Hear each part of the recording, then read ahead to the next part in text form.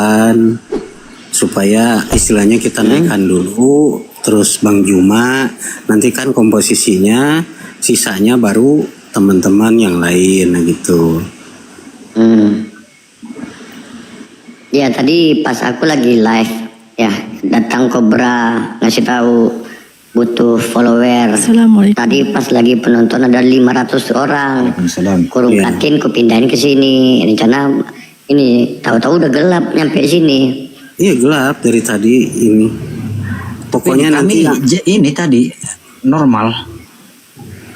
Tadi udah naik dia di sini. Udah naik naik lagi. Dari sore. Yang mau naik silahkan naik dulu, tetapi kalau seandainya sudah ada Gurunda Zuma sama yang bersangkutan yang mau mualaf, kalau saya dikasih turun di bawah, mohon izin, jangan marah, jangan ini ya, karena mungkin ini momen mohon izin sekali. Itu yang mau mualaf itu mana? Udah datang, udah di sini.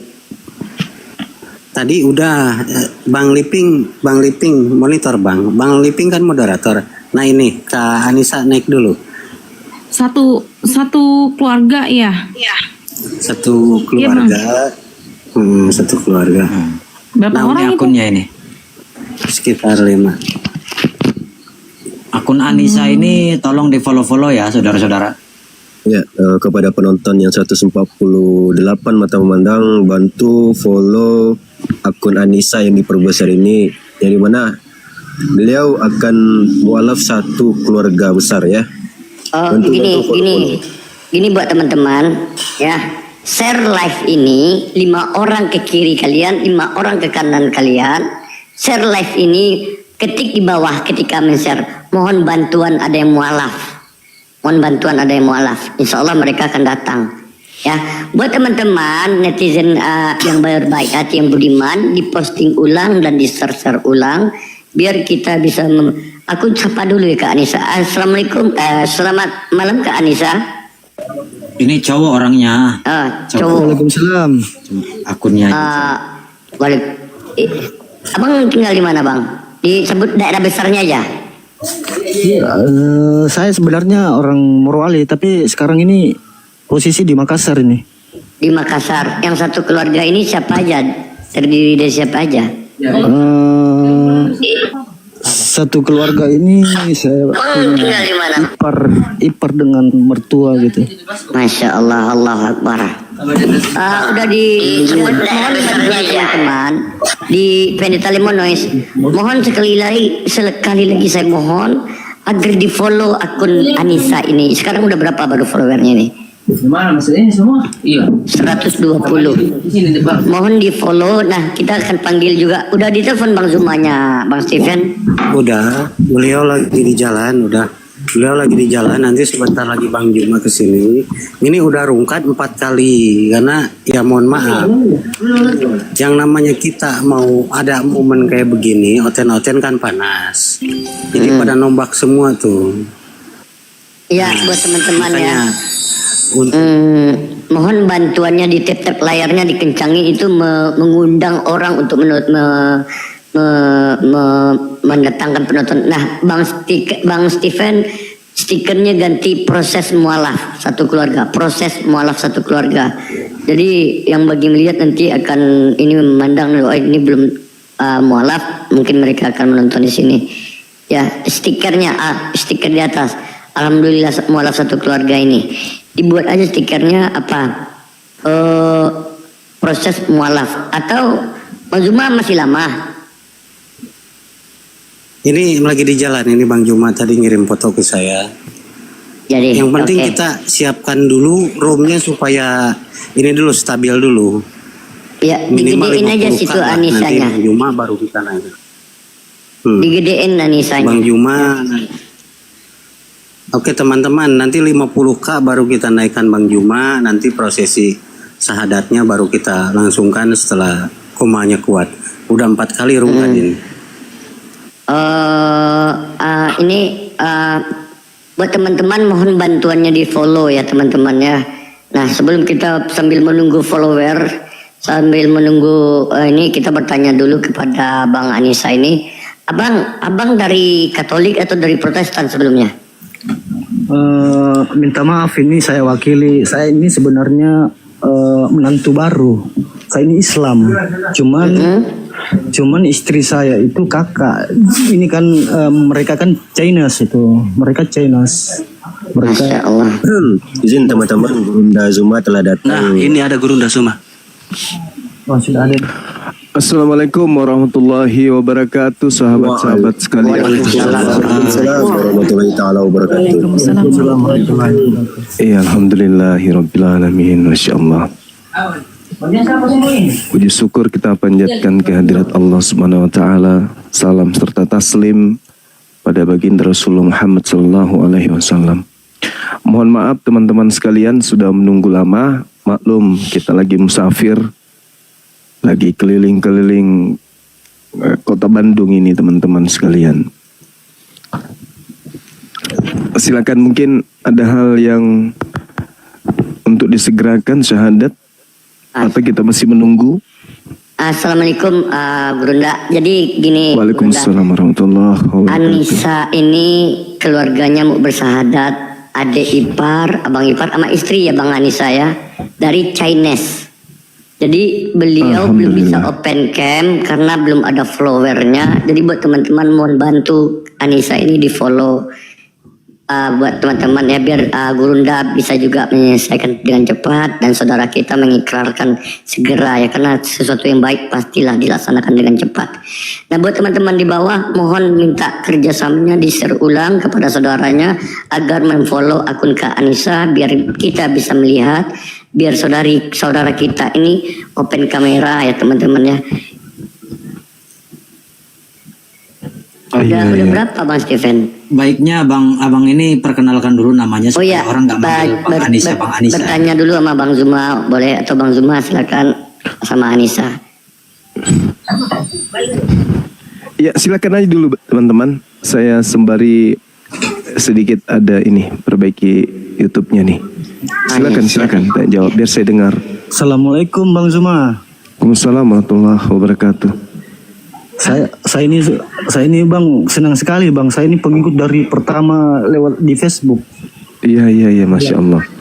Sampai saya ini alhamdulillah saya dapat istri, tapi keluarganya masih ini non Muslim semua. Alhamdulillah, berkat yang pernah yang saya dengar ilmu-ilmu yang pernah saya dengar, kasih sedikit demi sedikit mereka terbuka begitu.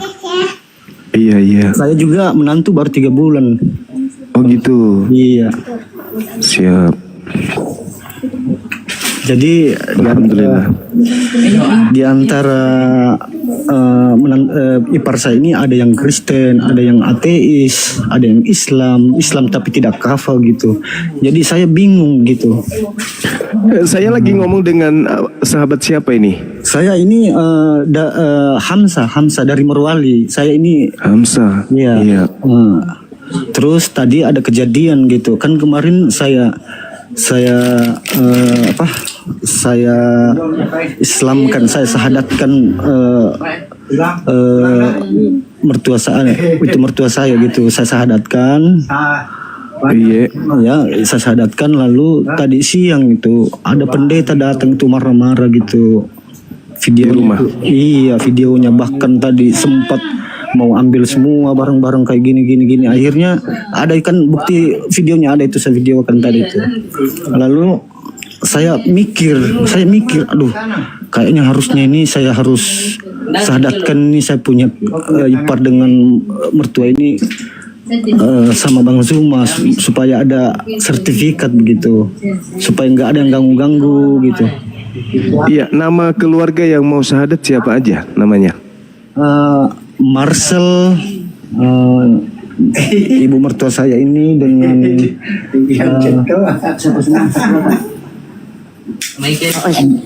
Stikernya digeser aja host, stikernya host. Marcel Harry dengan ibu mertua saya.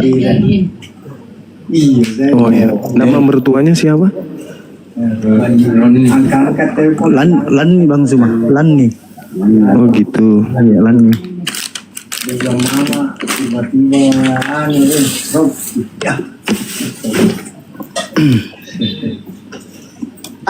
teman-teman yang 783 orang di follow ya akun Anissa biar saudara kita mau syahadat bisa buka kamera ya teman-teman ya. Di sini udah ada gurunda kita Bang Zuma menyempatkan waktu hadir di komal kita ya karena kita memang memerlukan pendamping tentang pembuatan sertifikat. Nah ini bisa kita dapatkan dari Bang Zuma sendiri bersama rekan-rekan dari Bang Zuma. Jadi buat teman-teman yang di bawah mohon dibantu di follow Anissa sekitar 840 orang ini biar bisa buka kamera dan kita tahu keadaan ketika kita melakukan syahadat kepada keluarga beliau. Nah buat teman-teman jangan lupa juga di posting ulang biar menambahkan support untuk follower kepada Anissa. Bang Steven, host. Cek. Host. Ya. Digeser Monitor aja nggak itu ini? Saya apa stikernya. sinyalnya agak nge-lag. Oke. Ya, saudara Stephen bisa baca chat saya. Oke, siap Gurunda.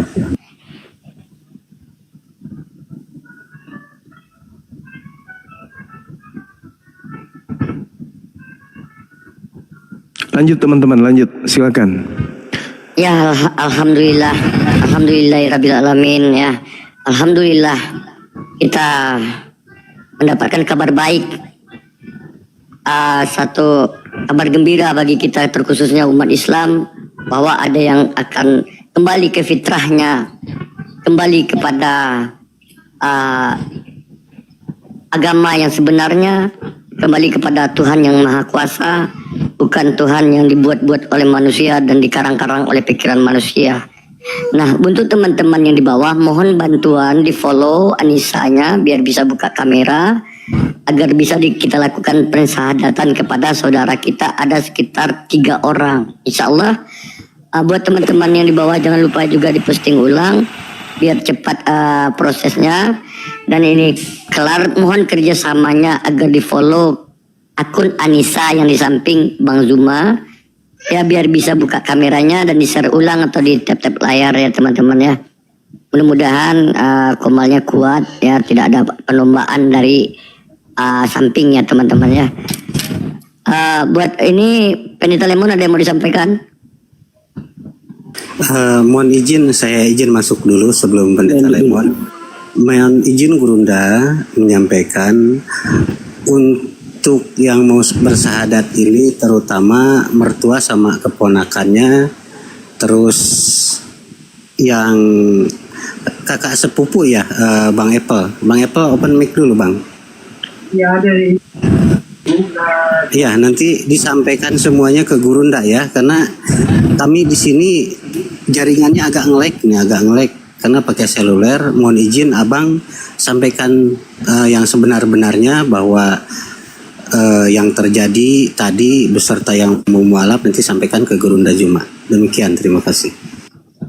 Oke, itu Bang Steven digeser aja, itu menutupi apa Bang Zuma, foto profil Bang Zuma, Bang Steven stikernya. Nah, Video terkait dengan adanya keberatan dari keluarga mereka atau mungkin dari pihak pendesta yang tidak menerima adanya prosesi syahadat ini ada nggak? Bisa nggak dikirim ke kita? Iya, nanti saya kirim Bang Zuma. Nanti saya kirim di video sama teman-teman. Ya, kirim ke Bang Stephen, nanti Bang Stephen yang teruskan ke saya. Oh, iya.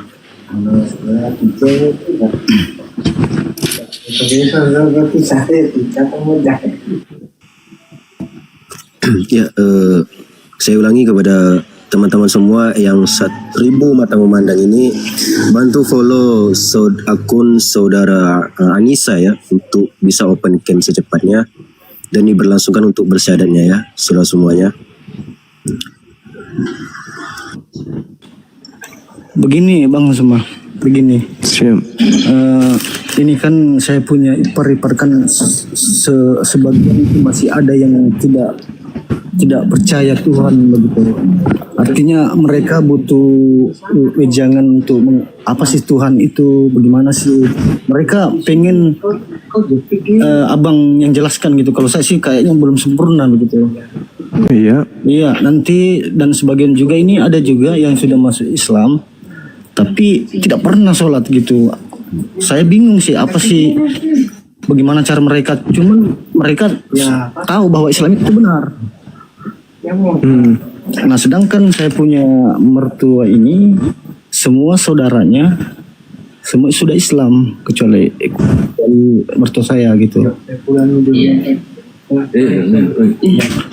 Jadi butuh penjelasan bagaimana sih Tuhan itu gitu. Supaya mereka, karena ini semua ada 4 orang ini, anaknya 3. Anaknya 3, 1 dengan mertua saya itu semua syahadat. Jika memang penjelasannya kena begitu, karena saya sudah berikan penjelasan yang terbaik bagi saya, cuman mungkin belum sempurna begitu. Oh ya, izin sedikit Bang Zuma. Bang Hamzah sekarang bisa turun dulu sebentar, lalu naik lagi. Sudah bisa on cam itu? Oh bentar, Tapi harus turun dulu. bentar sebelum turun itu udah nambah sekitar 1.200 orang. Mohon teman-teman yang di bawah di follow akun atas nama Anissa, biar saudara kita ini bisa buka kamera dan insya Allah beliau sekeluarga akan bersyahadat malam ini didampingi oleh Bang Zuma ya teman-teman ya. Mohon di follow akun Anissa yang paling kanan, sebelah kanan di sebelah Bang Zuma, agar bisa buka kamera. Nah, buat teman-teman yang baru bergabung, insya Allah ini ada proses syahadat dari saudara kita Anissa. Mohon di follow akun beliau biar buka kamera.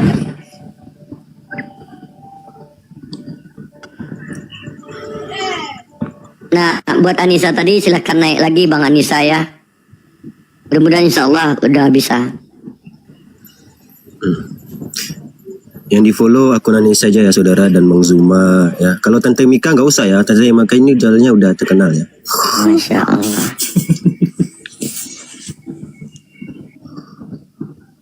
Coba dinaikkan lagi Momot yang Anissa tadi, dicari lagi.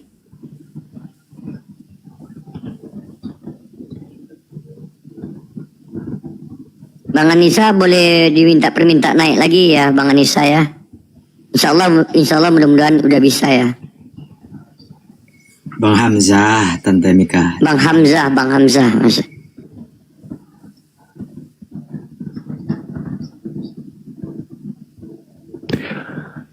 Saudara Stephen ini memang sudah lama di TikTok, udah lama buka komal gitu.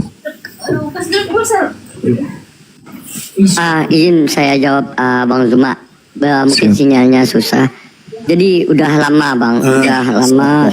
Cuma ini mengkonter tentang beliau ini sering buka sampai 24 jam juga, sama dengan Pendeta Lemon, Bang Magadir, Cobra Official ini juga.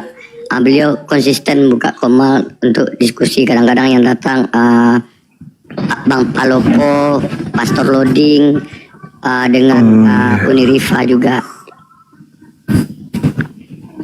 Iya.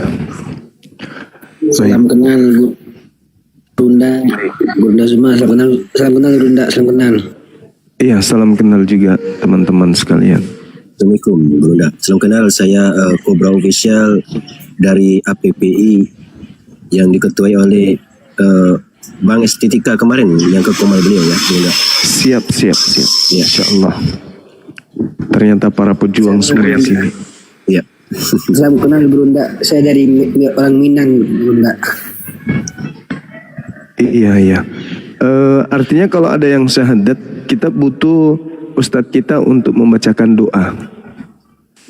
Siap. Ada yang bisa bacakan doa di sini atau kita undang dari API? Ustaz Salih mungkin dari APPI saja. Mungkin mohon izin untuk teman-teman yang khusus, teman-teman saya bisa rolling dulu ke Anana, mungkin bisa gantian sama Bang Jena, mungkin Bunda Sus nanti gantian untuk Ustad. Mohon izin kiranya nanti lukir semua akan kebagian insya Allah. saya kebagian semua karena rasa cintanya, rasa kangennya ke Bang Juma itu saya juga pasti ngerti lah. Ya, tetapi gantian dulu. Gantian dulu ya. Ya. Nanti dapat jatah nanti Silakan. untuk Kemal. Iya. Sebelumnya Assalamualaikum Bunda Bang Juma.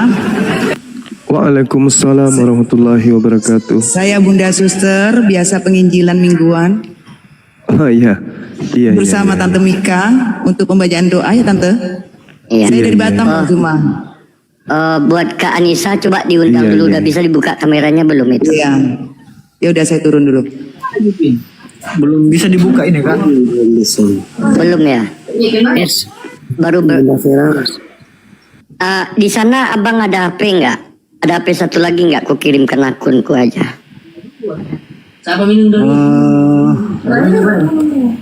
Tunggu ya. TikToknya. Atau buat teman-teman yang 1.600 orang, mohon di follow akunnya Anissa ya.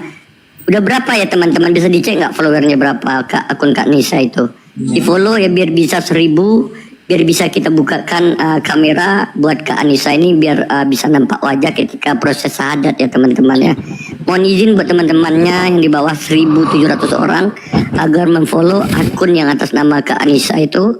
Sebentar saya cek followernya ya biar kita bisa proseskan syahadat oleh Bang Zuma langsung. Baru 600-an baru. 600-an baru. 1.700 orang. Mohon bantuan ya teman-teman yang di bawah memfollow akun atas nama Anissa karena sedikit lagi udah menyampai 1.000. Lalu seandainya tidak bisa juga mungkin saya akan kirimkan akun saya.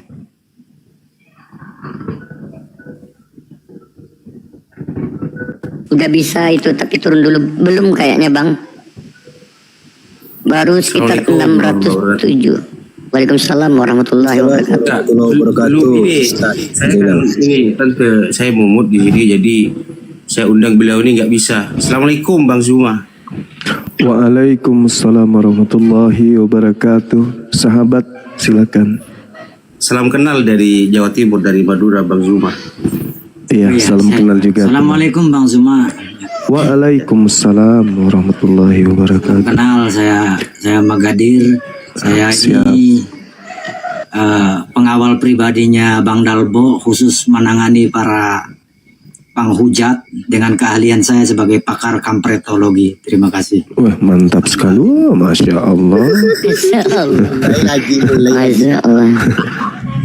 Ya buat teman-teman, Assalamualaikum Ustaz Alif. Waalaikumsalam warahmatullahi wabarakatuh. Dan para guru semua, di sini ada guru kami. Assalamualaikum juga semuanya. Waalaikumsalam warahmatullahi wabarakatuh. Dinda Alif selaku ketua kami, Masya Allah, panjang umur, sehat selalu Dinda. Amin amin amin ya amin Amin ya Allah ya Rabbal alamin. Assalamualaikum warahmatullahi wabarakatuh Bunda. Apa kabar, salam sehat. Pak Alif, semuanya saudara Bunda di atas. Siap Bunda Vera, mantap. Waalaikumsalam Bunda Vera. Moderator tolong besarkan dua-duanya ya. Masalahnya saya nge-lag sinyalnya agak gangguan. Bang Kobra pokoknya monitor terus Bang. Jangan tinggalkan HP-nya.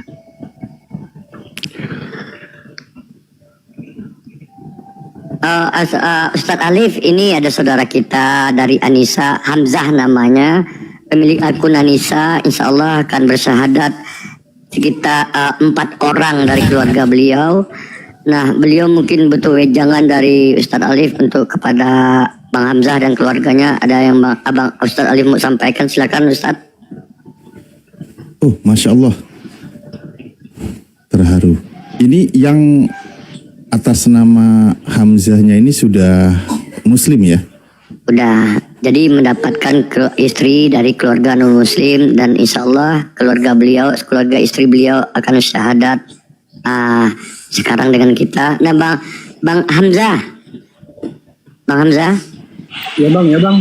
Ya di sini udah ada Ustadz Alif, silakan mau menyampaikan sesuatu kepada Ustadz Alif, silakan Bang Hamzah. Assalamualaikum. Waalaikumsalam warahmatullahi Waalaikumsalam warahmatullahi wabarakatuh. Waalaikumsalam warahmatullahi Ya, wabarakatuh. gini, saya ini mau islamkan saya punya mertua dengan ipar saya gitu, secara ada sertifikat. Karena yang saya takutkan terjadi seperti tadi tuh. Yang saya takutkan sering didatangi sama teman-teman Chinese mereka gitu. Iya, non muslim banyak itu yang sering datang, yang ajak-ajak tadi mertua saya. Karena kemarin sudah saya islamkan, tapi kayaknya nggak serasa maunya. Saya rasa mau islamkan di sini biar ada sertifikat begitu. Dan saya punya ipar juga ini masih butuh wejangan begitu. Ada yang tidak jelas, teromong-ambing Tuhan itu seperti apa sih bagi dia. Tadi dia katakan agama itu sama semua, mending nggak ada agama. Beliau mendengar nggak sekarang ini? Iya, dia mendengar ini sekarang. Oke. Sekarang saya semua ada di dekatnya ini dengan mertua saya ini yang lagi sakit ini, kasihan. Oke. Tadi terkait dengan video adanya pastor atau pendeta Itu kayaknya datang. Kayaknya bukan pastor, cuman mungkin bagian dari pengurus itu. Karena tadi dari gerak-geriknya aja dia keras sekali begitu. Kerasnya? Iya, keras, percaya Tuhan itu cuma Yesus, jalan kebenaran cuma Yesus. Pokoknya gitu, dia mendoktrin. Siap. Dinda Alip, saya masuk sebentar terkait dengan konsep Tuhan ini atau gimana deh? Masuk Bunda. Oke, baik. Bismillahirrahmanirrahim. Assalamualaikum warahmatullahi wabarakatuh. Waalaikumsalam warahmatullahi wabarakatuh. Waalaikumsalam warahmatullahi wabarakatuh.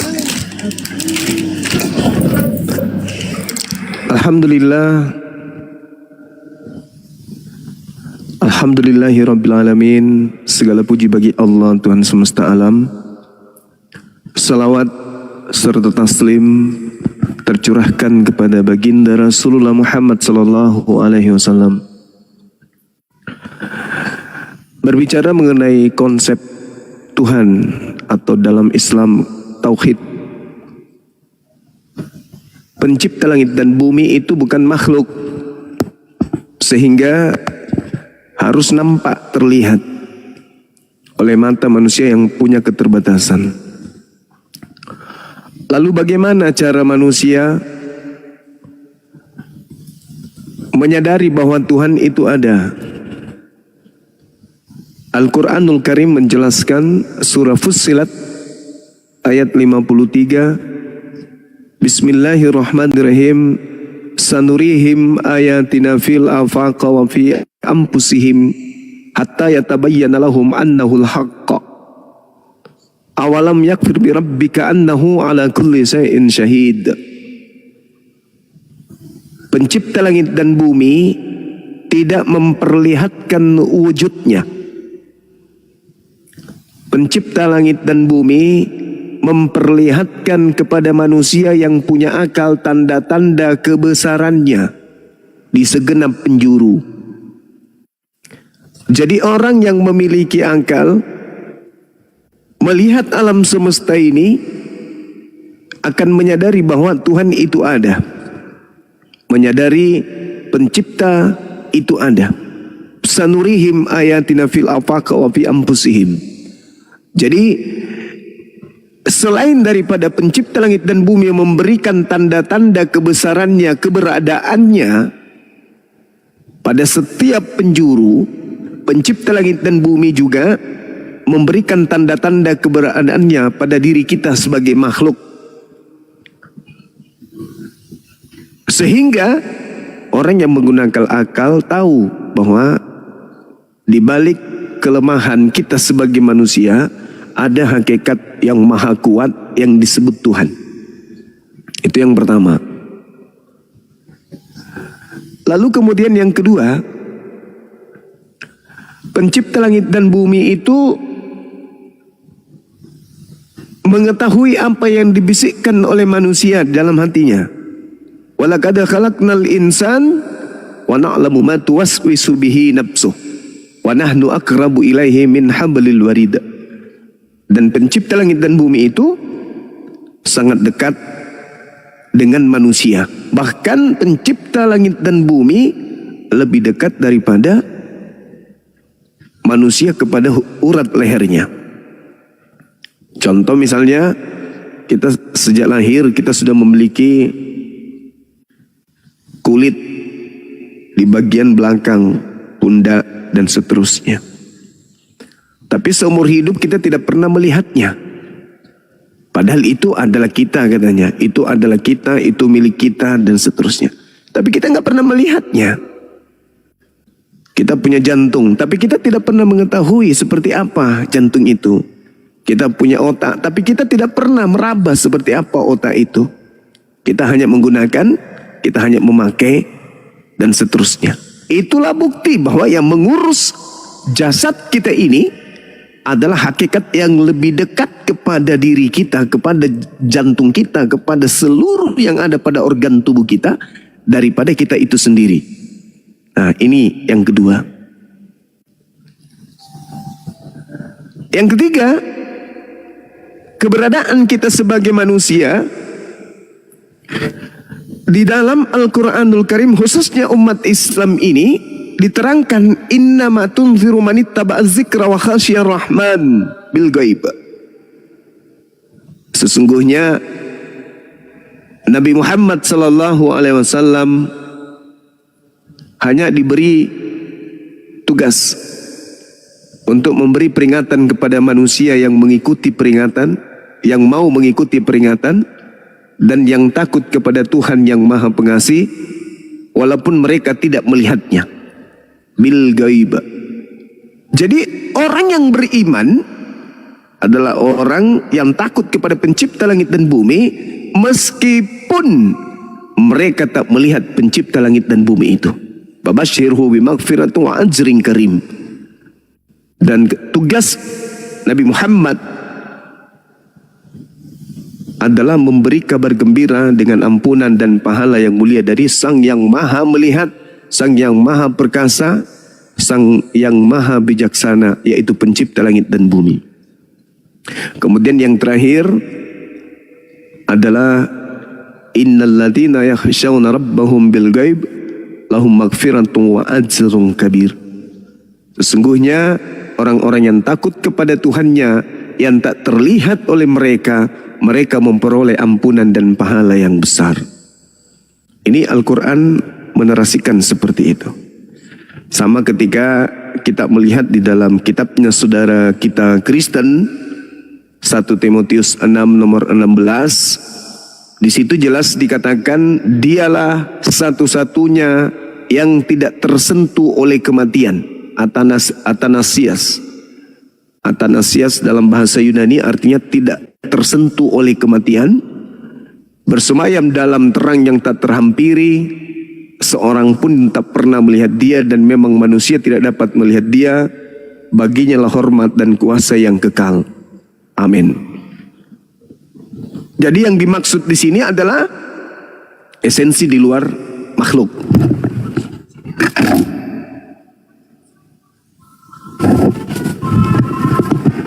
Jadi kalau esensi makhluk itu tersentuh kematian, kemudian dia dapat dilihat oleh manusia, bisa dilihat oleh manusia, bisa diraba oleh manusia, bahkan bisa dibun-bun oleh manusia. Sementara pencipta langit dan bumi ini diceritakan kemudian di dalam Al-Quranul Karim sama seperti yang diceritakan tadi, dialah satu-satunya yang tidak tersentuh oleh kematian, bersemayam dalam terang yang tak terhampiri, tak ada manusia pun yang pernah melihat dia, dan memang manusia tak mampu, tak bisa melihatnya. kepadanya kuasa yang kekal. Amin. Itu sama cerminan yang ada di dalam Al-Quran yang saya bacakan tadi. Innal ladzina yakhshawna rabbahum bil ghaib. Jadi sesungguhnya orang yang takut kepada Tuhannya, meskipun mereka tidak melihat Tuhan mereka tersebut, mereka mendapatkan ampunan dari dosa-dosanya dan pahala yang besar. Jadi Tuhan itu memang nggak dilihat. Kalau ada orang mencari Tuhan, itu namanya orang aneh. Karena Tuhan itu bukan makhluk. Kalau kita mencari Tuhan, mana Tuhan itu ya? Berarti kita menginginkan melihat sesuatu yang sifatnya makhluk, mencari sesuatu yang punya kelemahan. Segala sesuatu yang bisa terlihat itu pasti punya kelemahan. Nah, karena pencipta langit dan bumi itu tidak punya kelemahan, maka hakikat yang lemah ini tak mampu kemudian melihatnya. Nah, ini teman-teman sekalian yang perlu dipahami. Jadi umat Islam itu menyadari bahwa Tuhan itu maha melihat, Tuhan itu maha mendengar, Tuhan itu maha mengetahui. Jadi ketika Tuhan maha melihat, Tuhan itu maha mendengar, Tuhan itu maha mengetahui, lalu buat apa kemudian dia turun menjadi bayi? Itu tidak disifati oleh Tuhan. Sifat Tuhan itu memberikan akal. Apa tujuan akal ini diberi? Untuk kemudian manusia bisa sampai kepada pencipta langit dan bumi. Kalau seekor kambing saja, seekor kucing, seekor sapi saja tidak menduakan yang menciptakannya, padahal mereka tidak punya akal, lalu bagaimana mungkin kita yang punya akal ini ingin menduakan Tuhan pencipta kita dengan menyembah makhluk? Kalau itu terjadi pada diri kita, maka Al-Quran mengatakan ulaika hum syarrul bariyah. Kita ini seburuk-buruknya makhluk.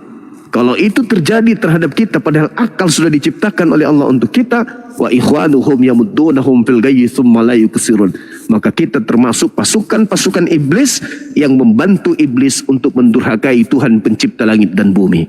Na'udzubillah, tsumma na'udzubillah. Ya, jadi kita sebagai seorang yang menggunakan akal sehat, pencipta langit dan bumi itu tidak akan mungkin bisa nampak oleh mata. Makanya disebut iman. Iman itu percaya, yakin sepenuh hati tanpa melihat, tapi meyakini. Itulah yang disebut iman. Kalau percaya ya melihat. Misalnya ini botol, saya percaya ini botol. Kenapa Anda percaya? Karena saya melihat ini botol. Saya yakin ini botol. Kenapa Anda yakin? Karena saya lihat ada, nampak oleh mata. Saya beriman ini botol. Nggak nyambung. Jadi iman itu adalah percaya dengan sepenuh hati hakikat yang maha besar, meskipun tak nampak oleh mata kita, namun hati, pikiran, dan seluruh unsur yang ada pada diri kita menghantarkan kita melihat dengan nyata. Tuhan itu ada. Tak ada yang mengatakan Tuhan itu tidak ada hanya karena matanya terdapat kemudian kelemahan untuk melihat pencipta langit dan bumi. Al-Quranul Karim menjelaskan seperti ayat yang saya bahasakan tadi, yang saya bacakan ayatnya, innama tunziru manittaba'az zikra wa khasyar rahmana bil ghaib. Jadi Nabi Muhammad termasuk kita umatnya diutus oleh Allah Subhanahu wa taala untuk kemudian mengabarkan tentang pencipta langit dan bumi dengan memberi peringatan kepada seluruh manusia yang mengikuti peringatan yang datang kepada Nabi Muhammad SAW dan yang takut kepada pencipta langit dan bumi, meskipun kita tak melihat seperti layaknya kita melihat benda. 2 Samuel 7:22, pencipta langit dan bumi maha tinggi, maha adil, ternyata tidak serupa dengan apapun. Nah, kalau tidak serupa dengan apapun, berarti kita nggak bisa melihatnya. Misalnya kita serupakan dengan ayam, berarti kita bisa melihat ayam. Gak bisa, tidak bisa diserupakan. Andaikan Tuhan itu bisa dilihat, maka kita bisa menyerupakannya. Oh, dia seperti ini. Oh, dia seperti ini. Tapi karena Tuhan itu tidak serupa dengan makhluk, maka pada hakikatnya manusia kemudian di alam semesta ini tak mampu melihat daripada wujud Tuhan. Kalau ada kemudian wujud yang bisa dilihat, lalu dikatakan itu Tuhan, periksa orang itu, pasti otaknya rusak. Saya kira begitu sebagai pembuka, sahabat-sahabat sekalian. Mana tahu sudah bisa syahadat, waktu dan tempat dipersilakan. Dinda Alif mungkin ada informasi. Masya Allah, syukran sahabat Kikocat. Barakallah fiqh, sehat selalu, panjang umur, tetaplah kemudian mendukung apologet Islam Indonesia. Amin. Barakallah fiqh. Silakan Dinda. Ya, Guru Dah, terima kasih. Masya Allah, luar biasa wejangan dari guru kami, dari guru kita semua. Berikutnya ya, sambil kita nunggu saudara kita itu bisa on cam ya, atau open cam. Hal-hal ketika menjadi seorang mukmin, seorang mu'alaf atau satu keluarga kan gitu, yang memang yang tidak dimiliki oleh keyakinan lain. Karena Al-Quran yang menyebutkan di dalam Al-Quran, contoh di dalam surah At-Tur ayat 21, Bismillahirrahmanirrahim, walladzina amanu wattaba'athum duriyatahum, dan orang-orang yang beriman dan anak cucu mereka yang mengikuti mereka dalam keimanan. Nah, di situ dikatakan apa? Kami hubungkan anak cucu mereka dengan mereka dan kami tidak mengurangi sedikit pun dari pahala amalan mereka tiap-tiap mereka terkait dengan apa yang dikerjakannya. Di sini menjelaskan tentang bagaimana orang beriman, orang tua yang beriman dan juga anak keluarga yang beriman, mereka bersama-sama berkumpul tanpa dikurangi haknya, bersama berkumpul kembali di dalam jannah, di surga. Nah, ini yang tidak dimiliki oleh keyakinan manapun sejauh yang kami ketahui selama berdiskusi. Karena di dalam keyakinan yang lain sering dikatakan hidup di surga itu sudah masing-masing, atau dikatakan bagaikan roh kan gitu ya. Nah, berikutnya saudaraku, seperti biasa sebelum dipimpin mengikrarkan 2 kalimat syahadat oleh guru kami, tadi juga aku kayaknya japri host, izin host, mau nanti monitor di WA-nya bahwa terkait yang mau bersyahadat ini, sebisa mungkin kita mengantongi data beliau, mereka yang mau bersyahadat, untuk memastikan kita bahwa mereka itu saat ini adalah non-muslim gitu ya. Siap, Anda siap. Oke, siap. Itu aja sih dulu kalau dari saya. Iya. Sudah bisa on cam mungkin? Oke, sebelum izin Ustaz Alif, Bang Zuma, buat teman-teman yang 2400, mohon di follow, kekurangan follower sekitar 100 orang lagi biar Anissa bisa open cam. Nah, kalau udah bisa 1000 kita turunkan, kalau tidak bisa juga open cam kita cari cara lain. Mungkin insya Allah saya bisa memberikan akun saya yang satu lagi ya, biar bisa buka kamera Anissanya. Buat teman-teman butuh sekitar 100 orang lagi. Mohon bantuan di follow Anissa yang sebelah Bang Zuma, 60 orang lagi. 60 orang lagi biar bisa open kamera dan proses adat bisa kita laksanakan. 20 orang lagi Tante. Oh, 20 orang lagi, Masya Allah. 20 orang. Buat teman-teman yang di bawah yang baru bergabung, mohon bantuan untuk memfollow akun bisa Anissa. ini, udah bisa on cam, udah 1000 lebih. Udah 1000 lebih. Coba turun dulu Bang Hamzah. Atau turun dulu Bang Hamzah. Oke.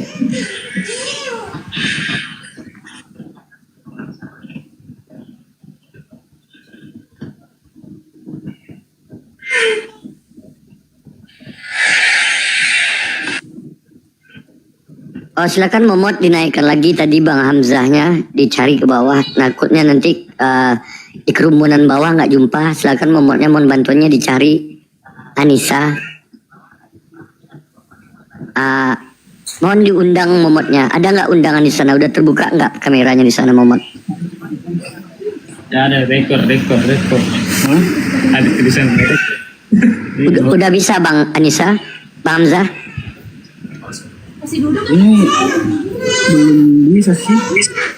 Kalau Belum pakai bisa. akun Apple Bang yang tadi Bang, yang punya Abang gimana tuh Bang? Bang Hamzah. Pakai akun Apple. Itu akun Apple dibuka di HP istrinya Abang bisa Bang? Gak bisa ya? Tunggu. Ya, dibuka di HP istrinya Abang. Kalau yang akun Apple kan di HP jadul tadi katanya. Mana ya? Oh, ini kan ngundang belum ada ya, lambang kameranya itu masih kabur ya? Cuman suaranya nih bang nggak terlalu bagus ini HP saya yang satu ini. Nggak kedengaran. Kalau HP ini gimana? Pakai soundcard bang, pakai soundcard kan abang ada soundcard. Maksudnya akun yang Apple itu dibuka di HP ini, di HP istrinya abang itu bisa kan? Hah? Gimana ya? Oke teman-teman sekalian, sembari kita menunggu proses ini berlangsung, dapat kami informasikan kepada seluruh umat Islam yang ada di Indonesia, khususnya yang ada di wilayah Solo dan sekitarnya, bahwasanya di tahun 2021 jumlah umat Islam yang ada di sana itu menghampiri 80% sesuai dengan data yang ada di Dukcapil. Sementara agama Kristen Katolik ada di angka 13% dan juga agama Buddha itu diperkirakan ada di angka, informasi yang kami terima itu sekitar 1.200 jiwa atau berapa persen itu hitungannya teman-teman sekalian. Jadi angka ini sangat-sangat signifikan. Islam menghampiri angka 80%. Kemudian di tengah-tengah umat mayoritas ini itu telah dibangun sesuai dengan informasi yang disampaikan kepada kita. Ada wisata religi Kristen yang dibangun di tengah-tengah umat Islam.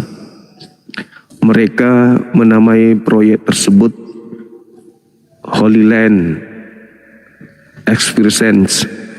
Di situ ada berbagai macam kemudian fasilitas yang akan dibangun oleh internal dari pihak Kristen.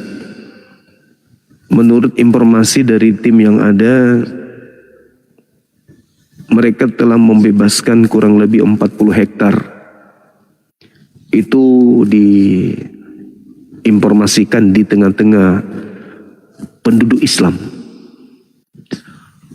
Mereka akan membuat wisata, di dalamnya itu include dengan sekolah tinggi teologi. Lagi-lagi mungkin nanti ada lagi Islamologi di dalamnya kan ya, yang menghina Allah, menghina agama Islam.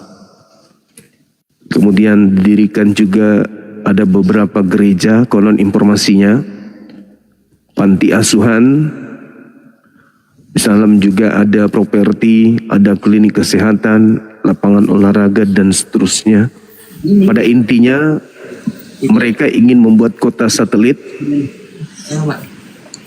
seperti kemudian negara Israfil atau Isra apa yang disebutkan bagus ya, Istrakil, itu yang sedang mendirikan wilayah di tengah pemukiman umat Islam. Itu tepatnya di Solo, informasinya di Solo. Apakah ini ancaman? Itu sudah pasti. Apakah kemudian kita takut menghadapi pertarungan akidah? Tidak mungkin kita takut. Tidak mungkin kita takut. Toh dari sejak penjajahan terjadi di Nusantara ini, misionaris sudah menggalakkan misi-misinya. Tapi alhamdulillah mereka tetap saja minoritas. Cuman yang menjadi kekhawatiran kita di sini adalah ketika anak-anak kita ini terpengaruh pendangkalan akidah, pengikisan pemahaman terhadap Islam, upaya menjauhkan generasi Islam dari Quran. Ini yang kita khawatirkan ketika kemudian hal-hal yang menyenangkan yang bersifat duniawi mendatangi mereka, merangkul mereka, bisa jadi mereka jauh dari Islam. Contoh, bagaimana mereka jauh dari ibadah sholat hanya karena pengaruh HP. Mereka lebih memilih main HP berjam-jam, tiba waktu salat sulit bagi kita untuk mengingatkan untuk beribadah. Karena itu ini menjadi perhatian khusus dari pergerakan apologet Islam Indonesia bersama dengan beberapa kemudian organisasi-organisasi Islam, yayasan-yayasan Islam, untuk bagaimana bisa mencari solusi yang terbaik agar pendangkalan akidah ya yang terjadi bukan hanya di Solo tapi di beberapa tempat ini bisa kita minimalisir. Ini menakutkan bagi generasi Islam. Dalam arti kata, ya kita harus melakukan upaya-upaya untuk membentengi akidah anak-anak kita. Karena sudah terbongkar juga misi-misi mereka, bagaimana mereka ternyata ada yang membiayai untuk menjadi penghujat, untuk mengucilkan umat Islam, menista umat Islam. Ternyata ada yang membiayai, ada yang penyokongnya, dan sekarang lagi panas-panasnya, bahkan yang menyebutkan itu, yang membongkar semua misi mereka itu ternyata dari pihak mereka sendiri. Rudi Yohanes itu sudah buka-bukaan, lagi panas-panasnya membuka aib. Ternyata memang mereka punya misi, bukan main-main. Mereka memang punya misi terhadap Islam di Nusantara ini. Apakah kita harus tinggal diam? Apakah kita harus jadi penonton? Membiarkan kemudian misi-misi mereka itu mereka galakkan dengan cara-cara terselubung dan seterusnya? Tentu tidak. Kalau Anda masih merasa nyaman dengan keadaan ini, ya patut dipertanyakan imannya. Untuk itu saya ingin bertanya kepada sahabat-sahabat yang ada di bawah, apakah perlu kemudian dipandang penting kemudian apologet Islam Indonesia hadir di sana, Bang Suma datang ke Solo untuk bagaimana mengambil langkah-langkah minimal menyadarkan masyarakat Islam agar supaya jangan terpengaruh ketika nanti diajak untuk bekerja di situ, dimasukkan di sana sebagai misalnya sebagai pegawai-pegawai rendahan di sana, lalu diiming-imingi dan seterusnya, ujung-ujungnya merujuk kepada pencucian otak, keyakinan, iman, lalu mereka dimurtadkan.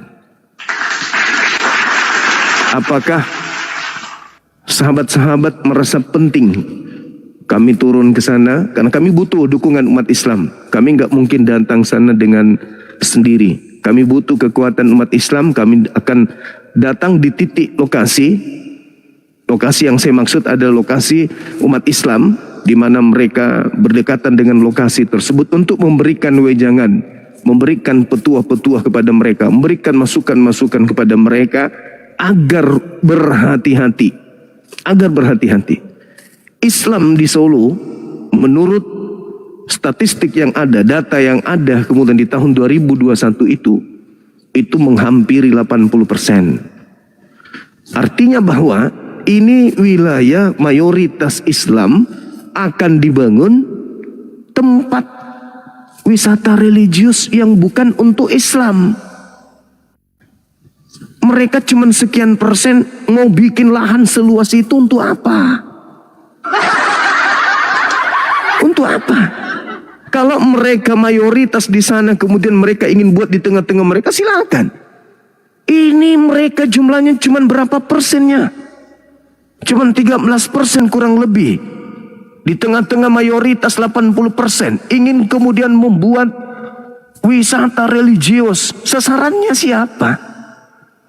Sasarannya siapa kira-kira? Muslim. Kira-kira sasarannya siapa? Muslim. Sedangkan Wajib bertindak di kita rumah-rumah ibadah mereka, rumah-rumah ibadah saja mereka kita lihat sepi. Rumah ibadah mereka sepi. Hari Minggu sepi.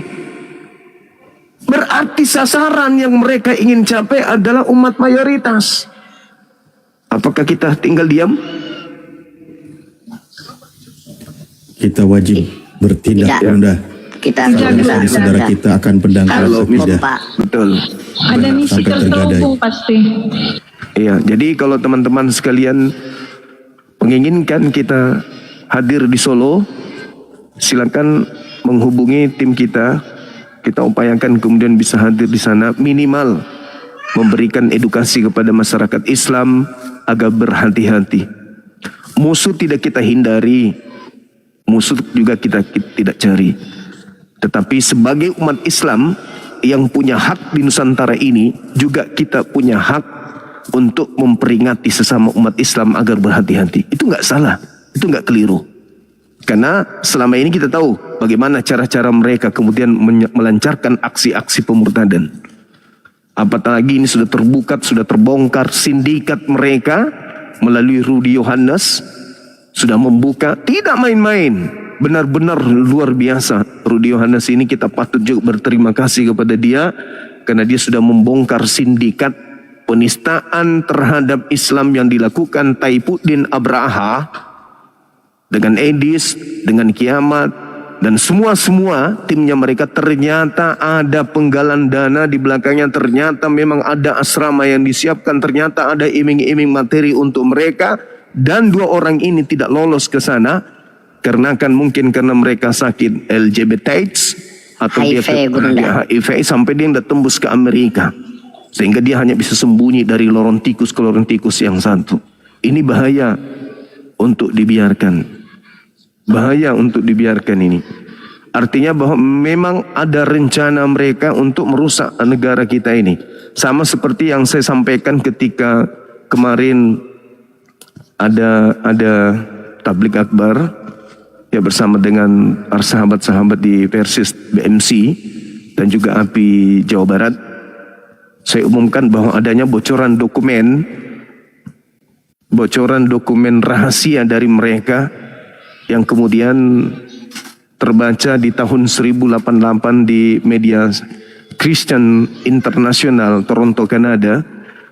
Itu program-program mereka untuk Indonesia, khususnya untuk Islam Indonesia. Kalau Anda baca, ngeri sekali. Mengerikan sekali. Sangat-sangat mengerikan. Nanti saya akan kirim ke Dinda Ustaz Alif ya, bocoran dokumen rahasia Persatuan Dewan GR seluruh Indonesia, bagaimana mereka punya program-program yang ada di negara ini untuk bisa kemudian mereka 50 tahun setelah keputusan Dewan GR Indonesia itu, supaya mereka ini bisa mencapai angka 50%, 50-50 dengan umat Islam. Jadi kalau tahun 88 atau tahun 79 dengan target 50 tahun, ini sisa berapa tahun lagi?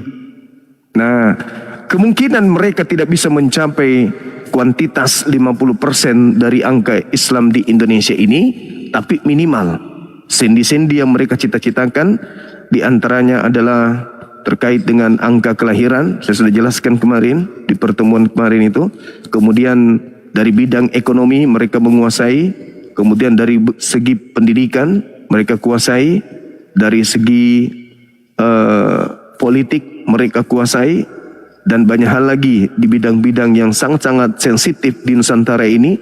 Di bidang informasi mereka kuasai, kemudian di bidang pembangunan, perbaikan dan pengembangan, lalu kemudian dari bidang hukum dan undang-undang mereka juga kuasai. Masalah keputusan internal dalam pemerintahan juga mereka punya cita-cita untuk menguasai.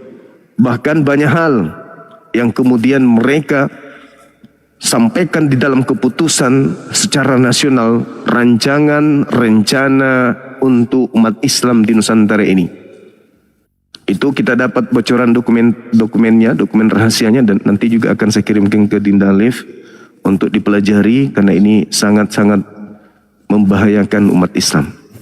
Siap, Guru dah. Ya, saya kira begitu teman-teman sekalian. Untuk sementara kita prosesi syahadat kalau memang sudah memungkinkan. Demikian. Oke, terima kasih Bunda. Informasi yang sangat penting untuk kita semua diperhatikan, terutama untuk sahabat muslim semua ya. Sadar, kita harus bangun sadar akan bahaya pendangkalan akidah ini. Lama-lama kita, naudzubillahi min dzalik, kita tidak tahu saudara kita, generasi kita ke depannya. Oke. Ya, silakan Tante, silakan Tante. Iya, assalamualaikum warahmatullahi wabarakatuh. Alhamdulillahirabbil alamin. Alhamdulillah saudara-saudara kita masih bisa berkumpul di sini dengan proses syahadat saudara kita Hamzah dengan keluarganya, didampingi gurunda kita Bang Zuma. Ya, alhamdulillah buat Hamzah silakan persiapan kalau ada perempuan dipakaikan hijabnya, dan laki-laki kalau ada penutup kepala dipakaikan penutup kepalanya. Apabila celananya pendek dicarikan celana panjangnya, kalau ada kain sarung dipakaikan sarungnya. Nah, buat yang mau tadi Hamzah saudaranya, kita usahakan dulu kepada mertuanya yang tadi sedang sakit. Hamzah buka mute-nya. Mertua saya itu kayaknya ketidur. Yang sekarang yang ada siapa? Yang mau syahadat sekarang? Buka aja mic-nya Hamzah. Cek. Please charge. Ya, ada. Dah, siapa yang mau syahadat duluan, siapa coba panggil aja. Bisa bangun Mama? Bisa duduk. Tunggu saya soalnya ini ada 4 orang soalnya. Masya Allah. Gak apa-apa. Ya nggak apa-apa, nggak usah diburu-buru ya, santai aja, nggak usah terburu-buru. Gini aja kalau gitu. Biar tutup kamera dulu, biar pada siap, kalau sudah siap baru dibuka lagi kameranya, biar fokus. Nah, jadi kalau udah siap buka lagi kameranya. Allahu Akbar, Masya Allah. Udah kumpul, siap. Insya Allah. Allahu Akbar. Allahu Akbar. Allahu Akbar. Ya, coba sama ibunda kita dulu ya, ibunda kita yang kita cintai dulu ya Hamzah ya.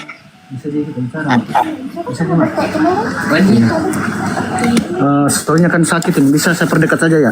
Iya, nggak apa-apa, dekatkan aja ke beliau. Allah angkat penyakit beliau ya Allah.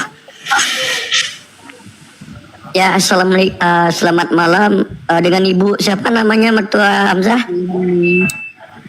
Assalamualaikum.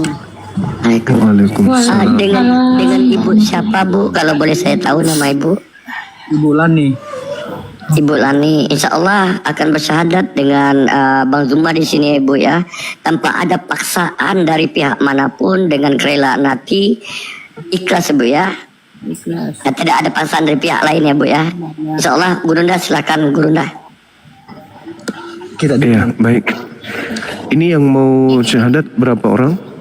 4 orang Gurunda. 4 orang. Sekalian ikuti saya, sekaligus kita syahadatkan semuanya ya. Oh, boleh ya?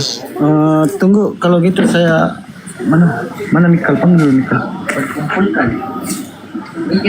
Tunggu saya kumpulkan dulu. Izin host, kalau bisa stikernya host dibuang dulu stikernya biar nampak. Iya.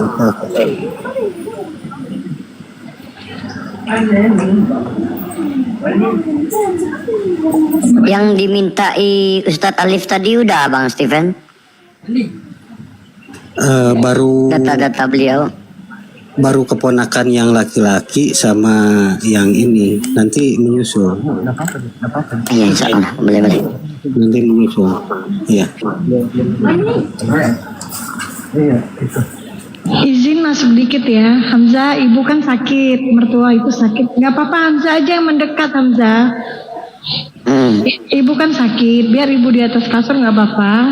Tapi kameranya yang mendekat dan semua yang mau syahadat dikumpulkan aja di situ. Nggak apa-apa, jangan sampai orang tua lagi sakit. Keras sekali suaranya, Ukti Vera. Suaranya bikin sakit kuping, maaf Ukti. Iya, Guru. Iya. Dikecilin dulu baru ngomong. Sakit kuping.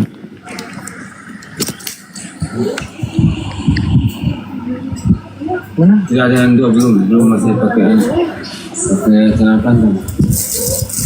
Soalnya tunggu ini si adek lagi keluar ambil ini. Ambil celana panjang. Mana? Ambil celana panjang. Oh, celana panjang. Waalaikumsalam warahmatullahi yang baru bergabung. Ini mohon maaf dari suku mana kalau boleh tahu? Siapa ini Bang Suma? Saya Yang mau syahadat. ini Chinese ini. Oh, Chinese. Iya. Chinese. Kalau saya sendiri orang Bugis, cuman Bugis. di Morowali kalau saya. Bugis apa Ki? Bugis Bone. Bugis Bone. Iya. Gimana? Ayo, sudah sini kamu. Sudah. Ini ada berapa orang ini? Mama ini juga dengan yang ini, dengan yang di belakang sana, dengan ini kakak. Alhamdulillahirrabbilalamin. Masya Allah. Tadi terkait dengan konsep ketuhanan ini sudah didengarkan kan apa yang saya sampaikan? Ya, nanti kurang lebihnya nanti saya coba perjelas lagi sama mereka. Oke. Ya. Oke, Dinda Alif gimana? Gimana Siap Din? Gurunda. Oke. Langsung. Kalau sudah siap, Langsung mereka syahadat, semua ya. sudah pastikan mereka siap monitor dan menyimak, dengarkan.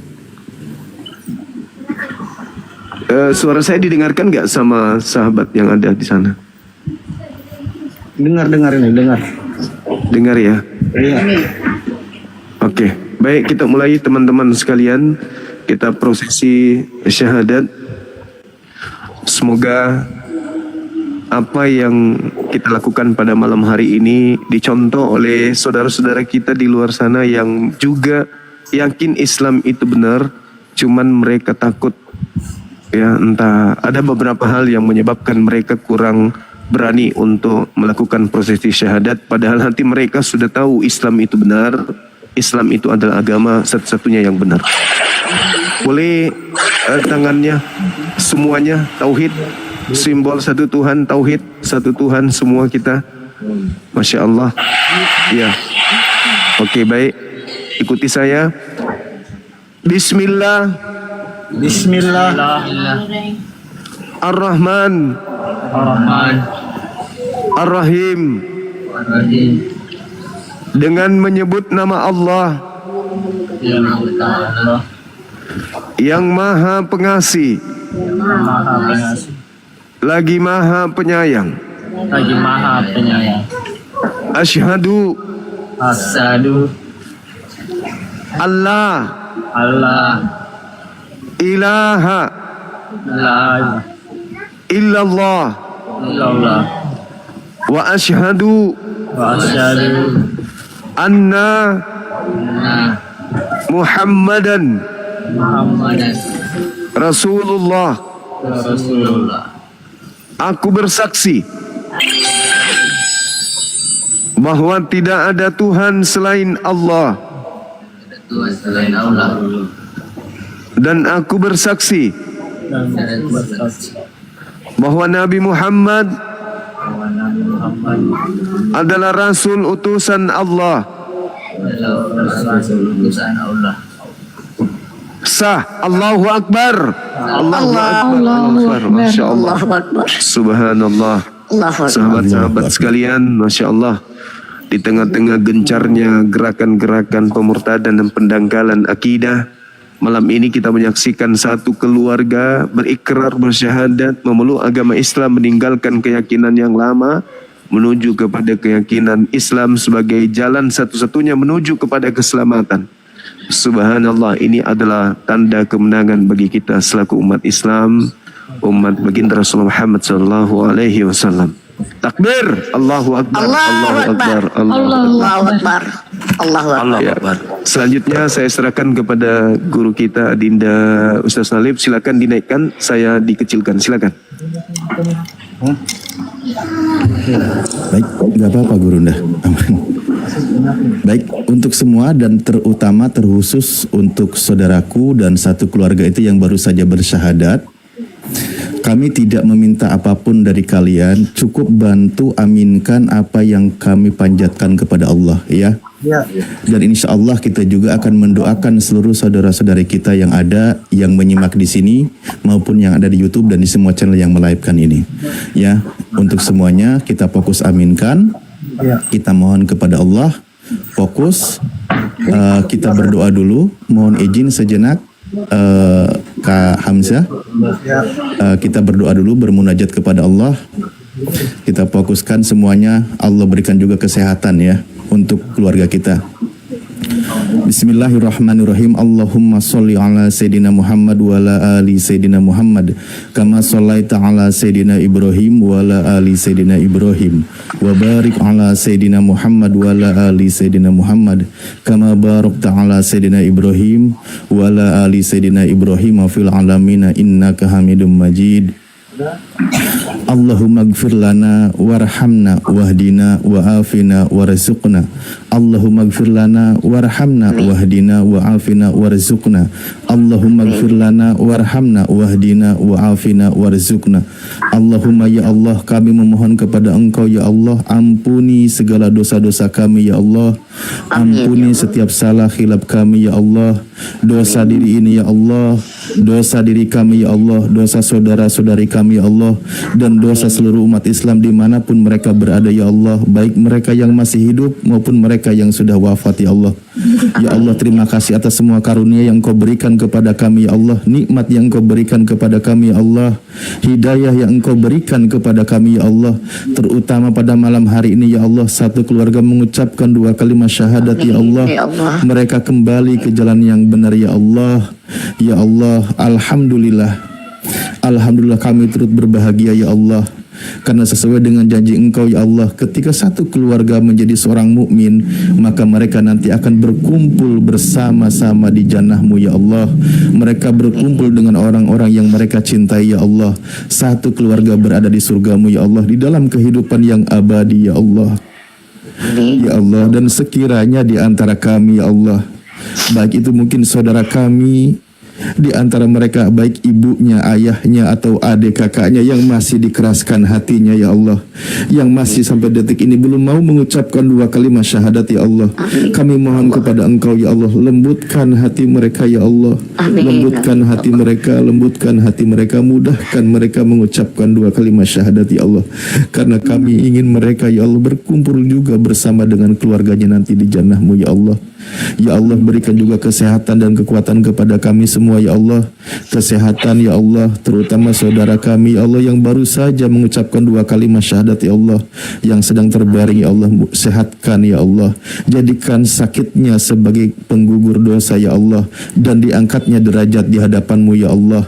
Rabbana la tuzigh qulubana ba'da idh hadaitana wa hab lana min ladunka rahmah innaka antal wahhab. Ya Allah, janganlah Engkau cabut hidayah yang sudah Engkau berikan kepada kami ya Allah, hidayah yang sudah kami terima ya Allah, jangan sampai lepas pada diri kami ya Allah, atau dari diri kami ya Allah. Kuatkanlah iman kami, Islam kami ya Allah, sampai lepas nyawa dalam diri kami ya Allah. Sesungguhnya Engkau memberikan segala kebaikan, sesungguhnya Engkau pemberi segala kebaikan. Rabbana hablana min azwajina wa durriyatina qurrata ayuni waj'alna lil muttaqina imama. Ya Allah, anugerahkan kepada kami ya Allah, pasangan kami, istri kami atau suami dari para istri ya Allah, atau para istri dari suaminya ya Allah, juga keturunan ya Allah yang soleh dan soleha ya Allah. Anugerahkan mereka keturunan yang soleh dan soleha ya Allah. Berikan kemudahan setiap urusannya ya Allah, jadikan penyejuk mata bagi keluarga ya Allah.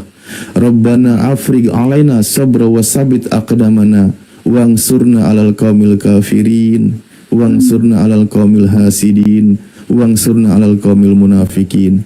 Ya Allah, berikanlah kekuatan pendirian kami ya Allah, pendirian para mujahid ya Allah, pendirian para penegak agama-Mu ya Allah, pendirian para guru-guru kami ya Allah dalam menghadapi kaum-kaum kufar ya Allah yang selalu menyerang agamamu ya Allah, dalam menghadapi kaum-kaum hasad ya Allah, dan menghadapi kaum-kaum munafik ya Allah.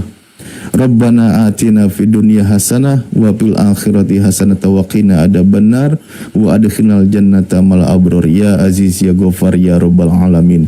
Ya Allah, berikanlah kebaikan di dunia ini juga di akhirat nanti ya Allah, yaitu masuk ke dalam jannah-Mu bersama kami, bersama keluarga dan seluruh orang-orang yang beriman ya Allah. Subhana rabbika rabbil izzati amma yasifun, wassalamun ala mursalin, walhamdulillahi rabbil alamin. Ala hadihiniyah wa kuluniyatin solihah bi barakati suratil Fatihah. A'udzubillahi Bismillahirrahmanirrahim. Alhamdulillahi rabbil alamin arrahmanirrahim. Maliki yaumiddin. Iyyaka na'budu wa iyyaka nasta'in. Ihdinas siratal mustaqim. Siratal ladzina an'amta 'alaihim ghairil maghdubi 'alaihim waladdallin. Amin ya Allah ya rabbal alamin. Baik, sebelum nanti dilanjut oleh saudara-saudara kami yang lain, Akhi Hamzah, alhamdulillah banyak-banyak bersyukur kepada Allah. Akhirnya keluarga Anda atau keluarga antum, satu keluarga sudah kembali ke fitrahnya, yaitu menjadi seorang mukmin, orang yang beriman, kembali kepada janjinya ketika dia waktu di alam ruh, bahwa Allah lah sebagai Tuhannya. Kedepannya nanti selalu bimbing dalam hal akidah, dalam hal ibadah, ya, bagaimana praktek ibadah, ajarkan dia sholat dan lain sebagainya.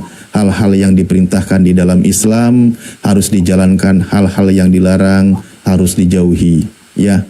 Dan pesan untuk pertama, biasanya lakukan mandi besar karena melepaskan kenajisan sebelumnya, karena kami yakin, kita ketahui ketika non muslim tidak ada yang namanya mandi besar atau menghilangkan hadas besar, itu nggak ada. Maka di situ lakukan mandi besar, menghilangkan hadas besar karena Allah, jadi menjadi pribadi yang baru, lakukan syariat, ya apa yang menjadi perintah dan jauhi setiap larangannya. Insya Allah mungkin nanti ke depannya antum sambil ajarkan. Oke, saya sudahi dulu, silakan kembali ke yang lain. Oh, di sini juga ada Pak Desugi. Assalamualaikum warahmatullahi wabarakatuh. Waalaikumsalam warahmatullahi wabarakatuh. Masya Allah. Mungkin ada hal yang ini, Dinda mohon maaf, dari sahabat kita ini, Bang Heri atau siapa namanya, ada hal yang ingin disampaikan terkait dengan sahabat saudara-saudara kita yang baru mu'alaf ini, silakan. Mertuanya atau iparnya atau menantunya ada hal yang ingin disampaikan.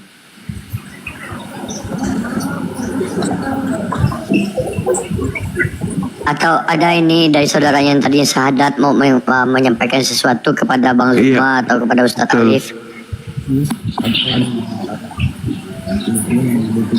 Oh, begini, cuman saya ini kan nanti mungkin 1 minggu ini akan balik ke Morowali. Cuman ya hanya butuh gimana bisa ada bimbingan begitu di Makassar ini, di mana begitu. Oke, nanti saya kasih nomor kontak tim kita di Lawangan. Nanti dari Bang Stephen sampaikan ke sahabat ini untuk menjalin komunikasi, karena kami juga di Sulawesi lagi mengejar misionaris yang sedang mengedarkan Bible dalam bahasa Bugis dan juga bahasa Makassar. Ada misionaris yang keciduk sekarang dalam penanganan tim kita di lapangan. Dia mau bagi-bagikan. Mohon izin, Bible dalam bahasa daerah. Masih bagus. Iya, silakan. Gerunda mohon izin, mumpung sinyal saya lagi bagus, mohon izin dipotong. Untuk minggu depan juga insya Allah ada saudara dari Konghucu juga 2 orang. Nanti saya inikan dulu, sesudah benar-benar siap nanti saya undang lagi Gerunda. Demikian, terima kasih. Masya Allah. Oke, baik, Masya Allah. Untuk sertifikatnya ini gimana Gerunda? Identitasnya nanti diteruskan ke mana? Ke Ustaz Alif mungkin? Ya. Atau Akhi Sugi atau ke saya. Identitas berapa orang tadi yang syahadat? Ini 1, 2, 3, 4 itu. 4 orang. Jadi 4 orang ini sahabat kita yang baru muslim ini identitasnya ditembuskan, nanti diteruskan ke saudara Stefan, nanti diserahkan ke kami untuk dikeluarkan sertifikatnya. Iya. Oke. Ya, betul sekali. Betul Gurunda. Ya, datanya dulu, identitasnya diserahkan. Tadi juga sudah kontakkan dengan hostnya. Ya, nanti ada tim kami yang mengkonfirmasi dan tahapan-tahapan dilalui, nanti sertifikat itu akan diberikan kepada yang bersangkutan. Begitu. Begini, ini kan tadi ada 4 orang ini. Ada 4 orang, tapi salah satu dari mereka ini belum ada KTP, cuman kartu keluarga. Ya, di kartu keluarga nggak apa-apa. Nggak apa-apa. Iya. Ada lagi? Karena kami habis ini akan ada di Komal Api membahas terkait dengan isu yang hangat yang saya terangkan tadi terkait dengan jaringan penghujat Islam Indonesia yang menghujat Islam yang ada di Indonesia, maksudnya jaringan dari pihak agama sebelah. Itu kita akan bongkar-bongkaran. Kalau perlu si Rudi Yohanes kita minta naik untuk memberikan kemudian ya informasi-informasi tersebut. Itu kita sudah janji dari tadi pagi untuk membahas malam ini di Komal Api. Habis ini kami akan pamit ya teman-teman sekalian. Iya. Termasuk membahas tentang rencana keberangkatan tim kita ke Solo kalau jadi ya, kalau memungkinkan kita berangkat. Kalau umat menginginkan kita hadir di sana, insya Allah kita upayakan. Terus kemudian bagaimana bisa menyadarkan masyarakat Islam Solo terkait bahaya ketika benar-benar terjadi adanya pembangunan wisata religius yang tentu sasarannya adalah umat Islam yang ada di Solo. Sekira begitu. Kalau sudah tak ada, kami mohon izin. Silakan teman-teman sekalian. Bang Hamzah, ada lagi mau ditanyakan selagi Bang Zuma dan Ustadz Alif masih di sini, atau Ustadz Sugi juga ada di sini, ada yang mau disampaikan lagi, atau masih ada unik-unik yang mau dipertanyakan? Silakan Bang Hamzah. Tadi itu cuman itu aja tadi sih, cuman sertifikat dengan tempat belajar mereka yang bisa bimbing begitu, atau ini juga ini Bang, ini gimana sih nanganin kalau kayak teman-teman dia datang nanti yang maksa masukin misionaris tadi yang datang maksa disiram air panas saja Bang.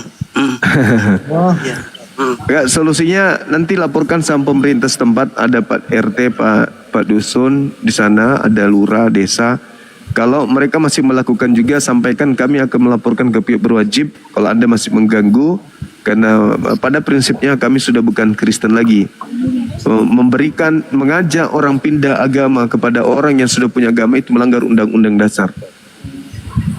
Gak boleh mengajak orang pindah ke agama lain ketika orang itu sudah memiliki agama dan orang itu dalam keadaan sadar dan dewasa, tidak dibawa tekanan. Itu melanggar. Laporkan ke aparat setempat. Itu bisa dilaporkan. Gimana videonya nanti Bang Zuma saya kirim ya?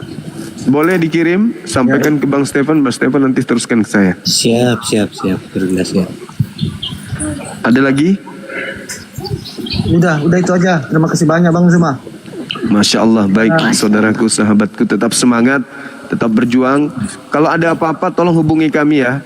Kalau misalnya ada tindakan kekerasan atau hal yang tidak menyenangkan terhadap saudara-saudara kita yang sudah mualaf, sudah syahadat, sudah masuk Islam. Hamzah, dengar tadi yang dikatakan Bang Zuma ya, kalau ada kekerasan. Ini sekarang di mana? Di Makassar kan ya? Di Makassar, di Jalan Balambang Baru 2. Oh, tolong Sherlocknya kirim ke Stefan. Nanti tim saya suruh pantau di Makassar. Oh iya. Kalau cuma di Makassar baru mau datang seperti itu, tidak cukup dibagi-bagi. Retak ginjal ke. Mari, alekunya ginjalna. Ya Allah. Oke, buat teman-teman, terima kasih banyak Bang Zuma, Ustadz Sugi. Mungkin Bang Zuma mau ke Umat API ya dengan Iya. Terima kasih juga buat teman-teman. Kita mari kumpul ke tempat Bang Zuma, melihat kalau seandainya Rudi Yohanes ini informasi yang penting bagi kita ya, saudara-saudaraku yang semua, bahwa memang kekristenan ini memang melakukan kelicikan yang sangat licik ya. Jadi buat teman-teman yang sering membuka komal Islam atau apologet, tetap beritakan tentang apa yang dibikin oleh Rudi Yohanes, ulangkan lagi ya, bahwa inilah Kristen sesungguhnya. Betul sekali. Izin Bang Zuma, memang saya dapat beberapa video. Saya minta izin mungkin sebulan ini yang akan saya putar terus setiap live. Pernyataan dari Lina Wijaya, pernyataan dari si Mikana, dan dari si Metraton, udah beberapa 11 video yang saya dapat. Bisa dijadikan bukti juga insya Allah. Betul sekali, digoreng terus. Kita naikkan terus. Ini aja kita hajar terus sampai geser gerejanya jadi masjid. Amin ya Rabbal Alamin. Allahu Akbar. Terus saudara Heri, ini terkait dengan sunatnya teman kita. Sudah sunat atau belum? Yang syahadat. Sudah. Ini kan Alhamdulillahirabbil alamin.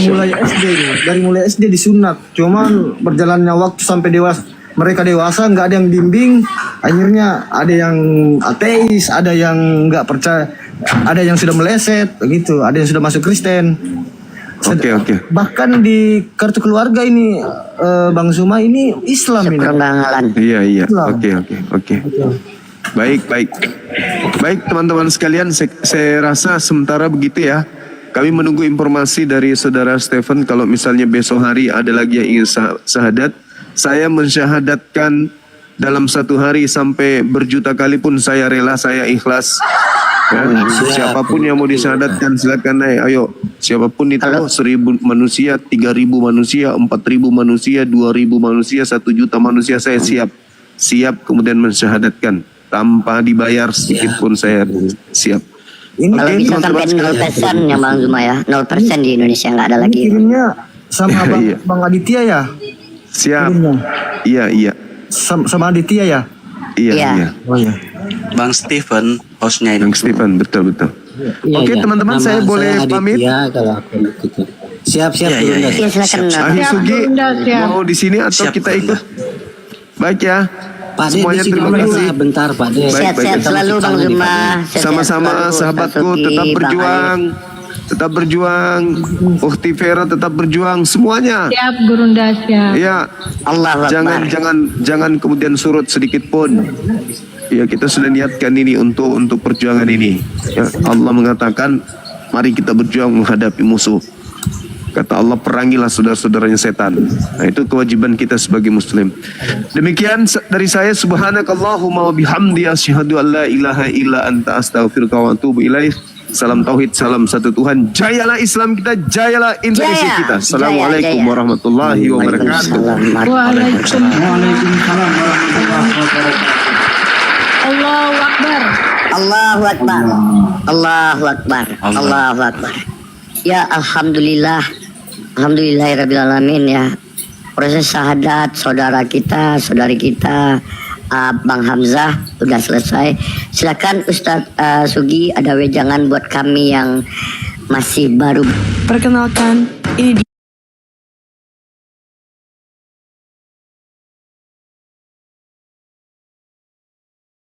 seperti itu, nggak mungkin dia bilang. Jadi itu adalah rancangan dari Sibilis menurut Edis. Dan pelan tapi pasti, orang-orang yang setuju dengan pemahaman Edis setiap hari bertambah banyak. Sudah ada nama-nama besar yang ikut setuju dengan pemahaman Edis bahwa rancangan penyalipan Yesus adalah rancangan iblis. Contohnya Sofiatul ya. Terus ada Ki Ahmad, ada Elia Miron, ada Edwin Metatron. Jadi satu persatu mereka setuju bahwa memang penyalipan itu adalah rancangan dari Sibilis menurut mereka. Dan tentu saja para pendeta langsung gerak cepat. Para pendeta langsung mengomentari hal tersebut. Jadi yang pertama itu adalah mereka ribut masalah pemahaman rencana siapa penyalipan Yesus. Dari ribut teologi merebak menjadi saling menghujat pribadi. Ya, jadi melebar teman-teman. Pak Bom Bom dihujat oleh Edis, dihujat oleh Sofiatul, dihujat oleh Kiamat dan sebagainya. Begitu juga dengan Wa'labu. Wa'labu juga diserang oleh Edis and the gang. Dan dibalas oleh Wa'labu dengan membongkar teman-teman. Membongkar siapa dalang dibalik para penghujat yang ada di Indonesia. Jadi dikatakan bahwa penghujat-penghujat ini itu memang disponsori, dibiayai untuk kabur ke Amerika. Jadi memang hujatan kepada Islam yang ada di media sosial ini itu terstruktur dan sistematis. Ya, terstruktur teman-teman. Jadi bukan sekedar inisiatif pribadi, bukan sekedar ada orang yang suka, ada yang menyumbang, enggak teman-teman. Jadi ada organisasi di belakang mereka yang memang mendalangi munculnya para penghujat.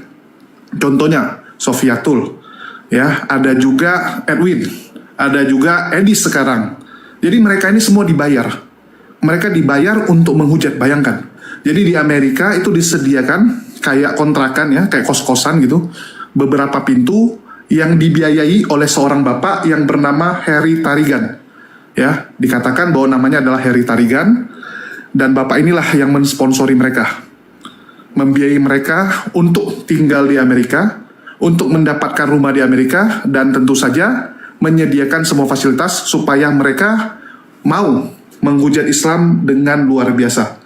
Dan ini yang ngomong bukan kita ya. Jadi yang ngomong ini adalah salah satu Polikardus paling senior di kekristenan yang bernama Rudi Yohanes ya. Dan saya rasa teman-teman semua pada siapa itu Rudi Yohanes. Oke, kita sambut dulu. Assalamualaikum buat Bang Juma. Waalaikumsalam warahmatullahi wabarakatuh. Suara saya kedengaran bagus nggak, Dek? Cantik kan suara bukan? Bagus Bang. Alhamdulillah. Kalau cantik ini yang Masya Allah. Oke, mungkin ada yang mau disampaikan dulu dari Bang Juma? Baik teman-teman sekalian, saya singkat aja untuk sementara. Bahwasanya apa yang dari sejak kita kenal dunia debat, kita terlibat di dunia debat, memang dari sejak itu kita yakin sekali bahwa apa yang menjadi rancangan kristenisasi terhadap dunia itu tidak terputus dan terus berlanjut.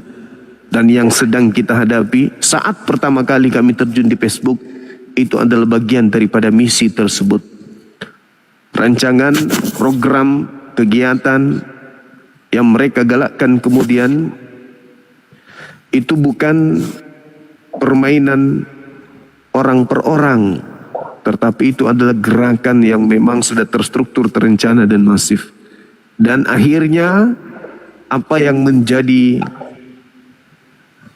tanggapan, menjadi anggapan, apa yang menjadi pikiran kita sebagai apologet Islam terjawab sudah, bahwa ternyata memang di balik para penghujat ada donatur, di balik pada penista ada yang membiayai, bahkan rela mengeluarkan biaya besar demi untuk melakukan penghinaan, penistaan terhadap umat Islam. Ingat, negara ini penduduknya 80% umat Islam lebih. 80% umat Islam di Nusantara ini, kalau sampai mereka sudah sampai pada titik jenuh, kalau sampai mereka sudah sampai titik ya di mana mereka tidak lagi tahan atas hinaan dan hujatan, maka yang terjadi pasti kisruh. Kalau itu terjadi, siapa yang tepuk tangan? Siapa yang bahagia? Siapa yang tidak suka dengan bangsa ini? Siapa yang selama ini merasa gagal untuk memenangkan pertarungan meraih negara ini? Itulah yang akan bertepuk tangan. Berarti bukan hanya sekedar merusak tatanan agama Islam, tetapi juga ingin merusak dan merongrong kedaulatan negara ini. Mengganggu umat Islam sama dengan mengganggu negara ini. Itu udah pasti tuh. Merusak tatanan Islam itu sama halnya merusak tatanan negara ini. Jadi benar kata Rudi Yohanes bahwa sebenarnya kalaupun mereka kemudian sasarannya umat Islam, tapi harus dipahami bahwa penduduk mayoritas di Nusantara ini adalah umat Islam. Ketika umat Islam dikacaukan, itu sama halnya sedang mengacaukan bangsa ini. Pasti, itu pasti. Karena setiap sendi-sendi yang memiliki hal yang sangat penting terhadap bangsa ini, yang duduk kemudian di tempat-tempat yang kemudian vital di Nusantara ini, itu adalah diduduki oleh orang yang beragama Islam. Nah, kalau mereka diganggu keyakinannya, itu sama halnya mereka diganggu pekerjaannya. Ketika agamanya nanti dinistakan, agamanya nanti dihina, dihujat, mereka tidak akan konsentrasi lagi untuk menjalankan tugasnya sebagai aparatur negara. Apa yang terjadi? Negara bisa kacau. Nah, untuk itulah kemudian malam ini kami berkumpul untuk menyadarkan kemudian kepada para penghujat. Jangan seenak perut kalian mengatakan kami penista. Jangan seenak perut. Kenapa kalian kemudian bahas-bahas agama kami? Kenapa siang malam kalian bahas Bible kami? Kenapa siang malam kalian hanya bahas Yesus kami? Apakah kalian tidak bisa membahas agama kalian? Kenapa harus membahas agama kami? Inilah buka matamu. Kalau matamu tidak terlalu bisa terbuka, mulutmu yang kau buka. Mulutmu nggak bisa terbuka, lubang hidungmu kau buka. Biar kau tahu bagaimana sebenarnya yang terjadi di belakang ini semua. Malu kalian kan? Udah dibongkar sama Rudi Yohanes perbuatan dan sikap kalian sebenarnya itu seperti apa adanya. Kasihan yang orang-orang yang Kristen yang tidak tahu apa-apa. Orang-orang Kristen yang lurus, yang selama ini hanya berpikir Kristen itu agama benar, yang selama ini hanya berpikir jalan keselamatan satu-satunya adalah Yesus, yang selama ini berpikir bahwa mereka sudah dijamin keselamatan. Kasihan mereka. Mereka tidak tahu apa-apa. Tapi karena ulah kalian dibayar, bikin malu. Ternyata kalian ada yang membiayai untuk menghujat, ada yang membayar kalian untuk menista. Kurang ajar memang. Ya, kalau misalnya nanti memungkinkan saudara Rudi Yohanes itu dipanggil, silakan aja dipanggil naik ke sini. Biar mereka memaparkan semuanya. Kita dukung. Silakan bongkar-bongkar semuanya. Ya, bongkar sekalian. Supaya mereka tahu malu. Jangan sikit-sikit lapar. Ini pencemaran. Ini penistaan. Dia yang datang bawa baju, dia pula yang kemudian melaporkan kita. Dasar laknat biadab. Dan saya juga kaget. Ternyata orang ini jadi salah satu misionaris di antara mereka. Tadi siang baru saya tahu. Rupa-rupanya dia pernah masuk Islam karena ketangkap kumpul kebo. Ternyata dia ini pesundal memang. Pesundal. Lalu kemudian ketangkap dia dengan pasangannya, kumpul kebonya, dikawinkan, masuk Islam. Setelah 3 bulan dia beragama Islam karena ketahuan dia jual apa itu? Ngeri kali lah manusia biadab, anak laknat ini. Biadab, tai ayam. Setelah ketahuan dia melakukan satu perbuatan cabul, mungkin karena berpikir pesundal lebih dulu masuk surga, mereka bersundal. Celakanya bersundal dengan seorang laki-laki Islam yang juga Islam KTP. Ketangkap oleh warga. Syahadat. Setelah 3 bulan murtad, itulah dipamer. Saya meninggalkan Allah. Karena Allah itu turun ke bumi menjadi batu berbentuk mukanya dia tuh.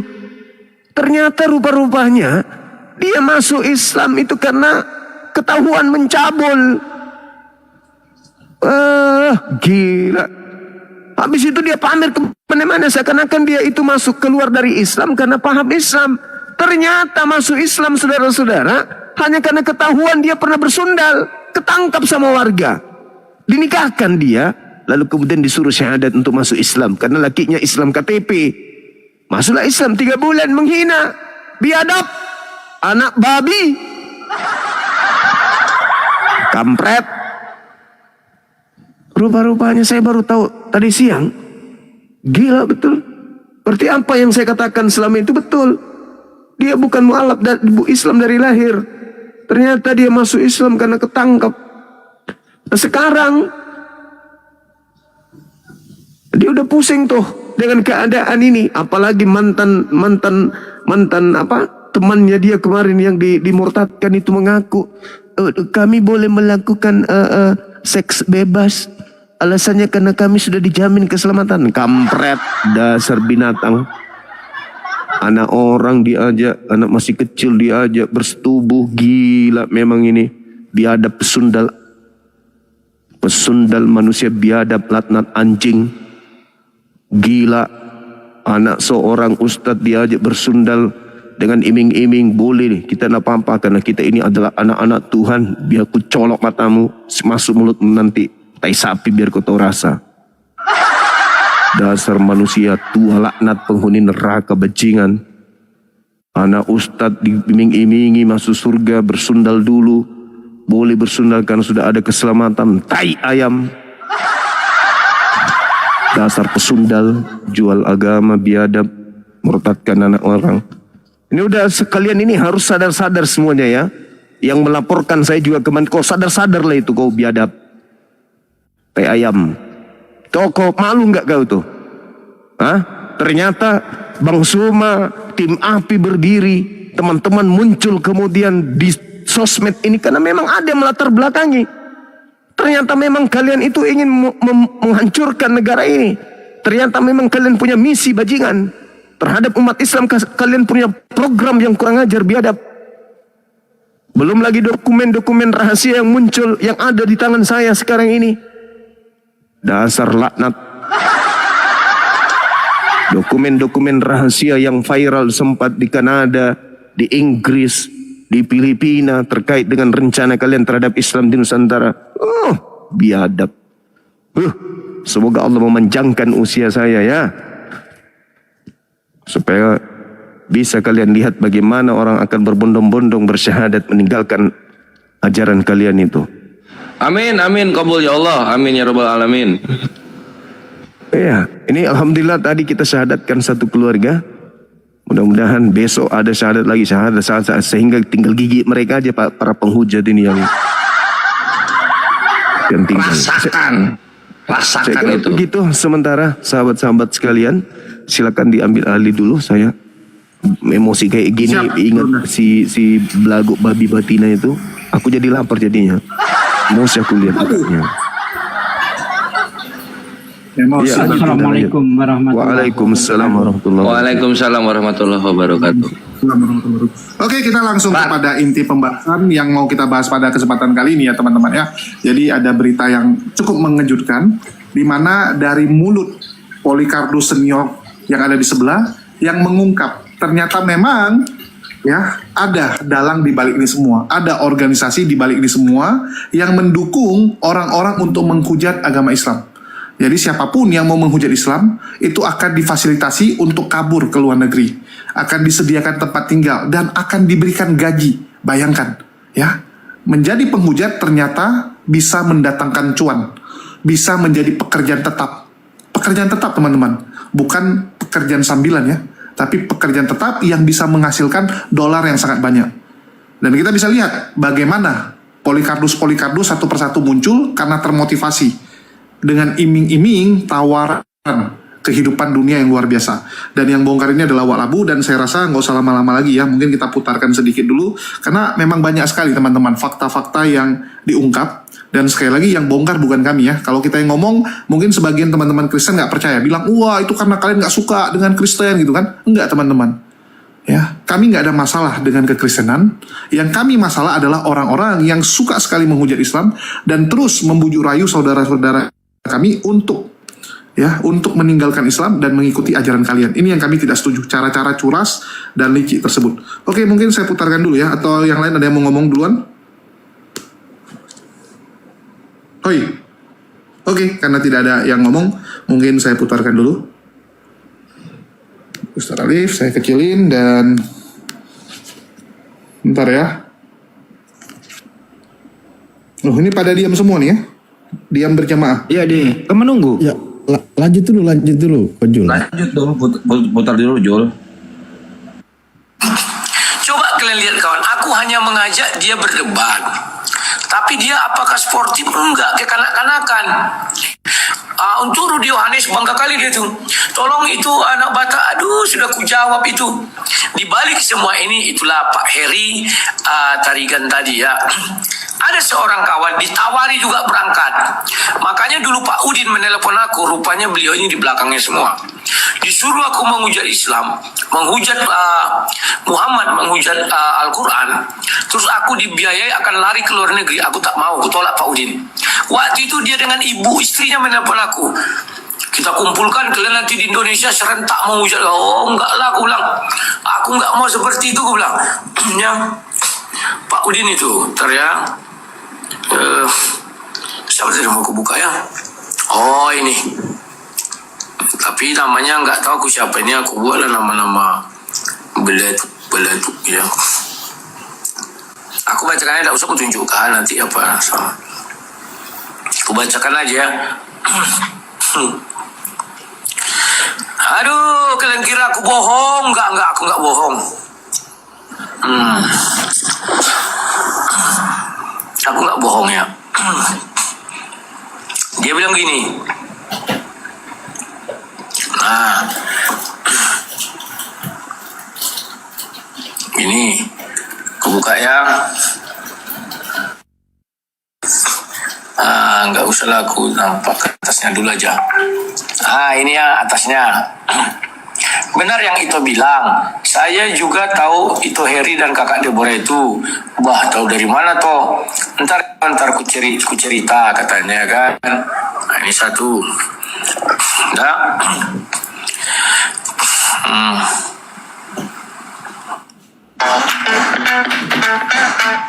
Waduh, ada iklan guys.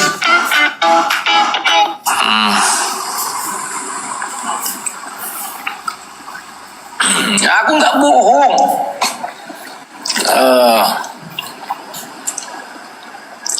Nih, aku juga dulu kan mau ke Amerika itu, yang Heri Tarigan itu, tapi diperkenalkan oleh Kak Sofiatul. Waktu Kak Sofiatul udah di Amrik, jadi ada beberapa kali nelpon dengan itu Heri, dan pertama berkenalan dan masih teringat jelas cukup.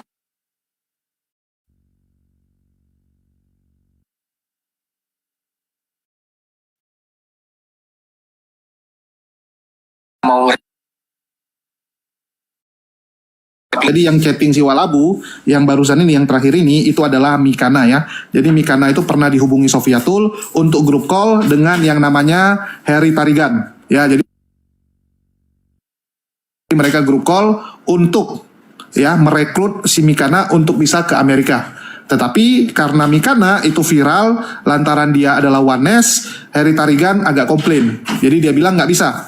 Karena Heri Tarigan ini ternyata di Amerika juga adalah seorang pendeta. Jadi dia nggak setuju kalau ada orang pemahaman Oneness yang dia sponsori. Nah itulah yang membuat itu si Mikana itu tidak jadi disponsori. Dan beralihlah dukungan mereka kepada Ki Ahmad dan juga Elia Miron ya. Tapi Ki Ahmad dan Elia Miron ternyata visanya sampai detik ini belum diterima alias kena reject. Jadi kalau sudah kena reject itu baru bisa mohon 1 tahun lagi. Ya jadi kalau kalian mohon visa Amerika kena reject, maka kalian bisa mohon lagi itu 1 tahun lagi. 1 tahun lagi, nggak bisa dalam waktu dekat. Ya itu yang terjadi. Oke lanjut. Jadi kalian kiranya aku bohong. Ini sindikat kawan. Aduh. Nah ini. Teriak. Memang dia orang ini gila memang. Kenapa fokusnya bongkar Islam padahal Alkitab diperintahkan untuk beritakan Injil dan menjadikan semua bangsa muridnya. Aku waktu itu masih Tritunggal, terus kenapa bawa-bawa Oneness? Jadi toh mereka berapa kali nelpon untuk memastikan doktrin saya anut, dan waktu saya suruh bikin paspor dan paspornya sudah selesai dan serta udah vaksin aturan tahun 2023 ya. Nah, ini kawan, aku nggak bohong. Aku bacakan lagi ya, tapi nggak jadi karena aku bukan Tritunggal lagi. Makanya Kak Sofiatul bilang semua kehidupanku akan disponsori kalau aku balik lagi ke Tritunggal, tapi aku tolak. Oh ya ini ya. Nah baru Metatron juga kan sudah kesan ya. Oh, Elia Miron. Elia Miron juga mau ke sana, ditarik kawan. Cuman dia ada kendala. Sakit kan, entah sakit apa aku nggak tahu ya. Gua tahu. Berdua itu ya. Ya, jadi Elia Miron ada sakit sehingga visanya ditolak ya. Jadi karena dia tidak sehat. Kasihan. Apa lu mau bilang, Res? Iya, gua tahu sakit apa itu Elia Miron. Ya, jadi ditakutkan dia menularkan penyakitnya di Amerika sehingga ditolak visanya, guys. Kasihan dia ya. Tapi bisa coba lagi kok, bisa coba lagi. Oke. Ya. Dibilang ini, iya toh kasihan mereka ke Amerika, malah nggak ada manfaatnya untuk pemberitaan Injil. Paham kalian ya? Jadi banyak orang yang diberangkatkan ke sana, doh kawan. Makanya aku bukan bohong-bohongan lah ya. Apa yang ku bilang ini benar. Kalau aku bohong-bohongan ngapain ya?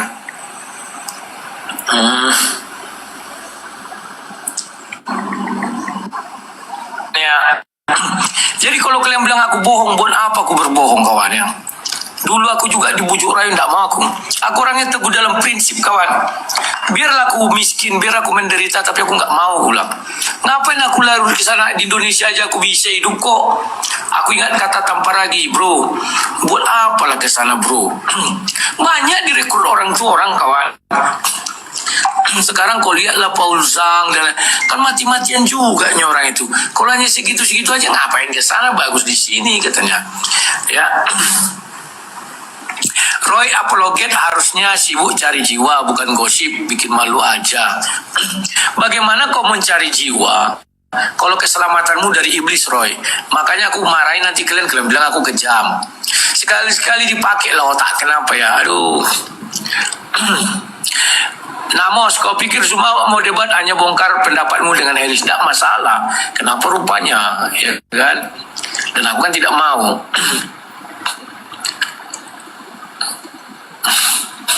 Perfect, ya betul, sama orang itu ya. Bongkar terus kepalsuan. Nah, Jeremy Anion, Rudy Wanes, 120 juta donasi anak Batak nyampe 10 juta. Mana ada aku bilang 120, 78 juta. Semuanya udah kugunakan untuk dia. Memang kau kira membayar penjara nggak ada kaitan dengan Edis? Ya. RK ada sebuah proyek juga dia. Saya tidak tahu apa proyeknya. Jadi itu ya. Naftali 09, Bang, malulah bang. Nanti minggu kau naik mimbar. Senin sampai Jumat kau begini kelakuanmu ya. Kelakuan apa yang salah mana? Ya. Naftali, saya punya hak jawab ya. Jangan kayak kau bodoh, turunan bapakmu bodoh. Ya masa kita nggak punya hak jawab? Di situ coba kalian apa dulu? Kalian tegur dis. Kau kan hanya diajak Bang Rudi berdebat. Lantas kenapa kau singgung-singgung mengenai donasi si Rudi Simamora? Kau mau menjatuhkan Bang Rudi kan? Aku punya hak jawab dong. Masa lucu kalian? Aku mau yang nggak punya jawab. Dia bisa mengata-ngatai aku. Aduh, di mana lo tak kalian sampai kapan lo ten-ten ini pintar? Sampai mulai tua muka aku kalian buat. Tapi yang gue sesalkan Swedish ya. Kenapa? Aku hanya ngajak dia debat, diserangnya pribadiku. Sekarang sampai ku bongkar semua sampai ke ujung-ujung, ke akar-akar. Ya, lihat. Sekarang tanya kalian lah, kemana donasi kalian? Dimakan semua sama Edis, gak ada dibuatnya untuk alah rumah ini bonga.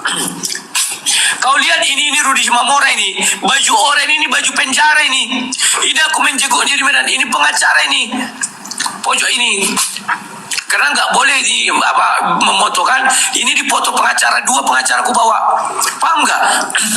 Di sini dikasih dia 1,5 juta. Oh, jadi dia nggak di penjara ini. Di sini dia apa? Bernyanyi, lompat-lompat. Oh enggak, dia di situ kerja, bukan di penjara. Di penjara itu sekarang nenekmu kiper, Rozan.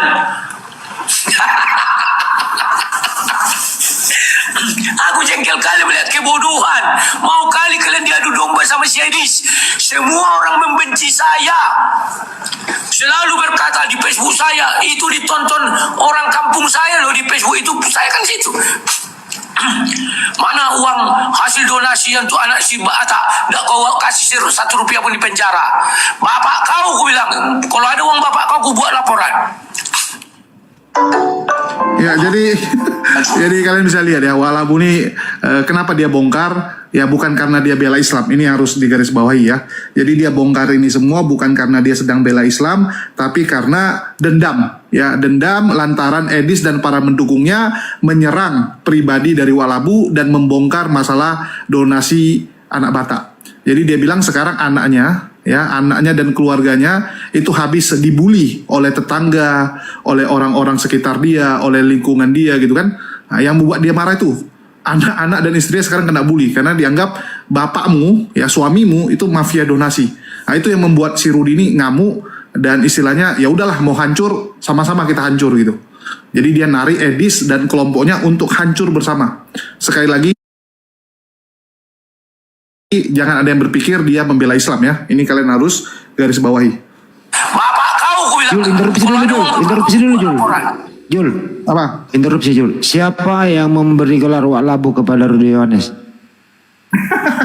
Itu aku yang kasih. Oh ya udah lanjut. Dia di lembaga pemasyarakatan, kalian kan sudah tahu.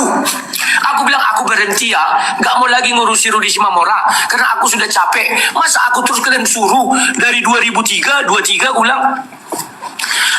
Ada lagi yang on. Memang Rudi Simamora pernah ditahan 2003, perasaan 2000 memang bunga kalian. Paham ya? 2023 dia datang ke rumahku bulan 2. Rumah. Oke, mungkin kita lanjut ke lokasi aja ya, biar cepat karena banyak sekali nih ngamuk-ngamuknya si Rudi Yohanes ya. Ini yang terbaru teman-teman.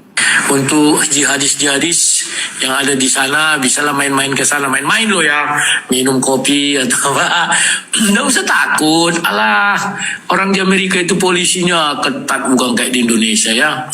Jadi santai ya kawan-kawannya. Ya ini semua akibat ulah Syedis ya. Kalau Syedis pandai ibaratnya di stop dia nggak melebar kemana-mana kan, orang dia juga berkat jasa bapak itu sampai ke Amerika, ya selamatkanlah bapak itu ya, jangan kau ego kali ya Dis ya. Jadi kawan-kawan dia terlalu ego, karena terlalu ego sudah selayaknya saya memberi pelajaran dan pengajaran. Kalau saya data saya terbuka kawan. Mengenai istri saya dari tahun 2000, kalau kalian pernah nonton Facebookku dulu 2008 itu sudah aku beritakan ya. Tapi tidak pernah aku Islam, tidak pernah istriku Islam ya. Aku beritakan, dan waktu itu aku pernah kirim foto-fotonya ya sama kawan-kawan ya. Kalau mau tanya yang paling tahu itu pendebat lama lah, Edi Praitno. Tapi mereka tak pernah membahas itu lagi kawan. Kenapa tidak membahas? Ya karena mereka ya untuk apalah gitu ya. Jadi untuk apa? Nah di deskripsi sudah ada aku buat ya. Kalian klik maka muncul nanti Google Map ya. Inilah tempat usahanya, namanya Good Go Cafe ini. Ini kafe beliau ya. Ini dia Good ini Good Cafe. Kalau kalian, ini kan USA nih ya, apa nih California entah apa ya ini. Oke. Wah kalau dari mungkin kita prolog dulu ya, karena sudah terlalu panjang yang si Walabu nih teman-teman ya. Jadi kita informasikan aja biar teman-teman langsung bisa dapat poinnya. Jadi ini dimulai dari Walabu yang diserang oleh Edis. Seperti saya bilang ya, Walabu merasa bahwa sekarang reputasi dia hancur bukan hanya di media sosial ya. Kalau cuma di medsos dia terima. Selama ini sudah sering orang bilang dia mafia donasi dan sebagainya, dia terima. Tapi yang jadi masalah adalah sekarang ya, para herdernya Edis itu menyerang Facebook dia, menyerang keluarga dia, dan karena mereka sesama Oten, tentu saja mereka punya kenalan yang tinggal atau satu komunitas dengan Walabu yang ada di kota Duri. Jadi orang-orang Batak yang ada di Duri itu semua sudah tahu tentang Walabu ini, ya sudah tahu gitu. Gara-gara banyak pendukung Edis. Disitulah anak istrinya sekarang jadi korban bully. Itulah yang membuat si Rudi ini dendam kesumat sekali dengan yang namanya Edis. Dan dia tidak bisa menyerang Edis. Karena nggak ada kartu as Edis yang dia pegang. Nggak ada gitu kan. Nggak ada istilahnya kesalahan Edis yang dia pegang selain menghujat Islam. Sehingga yang dia serang siapa? Donaturnya Edis. Yaitu yang bernama Pak Heri Tarigan. Seorang pendeta di Amerika, seorang pengusaha, punya banyak rumah makan di Amerika, ya punya banyak kafe. Dan itu yang diserang oleh si Rudi. Kenapa? Karena Wak Labu ingin supaya si Heri ini yang nekan si Edis. Kan gitu. Donaturnya yang diserang, donatur yang dihajar. Dengan harapan nanti donaturnya akan ingatkan Edis supaya berhenti menyerang Wak Labu. Supaya minta maaf kamu sama Wak Labu, kan gitu. Nah, jadi mental dari donaturnya yang dihajar oleh si Wak Labu ini. Karena memang sekarang posisinya udah nothing tulus dia.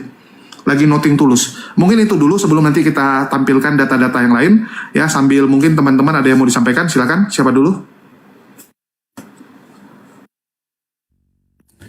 Oke, kalau ya, saya boleh, siapa dulu nih? Kores dulu. Gimana? Kita bakar-bakar. Sebelum bakar-bakar, izin dulu sedikit kalau gitu ya. Boleh, San. Sedikit aja, tidak lama. Sebelum nanti lebih jauh, bismillahirrahmanirrahim. Allahumma salli ala sayyidina Muhammad wa ashghilid dhalimin bid dhalimin wa akhrijna min bainihim salimin wa ala alihi wa sahbihi ajmain. Jadi kita bersolawat kepada Rasulullah, salawat beserta salam kepada panutan kita, junjungan kita Nabi Muhammad SAW. Ya Allah, kita bermunajat, biarkanlah dalam salawat asgil itu orang-orang dolim dibalas oleh orang-orang dolim. Biarkanlah orang-orang dolim sibuk oleh orang-orang dolim yang lainnya.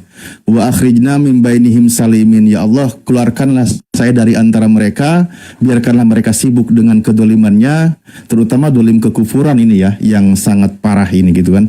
Wa akhrijna min bainihim salimin, keluarkanlah kami dari antara mereka dan kami berikan keselamatan ya Allah, karena kami di sini adalah para pejuang agamamu dan penerus jejak para nabi yang meneruskan ya dakwah. Karena apa? Perintahnya di dalam Al-Quran surah Ali Imran ayat 104. Ingat pesan di situ melalui Rasulullah. Bismillahirrahmanirrahim. Wal takum minkum ummatu yad'una ilal khair wa ya'muruna bil ma'rufi wa yanhauna 'anil munkari wa ulaika humul muflihun. Wala takunu kalladina tafarraqu wakhtalafu min ba'di ma ja'ahumul bayyinat al-ayah. Jadi perintahnya Rasulullah, hendaklah di antara kita semua ini umat Rasulullah itu segolongan, di antara kita itu ada yang menyeru kepada kebaikan. Sudah banyak alhamdulillah para ulama kita, wa yanhauna 'anil munkar, dan mencegah dari kemungkaran. Para pejuang agama Allah di sini, para guru kami tampil, insya Allah yang mengambil posisi di sana. Semoga dikuatkan perjuangannya. Guru kami, panglima kami, Aikores, Bang Handi, Kang Santang, Pak Desugi, Ko Julius, dan semua yang ada di internal jajaran API maupun yang ada di luar. Wala takunu kaladina tafarraqu wakhtalafu, dan janganlah seperti mereka yang bercerai-berai, mereka yang berselisih, mereka yang terus berantem, disibukkan dengan kedoliman mereka. Mungkin begitu ya. Baiknya menanggapinya saya akan serahkan kepada para ahlinya. Di sini ada Aikores yang sudah siap bersuara. Oke, lanjut silakan. Saya kembali standby.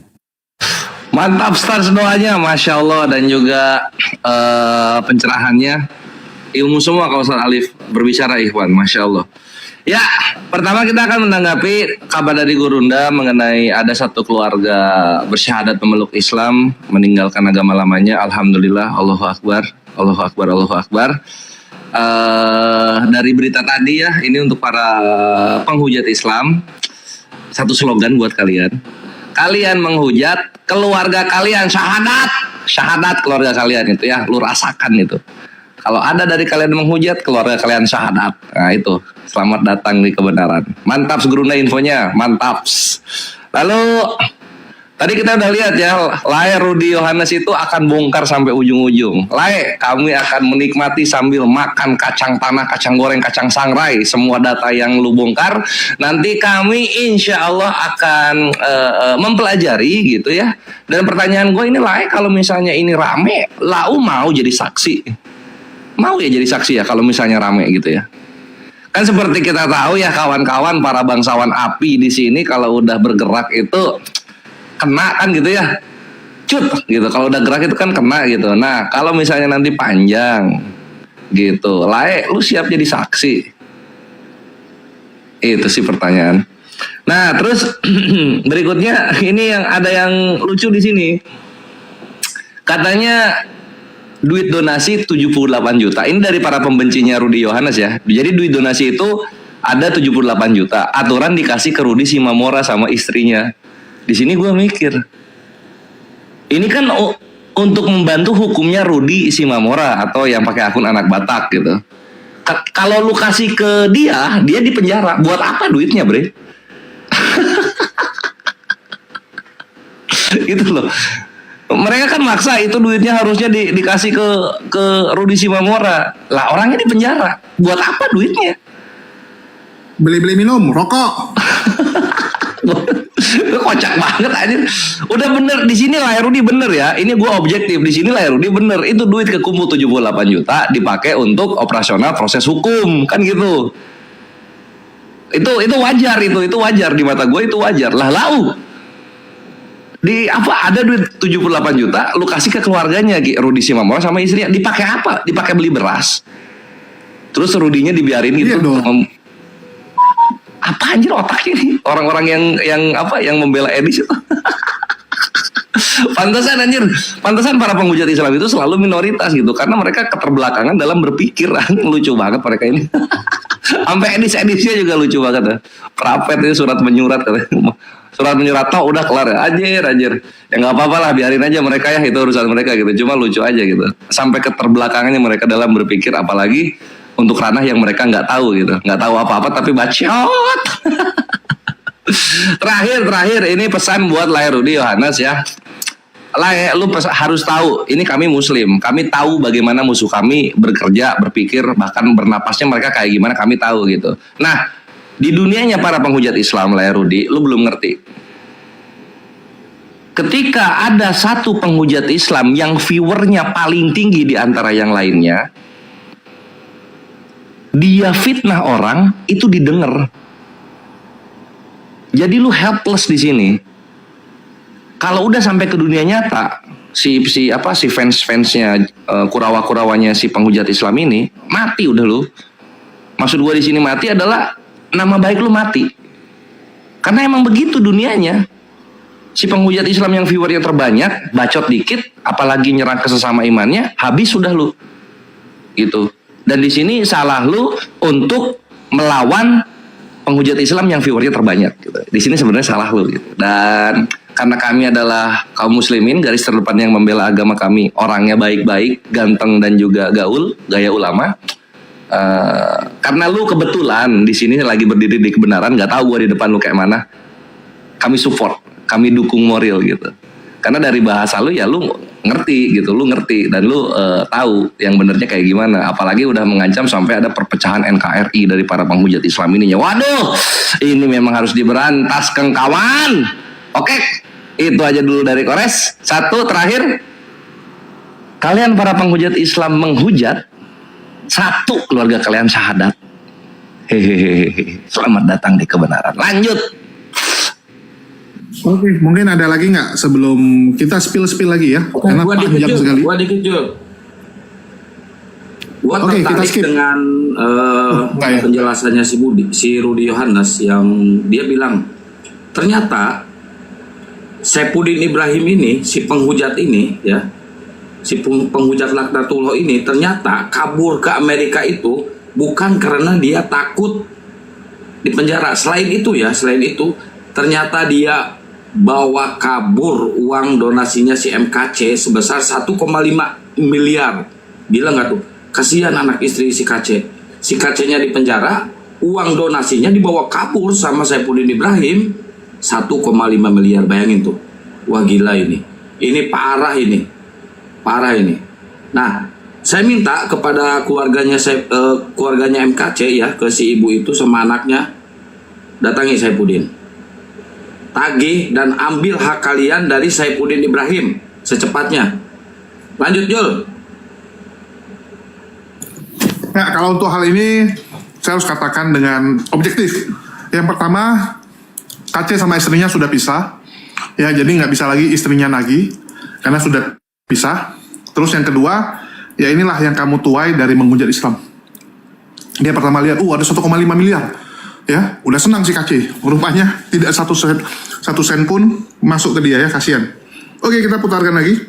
Bang Andi, ada yang mau sampaikan atau Pak Desugi?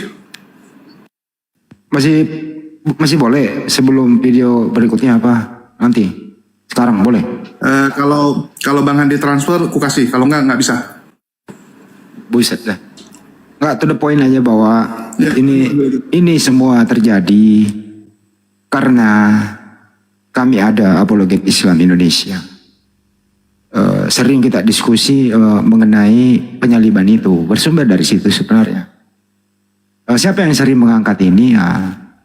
Yang Panglima Apologet Islam Indonesia tentunya adalah Bang Juma. Kenapa menjadi viral? Karena Edis berpendapat bahwa itu karya iblis. Nah, di sini memulainya.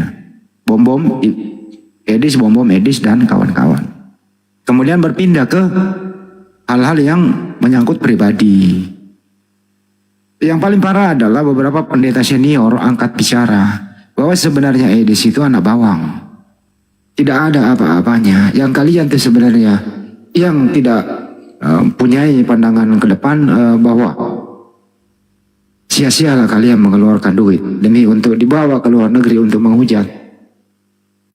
Itu sih sebenarnya yang terjadi, bahwa Edis tidak ada apa-apanya.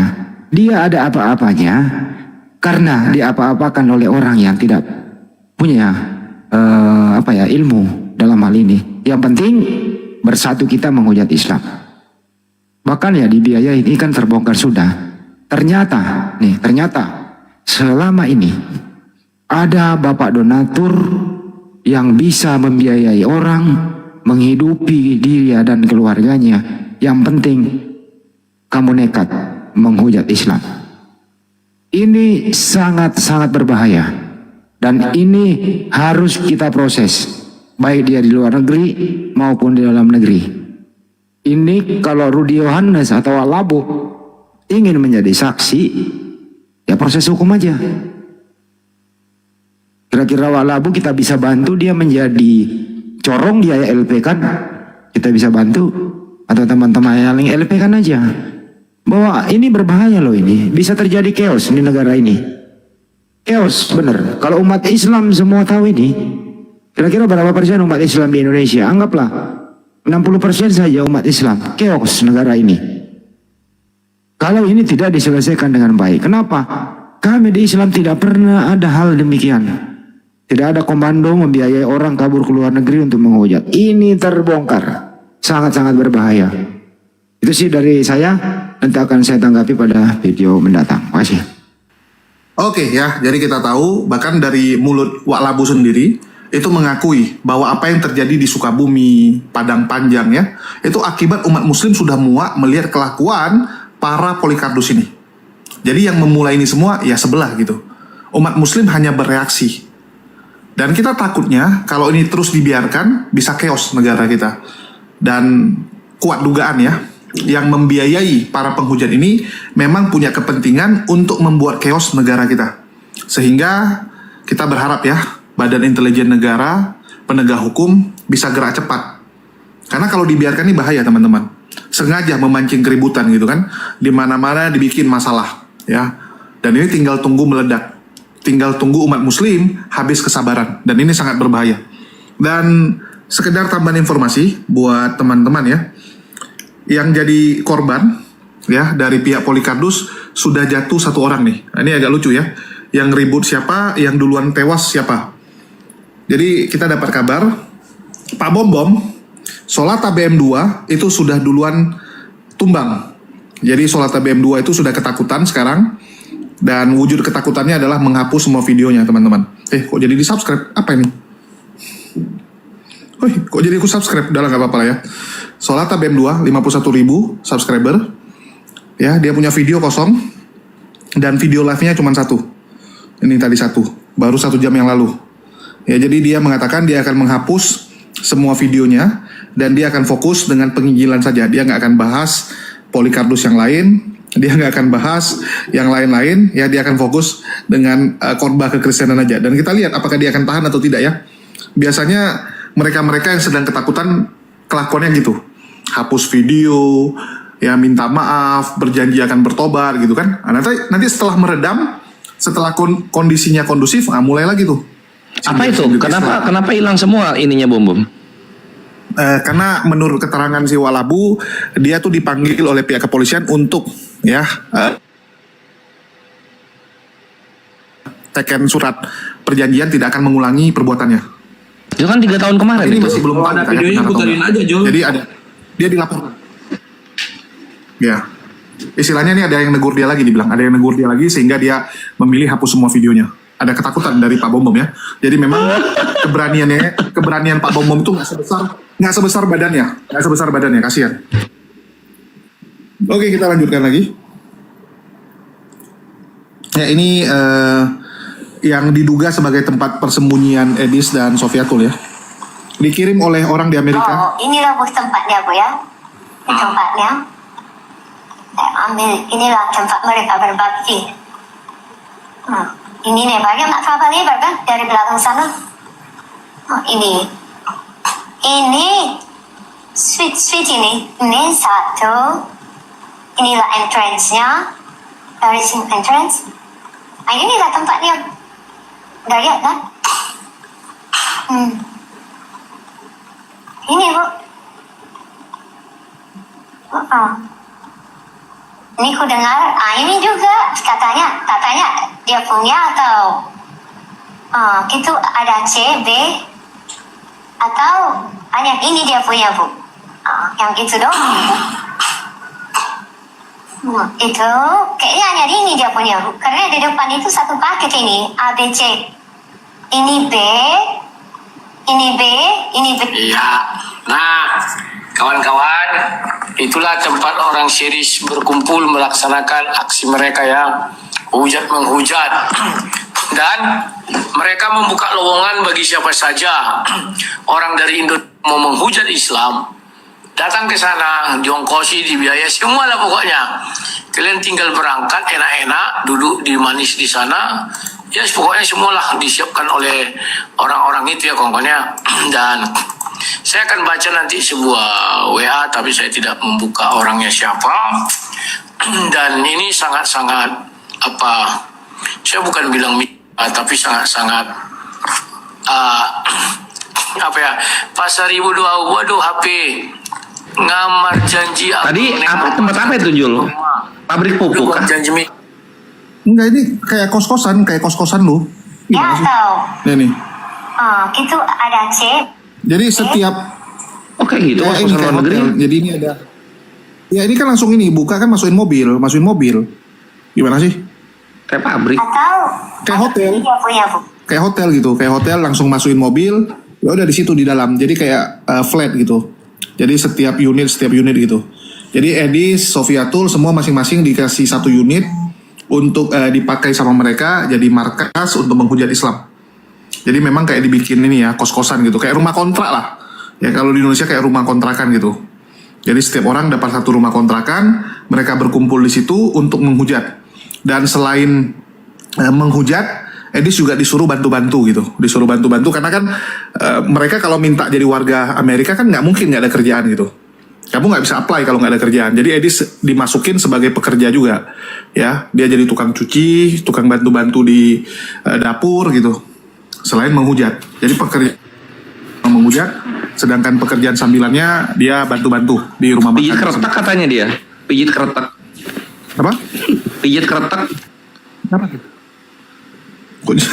Massage yang bunyi. Oh, ini serius. Iya, kita lagi ngomong serius. Assalamualaikum warahmatullahi wabarakatuh. Silakan. Waalaikumsalam warahmatullahi wabarakatuh. Haleluya. Nah ini aku kasih nampak yang lebih lucu dikit ya. Ini si Edis terbaru teman-teman sama Saipudin. Mereka lagi kumpul-kumpul membahas apa yang harus mereka lakukan buat si. Ya, terima kasih untuk sebuah pujian yang luar biasa ya. Kesempatan sebelum kita doa, Bang Edis silakan. Sempit rumahnya. Bicara firman Tuhan, hati Tuhan. Ya, Oke. ya, karena kita mau masuk kepada hari Sabat, ya firman Tuhan mengatakan bahwa ingat dan kuduskanlah hari Sabat. 6 hari lamanya engkau akan melakukan pekerjaan, tetapi pada hari yang ke-7 ada hari khusus bagi Tuhan. Jadi baiklah kiranya pada hari Sabat ini kita merenungkan firman Tuhan itu supaya firman Tuhan itu menjadi hidup di dalam diri kita. Demikianlah. Ya, jadi memang gitu. Kerjaan Edis itu jadi tukang bantu-bantu di rumah-rumah seperti itu guys ya. Jadi istilahnya ya supaya banyak yang dukung dia, supaya banyak yang donasi juga. Dan ada beberapa hal yang kalian harus tahu. Sekali lagi saya ingatkan ya bahwa Rudy Yohanes itu membongkar ini semua bukan sedang berpihak kepada pihak Muslim, ya bukan sedang cari muka kepada pihak Muslim, tapi hanya karena bencinya dia, karena dendamnya dia kepada Edis yang sudah membuat anak dan istrinya dan keluarganya itu sekarang dicap sebagai keluarga mafia donasi. Jadi itu yang memotivasi dia. Jangan salah, bukan karena bela Islam. Ya, karena kadang-kadang teman-teman bisa salah-salah gitu. Terus yang kedua, ya teman-teman harus tahu juga bahwa penghujat ini memang dibiayai. Dari dulu kita udah sampaikan dan ini diungkap lagi oleh Wak Labu ya. Dan website yang pertama sekali disampaikan oleh Wak Labu yang di dalamnya itu ada foto dari Pak Henry Tarigan itu sudah hilang, sudah dihapus ya. Jadi Pak Henry Tarigannya tahu kalau dia dibahas, sehingga dia hapus foto tersebut. Karena kan nggak mungkin foto tersebut hilang tiba-tiba. Ya tentu saja karena ada yang ngomong dan dia tahu dan dia juga tidak mau keluarganya jadi kena. Karena di situ kan foto dia beserta istri dan juga anak-anaknya ya. Namanya adalah Pak Henry Tarigan, terus istrinya namanya Deborah. Istrinya nama Deborah. Jadi alhamdulillah kita sudah save ya data-datanya, untuk websitenya juga kita sudah save ini keluarganya. Yang diduga ya, sekali lagi yang diduga disebut oleh Wak Labu sebagai donatur dari para penghujat-penghujat yang mau keluar negeri. Jadi mereka bilang daripada setiap penghujat kena tangkap terus kita habis duit banyak untuk ngurusin pengadilan, ngurusin masalah-masalah hukumnya, lebih bagus uang tersebut dipakai untuk membiayai mereka keluar negeri. Itu yang menginisiatif mereka tuh kabur ke Amerika. Jadi kalau dulu mereka donasi, menghujat Islam dari Indonesia. Terus dilihat kan satu persatu kena kasus hukum. Dan mereka keluar duit sampai ratusan juta. Bahkan Gracia Pelo dibilang disumbangkan oleh mereka yang di Amerika ini sampai 250 juta. Ternyata kan tetap masuk. Jadi mereka pikir nggak efektif. Mending duit tersebut dipakai untuk membiayai mereka pindah ke Amerika saja. Supaya bisa menghujat dengan lebih bebas dari Amerika. Ya, itu faktanya. Dan dari Saifuddin sendiri keceplosan. Dia bilang, ya janganlah dibahas Ki Ahmad sama Elia Miron. Kasihan dia bilang. Masa gara-gara visanya nggak tembus kamu bahas-bahas. Jadi keceplosan dia ngomong gitu. Jadi ada pengakuan dari Saifuddin bahwa memang yang namanya Ki Ahmad sama Elia Miron ini visanya tidak disetujui. Ya, kasihan gitu. Itulah kenapa si Elia Miron ini kan sekarang lagi kadang-kadang keliling ke luar negeri ya, ke tempat lain gitu. Itu untuk mempermudah nanti dia mohon visa. Karena kalau kamu belum pernah ke negeri manapun, tiba-tiba kamu langsung apply Amerika, kemungkinan berhasilnya sangat kecil. Sangat kecil teman-teman. Edis bisa dapat Amerika itu udah mukjizat sebenarnya. Bisa jadi karena sponsornya yang begitu kuat. Ya, begitu kuat sponsornya. Dan sekarang sudah zaman Donald Trump. Zaman Donald Trump agak susah dapat visa. Lebih ribet. Itulah kenapa Ki Ahmad sama Elia Miron gagal. Permohonan visanya gagal. Tapi mereka akan coba lagi. Dan sambil menunggu masa bisa coba lagi, mereka lagi bagusin portfolionya. Dengan cara apa? Ya jalan-jalan ke negeri lain. Ya, ke negeri-negeri yang dianggap sebagai mitra ataupun sahabat oleh pemerintah Amerika. Itu yang dia lakukan sekarang. Oke, mungkin silakan dari Bang Zuma melihat kos-kosannya, atau Bang Zuma mau bangun juga di Bolangit gitu untuk si Kores ya. Terus akan gitu. Boleh ditiru mungkin. Ya, silakan Bang. Halo. Ya, pada hilang semua? Ada. Lalu ke Gurunda doang nawarinnya. Kasih yang dulu. Karena Kores gak penting. Allah Akbar, Masya Allah. Aku diam. Aku mau beres-beres dulu. Iya, Alhamdulillah, Masya Allah. Jadi di setiap keadaan, di setiap kejadian, kita umat Islam itu pasti ada hikmah yang kita bisa petik di dalamnya. Termasuk dengan adanya upaya-upaya yang selama ini mereka galakkan untuk menjauhkan umat Islam dari Islam. Bahkan mereka mengatakan misi mereka adalah menyelamatkan jiwa-jiwa yang tersesat, di mana jiwa yang mereka maksud itu adalah domba-domba sesat, yang pada akhirnya ketika mereka berupaya untuk memadamkan cahaya Allah, yang terjadi justru sebaliknya. Yang ada justru Allah kemudian membuka baik pemahaman kita sebagai muslim maupun mereka terkait dengan apa yang mereka lakukan. Ternyata Al-Quran sudah sampaikan jauh-jauh sebelumnya. Ternyata umat Islam ini sudah dibekali dengan dalil-dalil dalam kitab sucinya tentang pergerakan-pergerakan yang mereka ingin lakukan, yang ingin dan sedang mereka canangkan dengan visi dan misi memadamkan cahaya Islam di setiap sanubari umat Islam itu sendiri. Al-Quran menerangkan, Bismillahirrahmanirrahim, yuriduna liyutfi'u nurallah biafwahihim wallahu mutimmu nurihi walau karihal kafirun. Mereka orang-orang laknatullah ini hendak memadamkan cahaya dinul Islam, hendak memadamkan kemudian cahaya Islam dengan mulut mereka, dengan ucapan-ucapan mereka. Tetapi pencipta langit dan bumi tetap menyempurnakan cahayanya meskipun orang-orang kafir membencinya. Jadi ini adalah tantangan dakwah para apologet. Alhamdulillah, semoga ini adalah tanda bahwa Allah memberkahi, memberikan kemudian ridha terhadap perjuangan para apologet Islam Indonesia. Allah membuka bagaimana mereka punya niatan, kemudian mereka punya keinginan, misi terhadap Islam yang ada di Nusantara ini. Tapi saban hari yang kita temukan adalah justru apa yang mereka lakukan terbongkar seluruhnya, apesnya dibongkar oleh internal mereka sendiri.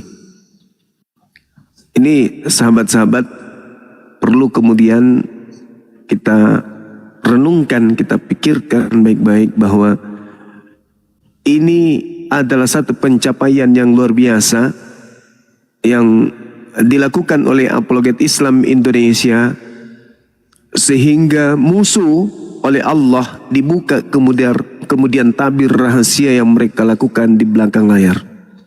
Mereka mengatasnamakan diri mereka sebagai orang yang anak-anak Tuhan, tetapi tujuannya adalah merusak. Sekali lagi saya mengatakan, ketika umat Islam yang ingin dirusak di Nusantara ini, itu sama halnya ingin merusak negara ini. Bila mana umat Islam kemudian dikacaukan di negara ini, itu sama halnya mengacaukan negara kita yang kita cintai ini. Itu yang mereka tidak sadari. Itu yang mereka tidak kemudian pahami.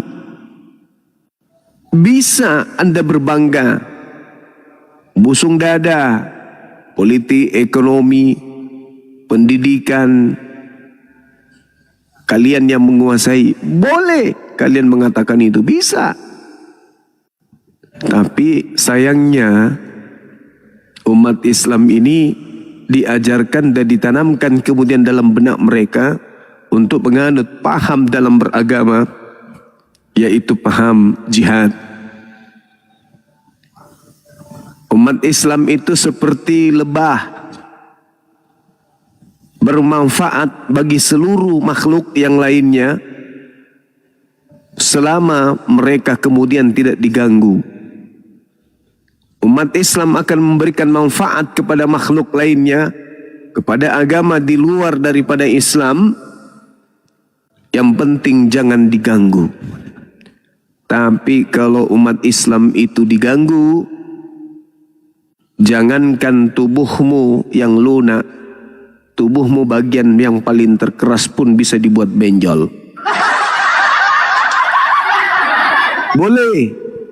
Boleh Anda mengatakan Islam sudah jauh dari Islamnya, generasi Islam kemudian sudah jauh dari Qur'annya. Boleh. Tapi dengan terbongkarnya kemudian visi misi kalian ini, akan menjadikan kami Apologet Islam Indonesia sebagai jembatan untuk membangunkan umat Islam di Nusantara agar mereka paham bahwa ada misi besar dari pembenci-pembenci Islam yang mereka susun strateginya di luar negeri demi untuk menghancurkan kemudian baik agama Islam maupun negara yang kita cintai ini. Itu sinyal yang diberikan kepada kita kemudian, dan kita balas sinyal itu bahwasanya Islam di Nusantara, meskipun nampaknya mereka tidak memperlihatkan persatuan yang menakutkan buat kalian karena merasa bahwa negara kita ini aman-aman saja, merasa bahwa kalian itu tidak melakukan tindakan yang curang terhadap kami, bukan berarti Anda seenak perutnya memiliki kemudian visi misi dan bisa terrealisasi sedemikian rupa. Selama kami masih hidup, para apologet Islam masih ada, selama itu juga kalian akan selalu dibayang-bayangi oleh kegagalan dalam melakukan praktek kristenisasi. Camkan itu baik-baik. Camkan itu baik-baik. Selama kami umat Islam ini masih tersadarkan, belum menjadi makhluk jahiliyah, menyembah kepada makhluk yang lain, selama itu juga insya Allah Indonesia akan tetap mayoritas Islam. Camkan itu baik-baik. Upaya apapun yang kalian akan lakukan, kami akan tetap memperjuangkan nilai-nilai keislaman yang menjadi sendi-sendi keutuhan negara yang kita cintai ini. Nah, dengan adanya kemudian terbongkarnya upaya-upaya yang ingin dilakukan dan yang sedang dilakukan oleh para penghujat Islam, itu membuka dan membenarkan kemudian apa yang sering kami sampaikan, bahwa ajaran kasih itu hanya di mulut. Pada prakteknya, pada prinsipnya yang ada hanya kebencian. Pada prinsipnya itu adalah satu keadaan di mana kalian mau supaya kemudian Indonesia ini kalian kuasai. Minimal kalian bisa setara dengan penduduk yang lain, yaitu 50%, sama seperti umat Islam, seimbang dengan umat Islam maksudnya. Tapi itu mimpi. Itu mimpi. Dulu sebelum ada sosmed iya. Tapi sekarang ini enggak lagi. Sedikit saudara-saudara yang saya cintai dan saya hormati umat Islam sekalian, membacakan dokumentasi yang muncul, yang saya temukan, bocoran yang ada. Saya perlu untuk membacakan ini supaya generasi Islam, umat Islam, orang-orang Islam yang ada di Nusantara, yang kaya raya, punya harta, punya jabatan, mohon supaya jangan tertidur panjang. Ya, agama kita, agama Islam ini dan menjadi kemudian sasaran empuk untuk mereka jadikan santapan, seperti mereka melumpuhkan negara-negara di sekeliling mereka yang sudah menjadi negara jajahan mereka terlebih terdahulu, yang tadinya tidak beragama seperti agama mereka, hari ini sudah berubah menjadi agama mereka. Informasi yang muncul kemudian adanya pergerakan yang terstruktur dan juga terencana, yang bocoran ini muncul justru dari media Kristen Internasional Toronto, Kanada. Diputuskan bahwa di tahun 1988, tepatnya di tanggal 30 November 1988, mereka memiliki dokumen rahasia yang menjadi keputusan Dewan daripada Gereja Indonesia di Jakarta,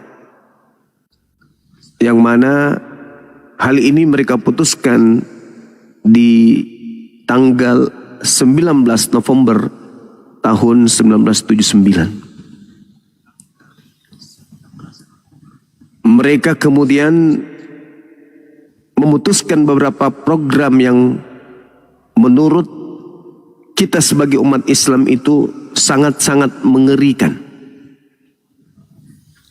bagaimana mereka memiliki tujuan dengan kegiatan kristenisasi di Indonesia. Salah satunya adalah dengan cara mengurangi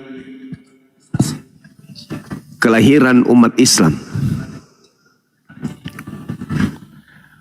Menurut mereka di tahun itu, sahabat-sahabat sekalian, sesuai dengan data statistik umat Kristen di Indonesia, tahun itu masih berkisar angka 7 juta jiwa. Mereka memutuskan bahwa umat Kristen harus sama dengan jumlah umat Islam dalam waktu 50 tahun. Artinya kalau mereka mencanangkan program ini atau keputusan daripada gereja Indonesia ini itu di tahun 79, berarti sisa berapa tahun lagi saudara-saudara sekalian. Program-program yang mereka canangkan kemudian harus berlaku. Yang pertama adalah adanya pengurangan angka kelahiran dari sisi umat Islam. Dan propaganda pembatasan kelahiran dan keluarga berencana ini bagi umat Islam itu harus sangat intensif dilakukan dan didorong dengan berbagai cara.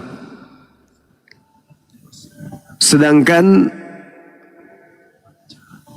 keinginan mereka bagaimana orang-orang di kalangan mereka kemudian itu memiliki angka kelahiran yang sangat-sangat tinggi. Jadi di dokumen rahasia mereka itu berbunyi, salah satunya adalah memerintahkan kepada dokter dan perawat untuk merawat secara cepat dan khusus bagi pasien yang beragama dengan mereka, sama seperti agama mereka, dan yang miskin harus ditolong pertama kali. Perlakuan ini jangan diberikan ke umat Islam, mereka harus dikenakan biaya yang mahal. Kemudian masyarakat, kalangan mereka maksudnya, harus menyediakan rumah sakit yang sebanyak mungkin untuk mencapai tujuan tadi. Jadi mereka mengatakan bahwa secara ketat melarang penguasa tanah, dalam hal ini milik mereka, itu dilarang untuk mereka sewakan atau mereka jual, ya baik itu berupa bangunan, rumah-rumah, toko-toko kepada umat Islam. Maka mereka mengatakan mereka yang melakukan atau melanggar perintah ini akan diboikot sampai mati dari rumah ibadah mereka. Jadi ini adalah salah satu tujuan mereka di dalam melakukan aksi kristenisasi. Harapan mereka dengan adanya program pembatasan kelahiran ini, maka jumlah statistik umat mereka dan juga umat Islam pada populasi di Indonesia akan berubah signifikan. Dengan demikian jumlah orang Islam akan berkurang, sedang jumlah mereka akan bertambah. Kemudian selanjutnya, dari dokumentasi yang ada, sahabat-sahabat sekalian, rencana kristenisasi di bidang ekonomi. Jadi mereka saling membantu satu sama yang lain, bersikap cukup dermawan, harus memberikan lahan atau sewa bagi penguasa yang seagama dengan mereka, yang ingin membuat kemudian bangunan atau apapun itu, yang pada prinsipnya dari segi ekonomi itu lebih berpihak kepada yang sekeyakinan dengan mereka. Lalu pada dokumen tersebut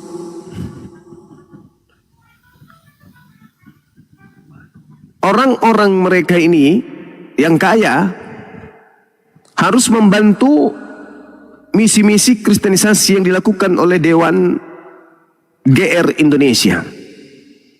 yang sudah diputuskan di Jakarta waktu itu. Jadi mereka kemudian melakukan penggalangan dana yang dibutuhkan untuk memperbaiki kondisi sosial dari umat mereka di Indonesia dan meyakinkan bahwa tujuan mereka untuk melakukan kristenisasi telah berjalan begitu jauh. Jadi menurut internal yang ada di dokumentasi itu teman-teman, menurut statistik mereka lebih dari 80% keseimbangan kekuatan internal telah berada pada mereka. Nah ini sahabat-sahabat sekalian dari segi ekonomi. Kemudian dari segi pendidikan, saya singkat-singkatkan saja, standar pendidikan mereka harus lebih diperbaiki daripada sebelumnya. Karena mereka menilai bahwa sistem dan standar pendidikan di pesantren-pesantren itu pada saat itu mereka menganggap bahwa mereka lebih hebat, sehingga maksud saya mereka di sini adalah pesantren-pesantren, maka dipandang perlu bagi mereka untuk meningkatkan kemudian SDM-nya, bahwa para guru dan para instruktur di bidang akademi militer, sekolah-sekolah kedokteran, sekolah keteknikan, juga sekolah fungsionaris pemerintahan dalam hal ini, itu dikontrol sebisa mungkin 75% oleh orang-orang yang sekeyakinan dengan mereka. Jadi sistem yang diterapkan sejak dari taman kanak-kanak sampai universitas, itu mereka katakan dalam dokumen itu harus dibawa kontrol orang-orang mereka. Ujian masuk harus dimudahkan bagi orang-orang yang sekeyakinan dengan mereka dan dipersulit bagi orang Islam. Jumlah bangunan sekolah yang dibatasi sehingga tidak banyak orang-orang Islam yang mendapatkannya kemudian fasilitas sekolah tersebut. Jadi mereka kemudian sangat-sangat merencanakan hal yang tidak pernah kita pikirkan sebelumnya. Sahabat yang dimuliakan oleh Allah, di antaranya lagi adalah rencana di bidang politik. Jadi saat mereka menyusun rencana, hal ini bisa menjamin bahwa kebijaksanaan pemerintah selalu berorientasi kepada Barat, terutama kepada orientasinya ke negara-negara adidaya. Menurut mereka bahwa sepengetahuan kita, dulu salah satu partai yang berkuasa kemudian beberapa tahun, itu ternyata memang juga dijadikan sebagai kendaraan bagi mereka untuk melancarkan tujuan-tujuan mereka, bahwa posisi-posisi yang memiliki kemudian fungsional yang sangat-sangat berpengaruh di negara ini, itu diduduki oleh minimal 75% dari mereka atau dari orang-orang yang pun beda keyakinan namun bisa dipengaruhi oleh mereka. Nah, karena itulah mereka kemudian memberikan instruksi kepada orang-orang yang sekeyakinan dengan mereka untuk masuk ke partai-partai tersebut dan membuat kemudian partai itu berjaya di proses pemilihan umum. Ini salah satu rencana program dari bidang politik. Lalu di bidang informasi, agenda mereka di bidang ini sahabat-sahabat sekalian adalah bahwa lapangan informasi harus dikontrol paling tidak 75% oleh mereka. Karena menurut pandangan mereka, informasi merupakan persenjataan yang paling tajam untuk mengontrol umat Islam. Dengan propaganda atau dengan informasi, mereka dapat meremehkan atau menganggap kecil umat Islam ini dan menggiring umat Islam agar menjadi tidak berarti dalam kancah nasional. Faktanya sahabat-sahabat sekalian yang kita lihat, surat kabar, radio, TV dan seterusnya selalu menulis dan menyiarkan kejadian-kejadian sedemikian rupa untuk memberi kesan buruk tentang Islam. Baik itu terkait dengan umatnya, ya, tujuannya untuk menciptakan pertikaian di antara umat Islam. Bahkan di dokumentasi itu, di dokumen mereka ini saya membaca bahwa bikin orang Islam berkelahi satu sama lain dan pecah satu sama lain, kontrol dan kendalikan kehidupan mereka. Ya, saya rasa mimpi mereka ini bahwa semua media yang ada di Nusantara ini itu ya setidaknya sekian persen memang berpihak kepada mereka, dan itu mereka gunakan sebaik-baiknya untuk menyebarkan propaganda agar persatuan umat Islam terpecah belah. Selanjutnya, di dalam dokumen tersebut itu saya temukan ada juga rencana di bidang pembangunan, perbaikan dan pengembangan.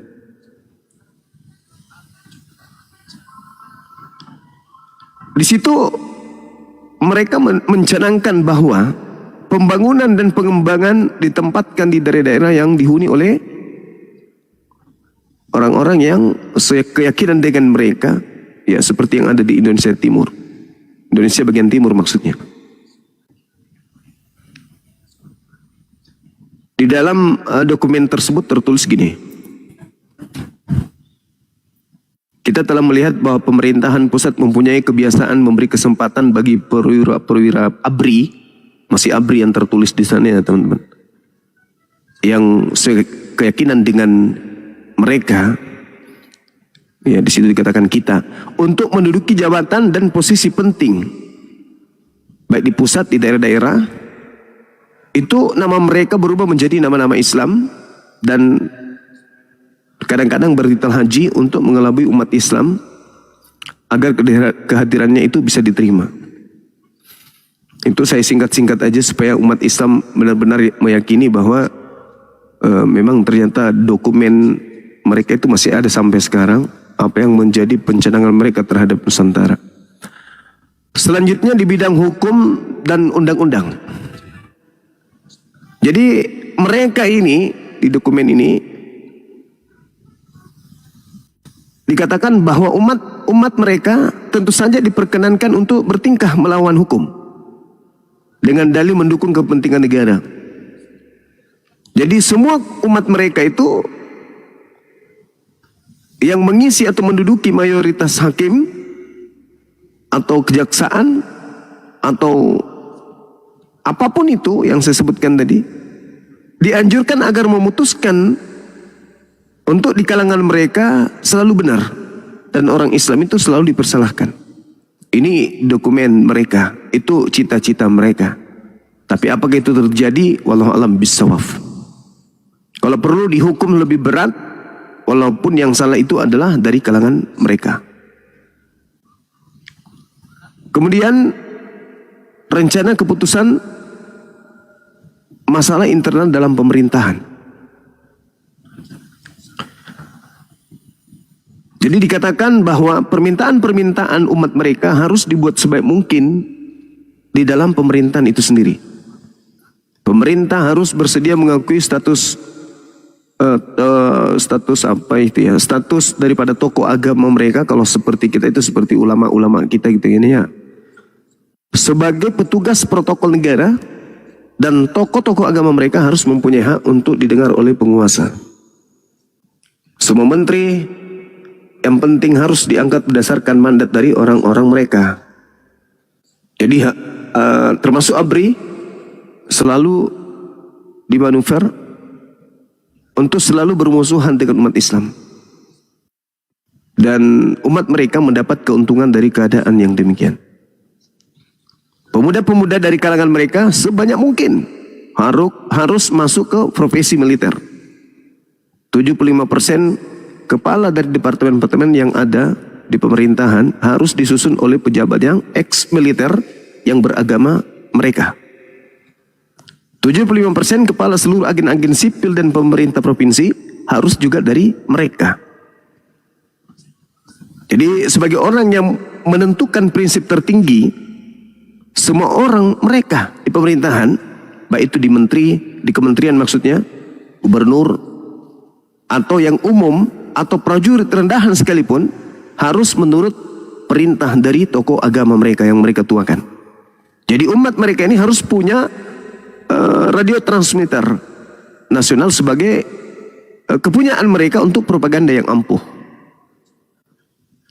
Jadi mereka juga di dokumen itu mengatakan bahwa di daerah-daerah di mana Muslim merupakan mayoritas harus ada dari kalangan mereka yang diangkat sebagai orang yang kemudian secara konstan itu mampu untuk mengevaluasi kelemahan-kelemahan umat Islam yang ada di tempat tersebut.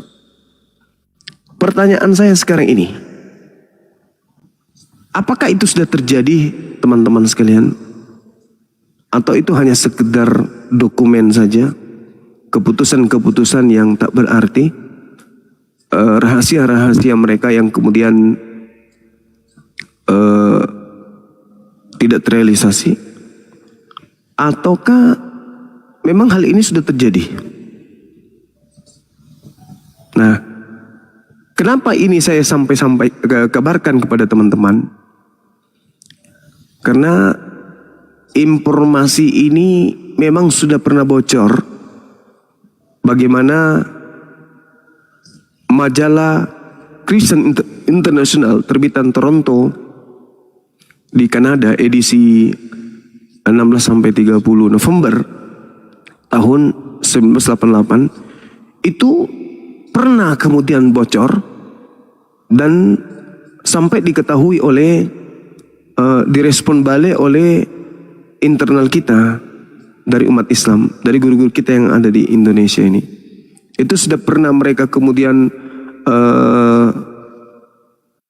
ketahui bahwa apa yang mereka lakukan berupa rancangan-rancangan untuk umat Islam di Nusantara dan negara ini itu bocor. Dokumen mereka itu pernah dipublikasikan kemudian oleh media dakwah di tahun 1990. Lalu kemudian Persekutuan Gereja Indonesia itu mengirim surat bantahan ketika kemudian bocoran ini sampai kepada tangan umat Islam di media dakwah. Kemudian pada tahun itu mereka membuat surat bantahan bahwa apa yang diinformasikan kemudian itu adalah tidak benar. Tapi dari pihak kita itu membuat surat jawaban dari bantahan tersebut. Dan sampai hari ini mereka tidak ada klarifikasi kembali. Artinya bahwa bocoran ini yang muncul itu benar adalah merupakan sesuatu yang mereka hasilkan dari rapat dewan mereka dengan adanya gerakan-gerakan yang sudah terencana untuk negara yang kita cintai ini. Sementara kita umat Islam itu tidak ada program, nggak ada rancangan untuk menguasai kemudian negara ini berdasarkan dengan keislaman. Nggak ada itu. Bahwa ulama atau Majelis Ulama Islam Indonesia melakukan pertemuan rapat untuk menguasai semua kemudian sendi-sendi negara harus dipegang oleh umat Islam dengan tujuan kemudian mengislamkan Indonesia, itu nggak ada. Adapun ketika pemerintahan diduduki oleh umat yang beragama Islam itu karena kita mayoritas. Bukan karena program, bukan karena rencana, bukan karena adanya misi untuk bagaimana semua lapangan diduduki oleh umat Islam, tidak. Tapi karena memang kita mayoritas. Maka dengan sendirinya setiap parlemen atau setiap posisi yang sangat-sangat kemudian memegang peran untuk negara ini itu diduduki oleh umat Islam. Nah itu karena memang kita mayoritas, bukan karena ada program dan seterusnya. Berbeda ya, berbeda dengan apa yang mereka kemudian canangkan berdasarkan dokumen yang ada. Saya kira begitu untuk sementara, untuk menjadi perhatian teman-teman sekalian. Jadi itu bukan lagi rahasia, cuman kita umat Islam ini yang kurang kemudian informasi untuk mengetahui hal-hal tersebut. Ya, itu bukan lagi rahasia karena sudah tersebar, sudah diketahui oleh khalayak banyak, bahkan sampai hari ini juga masih ada di internet bagaimana isi daripada program rencana mereka itu, cuman tidak semua orang bisa mendapatkan link tersebut. Saya kira begitu teman-teman sekalian dari saya sementara. Yang lain silakan. Terkait kembali kepada para penghujat ini, ya memang ya mereka menyusun rencana-rencana ya kaitannya dengan agama mereka. Sekian sementara, silakan. Ya, Masya Allah. Mungkin Julius mau putarkan video terbaru dari Walabu atau Bang Kores? Ya, mungkin lanjut dulu kasih yang lain karena masih banyak teman-teman yang belum ngomong, nanti komplain mereka. Ya, silakan Bang Handi. Aku nambahkan apa yang disampaikan Ustaz Juma barusan tentang program-program mereka ini kan. Ya. Jadi program-program mereka ini memang mereka buat pada tahun 2000, ya kan, yaitu yang dibikin oleh Dulles World Mission. Jadi Dulles World Mission ini aku juga meyakini kemungkinan juga yang membiayai Edis CS di Amerika itu. Karena begini ya, banyak diaspora Kristen di luar negeri itu, mereka itu memang lari. Orang-orang yang terlibat G30 SPKI itu ya. Jadi program mereka yang dibuat dari Dulles World Mission itu, mereka mentargetkan tahun 2020 itu 70% ya Indonesia menjadi Kristen. Karena mereka melihat peningkatan Kristen antara tahun 70 tahun 90 itu. Dari hanya sekian persen menjadi 10% itu. Nah, jadi pada tahun 2000 Dulles Mission itu mereka bentuk di Inggris. Waktu itu mereka mengadakan pertemuan di London pada tahun 1985 itu untuk membentuk Dulles Mission dengan program-program, salah satu beberapa program yaitu mengkristenkan Jawa Barat dengan Project Jericho mereka. Kemudian ada proyek Harapan yaitu Madura dan Jawa Timur yang kantong-kantong Islam yang sulit mereka tembus. Kemudian tahun 2000 juga mereka bikin project Andalas, yaitu Sumatera Utara, mulai dari Padang ke atas sampai ke Aceh, itu namanya proyek Andalas, yang mereka mengkristenkan Indonesia juga, yang target saya bilang tadi kan. Kemudian ada proyek Mandau di Kalimantan, tempat kami ini, itu nama proyek Mandau. Kemudian proyek Bajau Bungku di Sulawesi Tenggara, itu Sulawesi Selatan dan ke atasnya. Kemudian proyek Cendrawasih tahun 2000 juga. Proyek Sriwijaya tahun 2000 itu di Riau ke bawahnya sini. Mulai dari Palembang ke bawah terus. Nah, proyek-proyek ini mereka mencanangkan itu dari 125 suku yang ada ini, yang mayoritas Islam ini, mereka cengkeram seperti itu tadi. Ya betul, nyambung tadi dengan yang dikatakan Ustaz Juma tentang gerakan-gerakan kristenisasi ini. Memang kalau kita lihat di pemerintahan ini kan, kita bisa lihat juga hari ini ya, bagaimana mereka itu. Nah, kemudian juga program-program, salah satu tadi betul memecah belah. Ya, berpura-pura menjadi orang Muslim, itu sudah mereka lakukan. Kemudian aku pengalaman di sini, di tempat aku ini, aku punya dokter orang kita yang tahu hal ini, bahwa mereka di seluruh Indonesia ini, mereka banyak mempunyai apotek. Jadi obat-obatan itu mereka kumpul di apotek yang katanya udah kadaluarsa. Sementara tidak ada istilah kadaluarsa dalam obat itu, tidak ada. Mereka kumpulkan untuk mereka bawa ke pedalaman untuk mengadakan pengobatan gratis gitu loh. Dengan obat-obat itu mereka kumpul gitu loh. Dokter saya di sini mengatakan begitu. Jadi obat itu seperti mereka kumpul, jadi mereka ambil.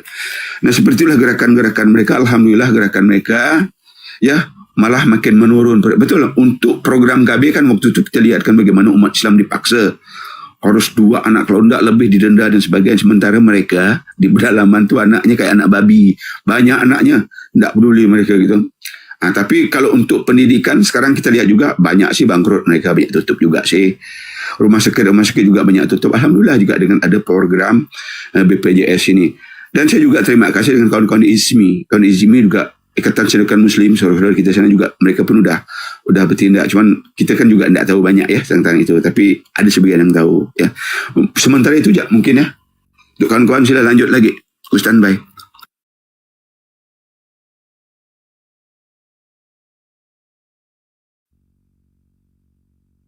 Ya baik, mungkin Bang Handi mau menambahkan, silakan Bang Handi.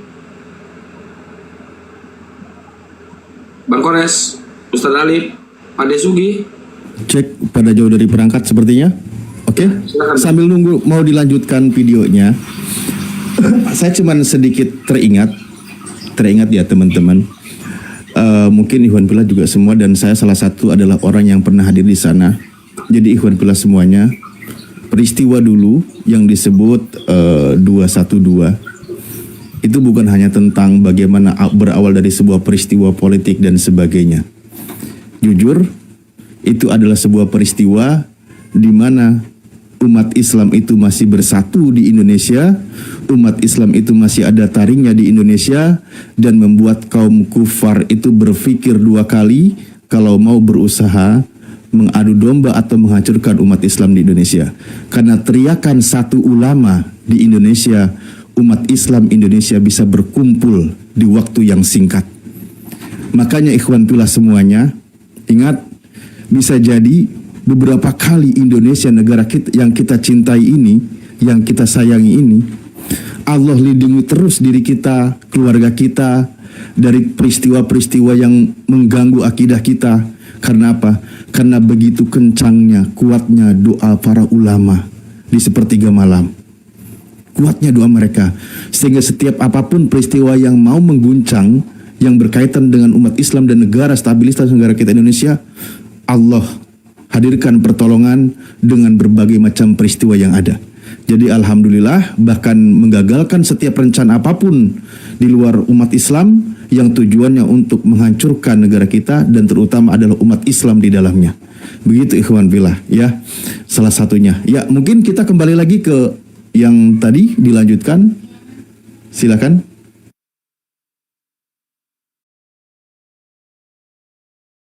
Ya silakan, mungkin Pak Desugi dari tadi belum ada suara. Silakan Pak Desugi. Baik, Assalamualaikum warahmatullahi wabarakatuh.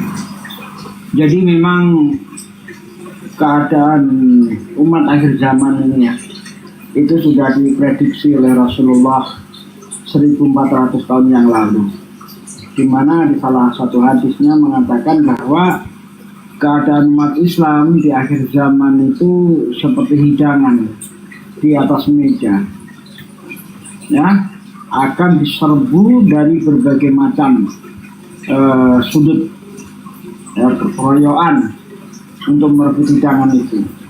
Lalu salah seorang sahabat bertanya, Pak Desugi, maaf Pak Desugi, suaranya kondisikan Pak Desugi, kecil banget suaranya. Kecil banget ya? Iya, saya nggak pakai headset ini. Bentar. Saya matikan aja apanya. Ya, gimana sekarang? Aman. Iya. Jadi keadaan akhir zaman ini memang sudah diprediksi oleh Rasulullah 1400 tahun yang lalu. Tadi saya sampai kepada seorang sahabat bertanya kepada Rasulullah, apakah saat itu umat Islam itu sedikit ya Rasulullah? Oh tidak, umat Islam itu sangat banyak, ya kan? Tapi mereka itu seperti buih di lautan, terombang-ambing ke sana kemari. Ya, umat Islam di akhir zaman seperti nggak ada marwahnya. Di Indonesia ini umat Islam itu mayoritas, tapi diinjek-injek oleh minoritas. Itu terjadi di situ. Maka dari itu, saudaraku sekalian, mari kita bangkit. Jangan tertidur kalian. Bangkit, ya. Bukankah Allah sudah berpesan kepada kita, jagalah dirimu dan keluargamu dari api neraka. Jangan sampai dibiarkan gerakan-gerakan Kristen ini. Ya, kita harus semangat, jaga keluargamu. Jangan tidak pernah peduli dengan Islam. Nanti ketika salah satu keluarga Anda dimurtadkan, nah baru teriak-teriak mewek kalian. Ya. Tapi kalian masih acuh tak acuh terhadap pergerakan yang kami lakukan. Semangat. Ya. Dan Allah kan berfirman, "Walang tardo angkal yahudu wala nasoro hatta tatabi amilatahu." Orang-orang kafir itu, Yahudi dan Kristen, itu tidak akan pernah senang sama kamu sebelum kamu murtad. Ya, apapun akan mereka lakukan untuk menggoyang kamu, untuk memurtadkan kamu. Kalau tidak mampu dimurtadkan, setidaknya Anda mempunyai pola pikir seperti mereka. Paling tidak seperti itu. Makanya jangan heran, ya, walaupun kita mayoritas, banyak sekali saudara-saudara kita yang pola pikirnya seperti mereka. Ada yang mengatakan ikut Natalan nggak apa-apa dan sebagainya, berbondong-bondong ikut merayakan Valentine. Inilah pola-pola pikir seperti ini yang mereka kehendaki. Kamu nggak perlu murtad, tapi pola pikirmu kayak saya. Dengan demikian Islam akan hancur. Kan begitu. Nabi kan pernah bersabda itu, umatku nanti di akhir zaman itu akan mengikuti mereka sejengkal demi sejengkal, ya, selangkah demi selangkah. Bahkan seandainya mereka masuk ke lubang biawak, ya, umatku ikut. Kata salah satu sahabat, siapa yang dimaksud mereka itu ya Rasulullah? Apakah Yahudi dan Kristen? Siapa lagi, kata Rasulullah, kalau bukan mereka. Nah ternyata kan betul. Bagaimana keadaan pemuda-pemuda kita sekarang? Ikut merayakan Valentine, hari kasih sayang, ya, ikut April Mop. Padahal April Mop itu adalah pengkhianatan kepada umat Islam. Itu kan peristiwa Spanyol itu, April Mop itu. Umat Islam itu dibodoh-bodohi, ya, kalau mau keluar dari Spanyol akan aman, sudah disiapkan kapal di pelabuhan, tapi nyampe sana kapalnya nggak ada, lalu mereka dibantai, ya, prank, hari ngeprank gitu. Dijadikanlah April Mop oleh mereka, dan anehnya umat Islam ngikutin itu. Nah ini bahaya kawan-kawan, ya. Kembali lagi Anda ke akidah, balik lagi ke akidah. Apa yang dikatakan Quran, apa yang dikatakan hadis, pegang kuat-kuat, insya Allah Islam jaya.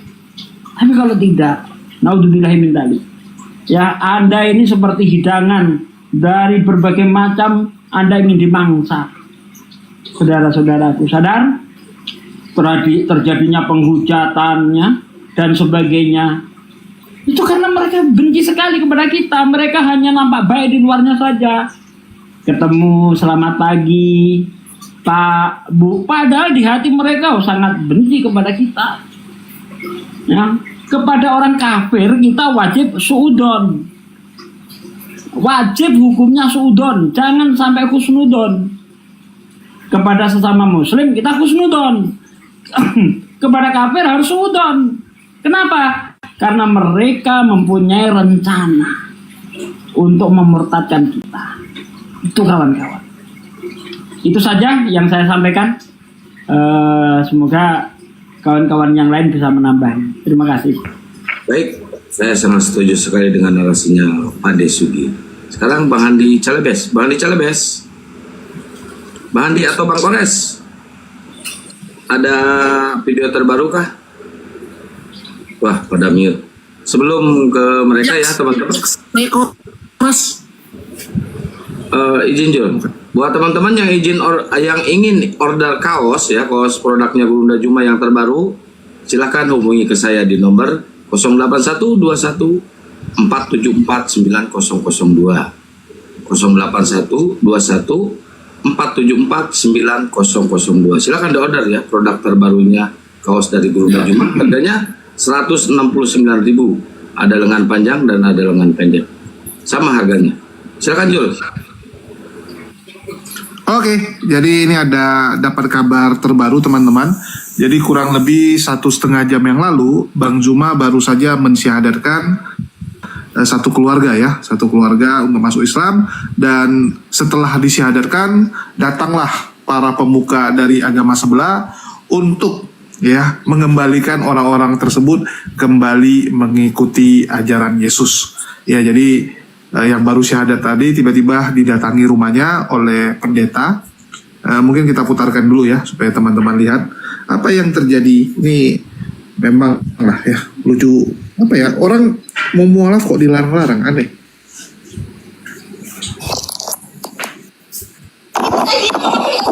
Anjir seru woy. Kenapa kamu bikin sama saya? Islam, dia sendiri kan Islam. Jangan lagi sekali-sekali saya lihat muka di rumah sini, jangan lagi Islam itu. Jadi apa mama? Islam. Bicara tidak mama ya? Jadi apa? Islam atau Islam? Islam. Dengar itu. Ya. Sholat. Ini keputusan sendiri mama tuh? Iya. Sholat. Jangan Ya. Mengaku dia bilang orang muda apa tidak ada, kami semua Muslim.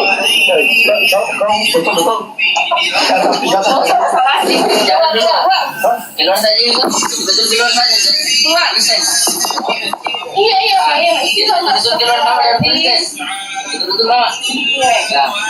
Jadi di luar dari Kristen tuh. Jadi apa mama? Islam. Jadi keputusannya itu sudah. Tiada Tuhan selain Allah, dan saya bersaksi Nabi Muhammad adalah utusan Allah. Sekarang kita mau bahas Al-Quran. Arabnya nih, Ashadu Allah ilaha illallah wa ashadu anna Muhammad Rasulullah. Ulang lagi Madi, ulang lagi. bagus Kita dengar ikut saja saya. Ashadu. keras Ikuti bangsa. Ashadu Allah ilaha illallah wa ashadu anna Muhammadan Rasulullah. Alhamdulillah. Jadi nanti kalau kita sudah bisa jalan dan kita berhenti, karena ini kita punya dosa-dosa sudah tidak ada nih, sudah seperti orang mati begitu. Tinggal kita badan Ini yang waktu dipaksa nih. Keselamatan hanya Bisa tidak ada keselamatan. Oh, saya tidak betul aku tidak keluar. Apa di sini? Besarkan layar kau Jul. Layar kau kecil benar tuh. Coba besarkan layarnya. Saya minta dengan sopan ini om, kita keluar saja. Marcel, bapak keluar. Bapak keluar. Tidak. Tidak ada jalan lain. Sudah dibilang aku jalan kebenaran dan hidup. Tidak ada seorang pun sampai ke surga. Kita mau saya minta tolong keluar dengan baik-baik atau saya usir. Keluar. Ya, jadi pendetanya memaksa supaya dia jadi oten. Ya, mungkin bisa dijelaskan Bang Juma?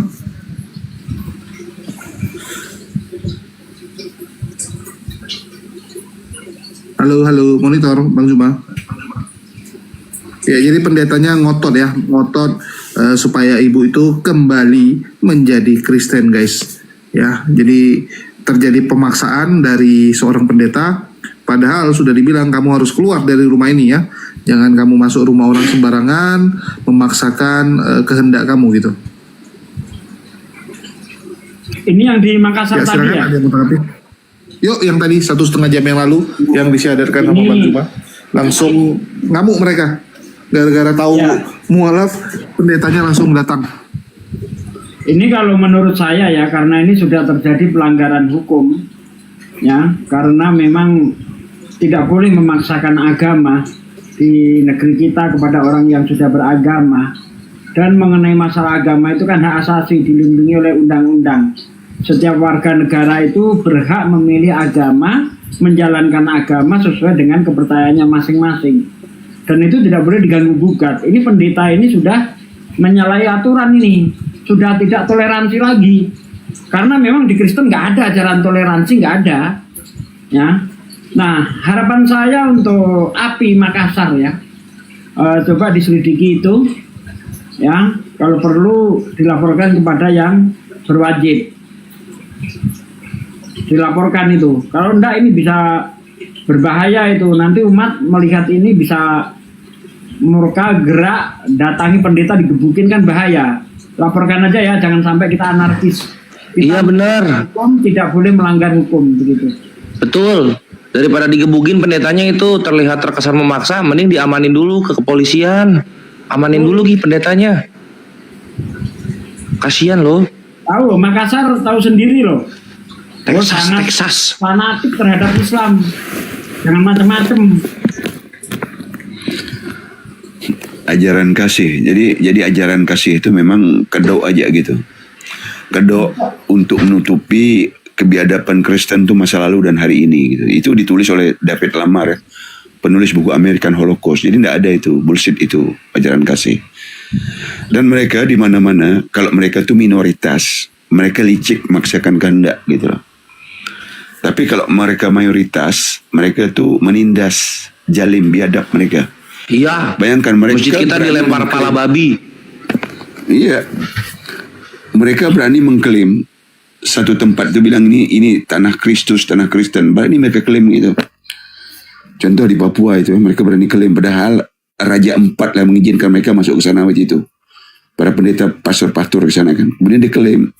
Nah, seperti itu mereka itu. Bullshit semua itu.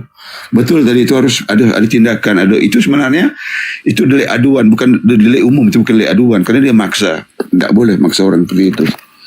Saya yakin mungkin kawan-kawan di Makassar udah tahu lah ini, pasti tetap penuh lah. Tetap. Iya, itu kejadian jam berapa itu? Itu baru atau gimana, Jul? Yang pendetanya itu? Kan baru disadarkan tadi. Ya. Berarti baru beberapa menit yang tadi. Tapi Makassar geraklah ke sana, diselamatin itu pendetanya. Takutnya kena gebuk masyarakat. Ayo. Diamanin dulu. Kok ditangkap? Bukan layar ditangkap. kau tuh kecil tuh Jul. Coba kau layar besar gitu. Diamankan. Supaya nggak kena gebuk masyarakat, diamankan. Bukan ditangkap loh. Itu pemaksaan yang berangkat dari keputusasaan, depresi karena satu jemaat berkurang. Gitu. Jadi kasihan. Hilang banyak tuh kayaknya. Kayaknya JC itu besar tuh perpuluhan itu. Bentar izin. Jul buka WA Jul. Tadi Guruna ngirim link, cuma sama saya nggak bisa kebuka di HP ini. Coba dibukain Jul. Sama nggak bisa juga aku buka. Jadi website itu sudah ini. Coba buka Rex. Tapi nanti jadi nggak nyambung sama yang sekarang dibahas. Gak apa-apa, coba buka dulu penasaran. Atau dibikin. Ini kan yang kita bahas tentang gerakan Islam apa kristenisasinya. Oh, bukan mualaf. Oh, ya udah tuh. Oke.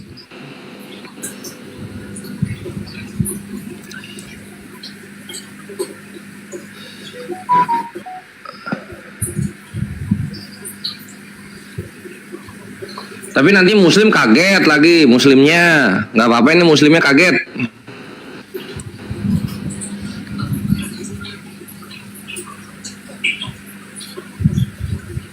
Itu ada yang ngomong itu pendeta datang sudah disadarkan. Tidak, itu kan udah mengakui Allah sebagai Tuhannya. Nabi Muhammad utusannya itu tadi itu dengar nggak di video itu? Tada. Walah malah yang ini yang dibuka. Bukan ini. Ini linknya yang dikasih tadi.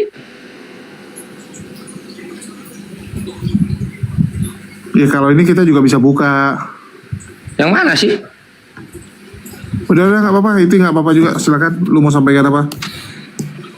Itu tadi diputar lagi, Jul, videonya Jul. Tadi itu layar kecil. Link itu udah di ini ya Jul.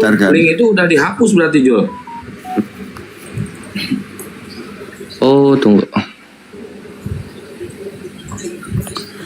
Jadi kalau wisata religi Kristen itu dulu juga Katolik itu udah bikin, semana-mana dibikin Gua Maria. Itu loh. Hampir setiap kampung, setiap desa itu ada Gua Maria. Iya. Guruna ini bisa dibuka tapi pada penakut aja ini. Penakut aja ini, takut kena hack HP-nya. Nggak bisa, udah tes. Buka aja ya. Apalah anjing, lihat ya. Nih, gini. Ini kita buka. Bisa. Coba. Oh dia punya ada ini, si Kores dia punya proxy. Dia pakai proxy. Ngalang aja lu. Lu tinggal ditapkan itu situs ini berbahaya. Apakah tetap lanjut? Gua lanjut kebuka deh. Takut aja lu. Udah. Tapi udah tes juga nggak bisa gitu. Alah. Ya udah nih, gimana nih? Ini kau bacakan. Bacakan. Sumber daripada yang saya bacakan tadi itu ini linknya. Jadi memang tidak semua HP itu bisa buka. Teman-teman juga yang lain juga nggak bisa buka. Jadi, nah ini program mereka ini, tuh yang saya bacakan tadi. Apakah ini sudah terrealisasi? Silakan Anda rasakan sekarang. Silakan kita buktikan sekarang. Apakah ini merupakan sesuatu yang kemudian benar adanya? Wallahu alam bisawab. Yang pasti ini sudah terimpo ke publik. Oh, sudah ada kemudian tertulis dan bisa dilihat oleh siapapun program mereka. Gitu ya. Nah, kemudian terkait dengan, mungkin bisa diperlihatkan linknya, Dek, supaya umat juga bisa buka untuk mengantisipasi ini. Itu, bisa ya? Itu sebenarnya udah terjadi, Ahi. Tapi Bisa Guru, bisa. Total. Karena wacana mereka itu kan 2020 itu masa tuai itu, masa panen itu. Diawali dari tahun 73. Ya, mereka pada waktu itu pongah.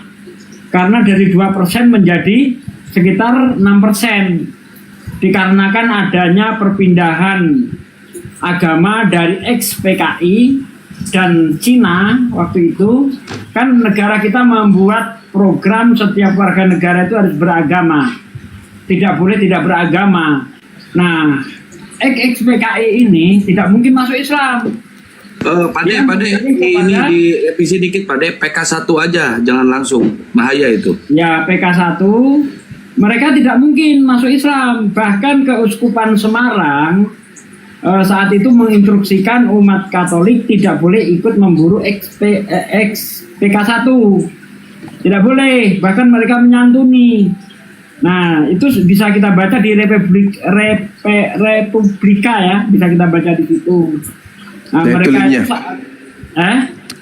iya, ini juga link yang penting kali untuk umat tahu. Iya, betul. Ya, jadi mereka itu pongah. Seolah-olah Kristen itu Pade, kita buka link ini dulu, Pade, izin. Nanti ke sana lagi. Silakan Bang Kores. Udah ini. Ya, itu sudah ada linknya di grup, saya simpan, nanti di share aja supaya umat juga bisa buka.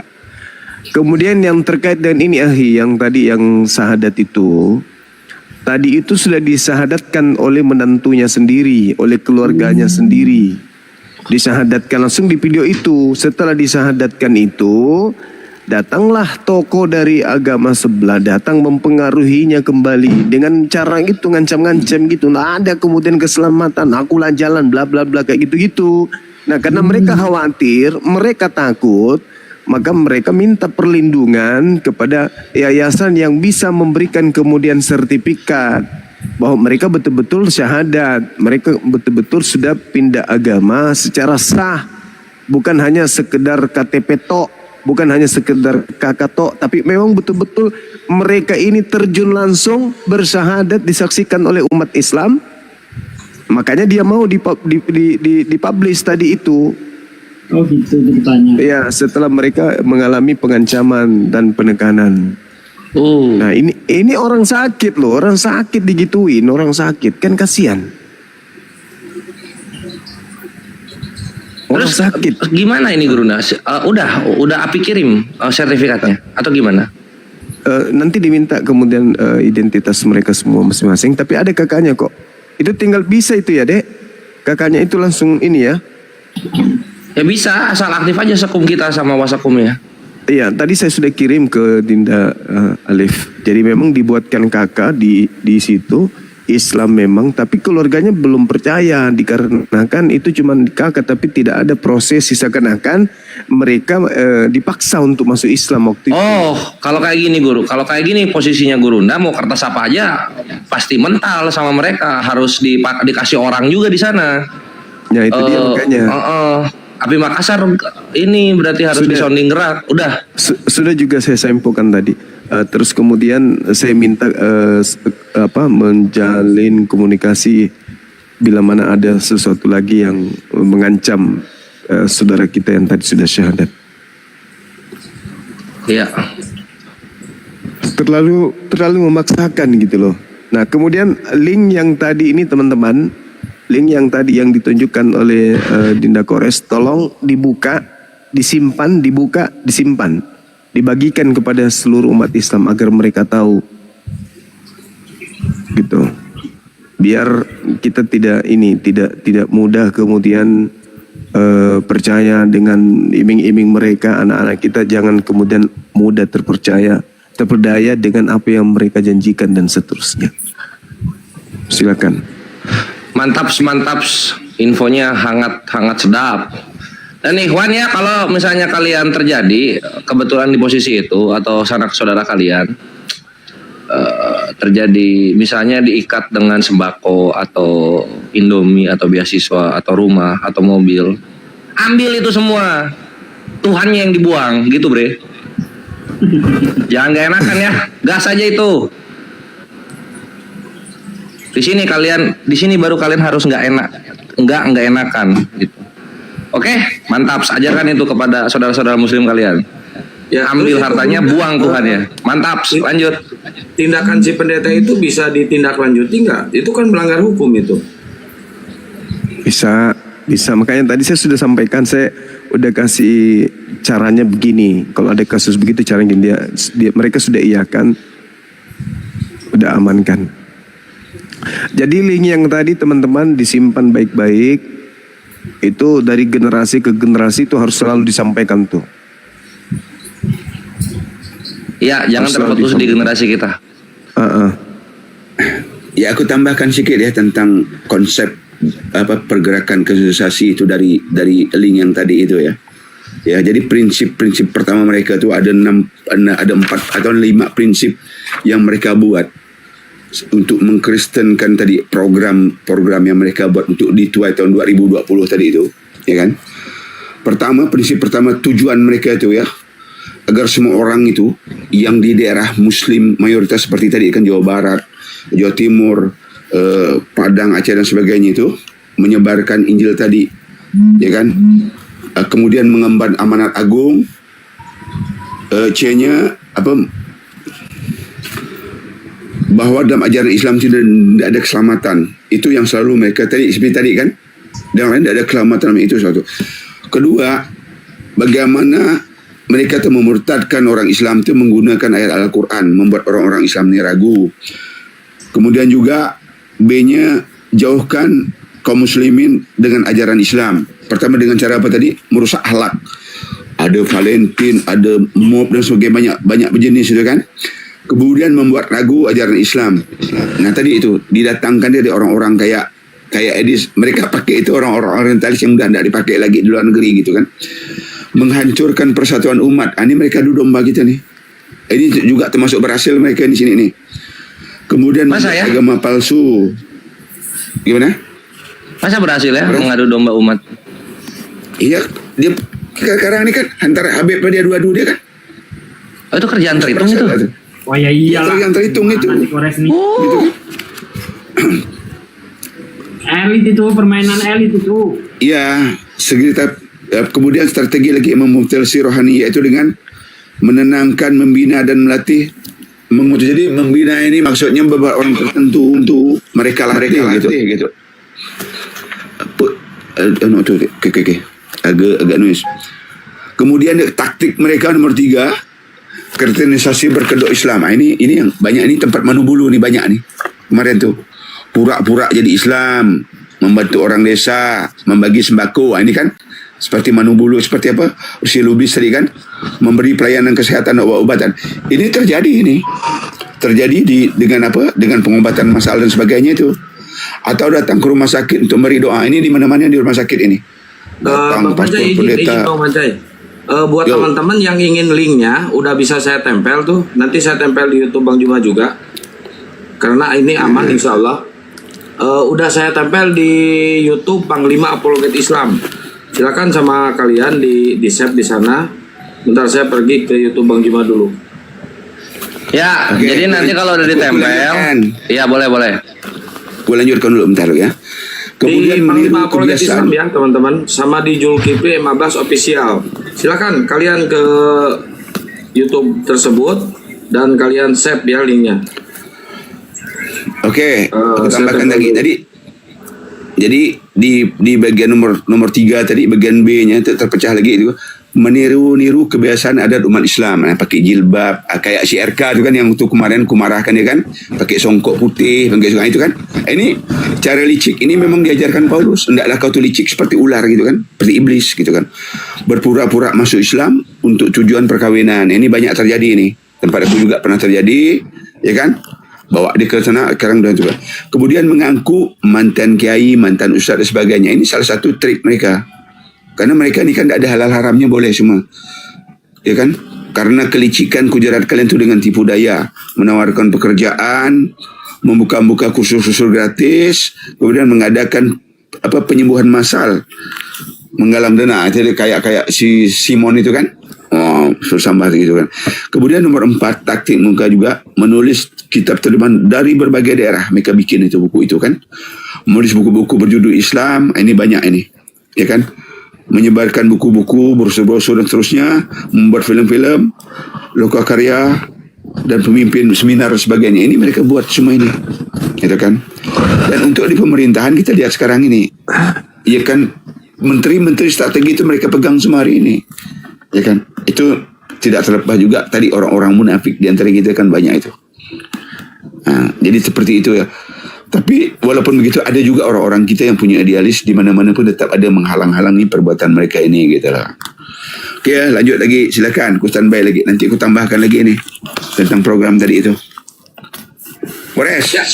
Oke, buat teman-teman yang ingin link tersebut ya, silakan mampir ke YouTube Zulkifli M. Abbas Official, itu ada di atas linknya, dan di channel YouTube Panglima Apologet Islam. Silakan kalian save dan kalian sebarluaskan ya, karena ini sangat penting ya, biar kalian semuanya tahu. Oke, dilanjut Bang Kores. Ini aduh ketiduran aku di bangunan nih. Sampai mana ini? Yul, sampai mana? Lanjut Bang Andi. Ya gue nggak tahu judulnya, ketiduran aku. Waduh. Ustaz Sugi lanjutkan tadi tentang jumlah Kristen itu bisa meningkat tadi dari setelah zaman PK1 itu. Lanjutkan lagi, nanti aku tambahkan itu sejarah kenapa sampai Kristen itu. Intinya bicara intinya ya mereka ini sebenarnya saling buka aib, itu pertama. Yang kedua,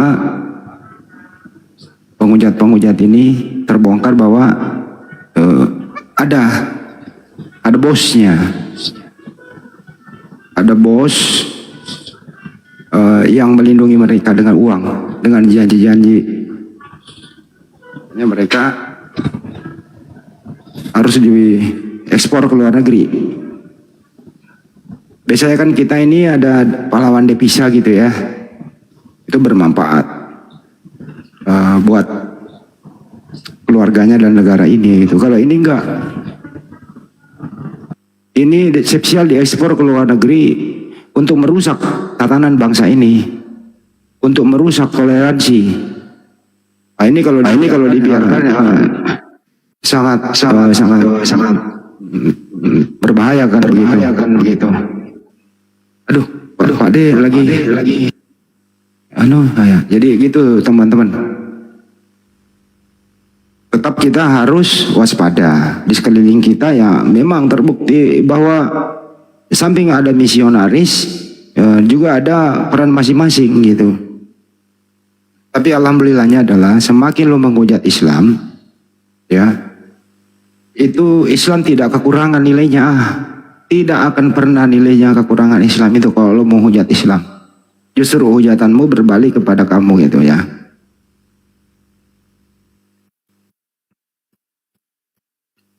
Di bawah katanya yang sudah lewat. Ya kan saya mau ngomong. Gitu ya. Jadi walabu, bongkar edis, bongkar walabu.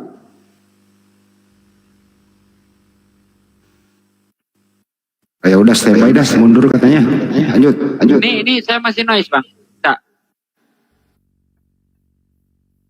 Enggak, noise tapi suaranya mendam. Hah? Suara Pak Desu, suaranya feedback. Atau mungkin ini udah selesai pembahasan ini, kita lanjut diskusi. Gimana Bang Jul yang punya rumah? Wah, Bang Julius makan gaji buta weh.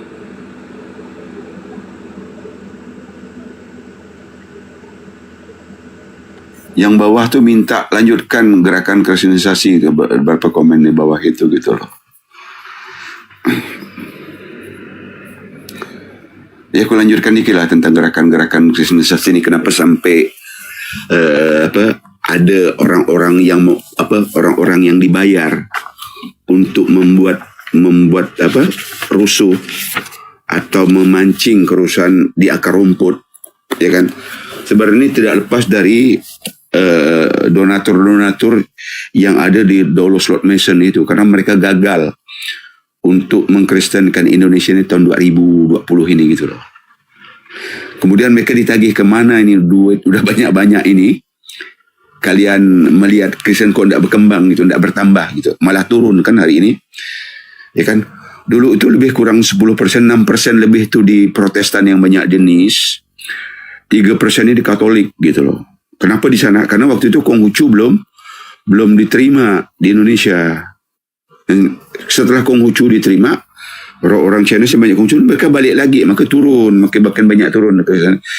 Nah, bantuan dari Dolo Slot Mason ini tahun 2000 itu melihat perkembangan Kristen itu kenapa sampai tiba-tiba lebih kurang 10% itu. Rupanya setelah tragedi tahun 65 itu orang PK1 itu banyak pindah ke Kristen, terutama ke gereja Jawa Wetan di Jawa Tengah itu gitu loh. Kemudian ada 600.000 kakak itu di Sumatera Utara. PK1 itu setelah mereka membantai keluarga dari kerajaan Deli Serdang, kerajaan Melayu Deli Serdang itu di Medan itu gitu ya. Maka bertambah.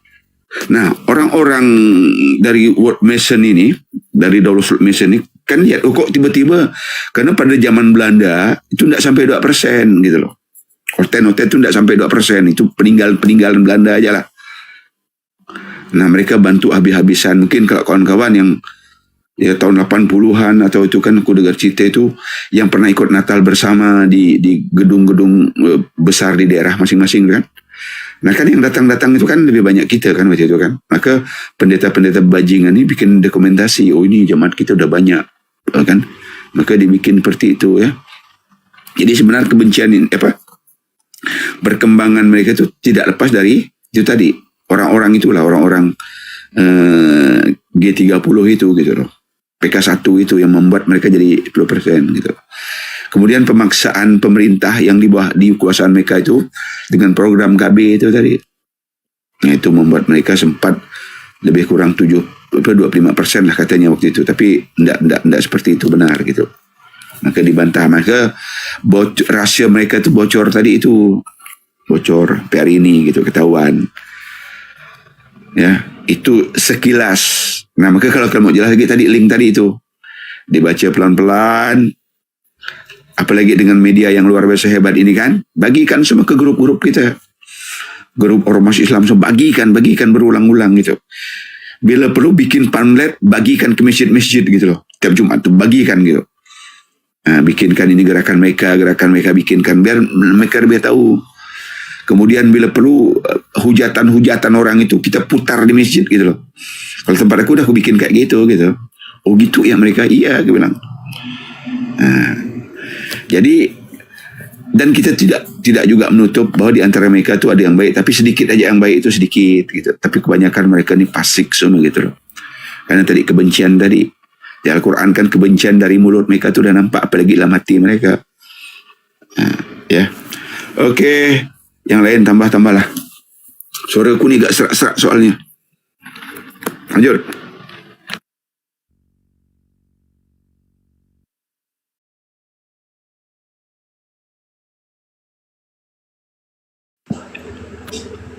Ya, Julius, Monitor Julius.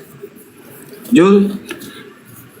Ya, buat teman-teman silakan dilihat ya link tersebut ya di sana ya. Kalian pelajari ya. Linknya ada di channel YouTube Zulkifli M. Abbas Official dan Panglima Apologet Islam. Silakan. Julius. Bang Kores, monitor Bang Kores. Masuk. Ya, lanjut Res. Kenawai. Bang Andi kabur. Kenapa Bang Andi kabur? Apa? Kita bahas apa? Itu yang link tadi dulu. Yang link tadi di open lagi gitu? Kau bacakan dikit gitu loh untuk netizen di bawah gitu loh. Itu yang dibacain Gurunda tadi itu Ikhwan, yang panjang-panjang Gurunda bacain itu. Itulah isinya.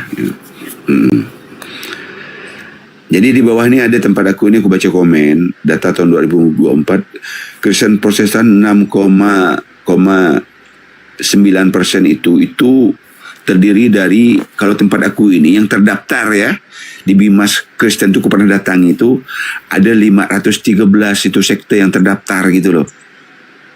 Jadi kalau Protestan ini kan bermacam-macam sektenya itu, enggak tahu. Untuk kawan-kawan ya kalau mau tahu juga boleh kalian sekali-kali ke Departemen Agama, pergi ke Bimas Katolik itu, Bimas Kristen, tanya berapa sekte yang terdaftar di situ gitu loh. Tempat aku tuh 513, 520-an lebih itu yang terdaftar itu, yang berapa tahun yang lalu aku pernah tanya ke anak gitu. Nah kalau untuk Katolik itu memang segitu aja, enggak banyak sih memang, karena mereka kan enggak ada apa-apanya juga. Maksudnya enggak ada pecah-pecah kayak persetan di banyak ini gitu loh. Oke, atau kita lanjut diskusi aja Bang Kores ya. Kita naikin boleh lah ya. Ayo buat teman-teman Aliteng yang mau belajar cerdas ya, yang mau diskusi silahkan naik ke atas. Ya, yang Kristen aja dulu ya teman-teman, yang Muslim jangan kita naik dulu guys. Kalau yang Muslim naik ya gimana? Kita nggak bisa diskusi dong. Yuk buat teman-teman Aliteng silahkan naik ke atas.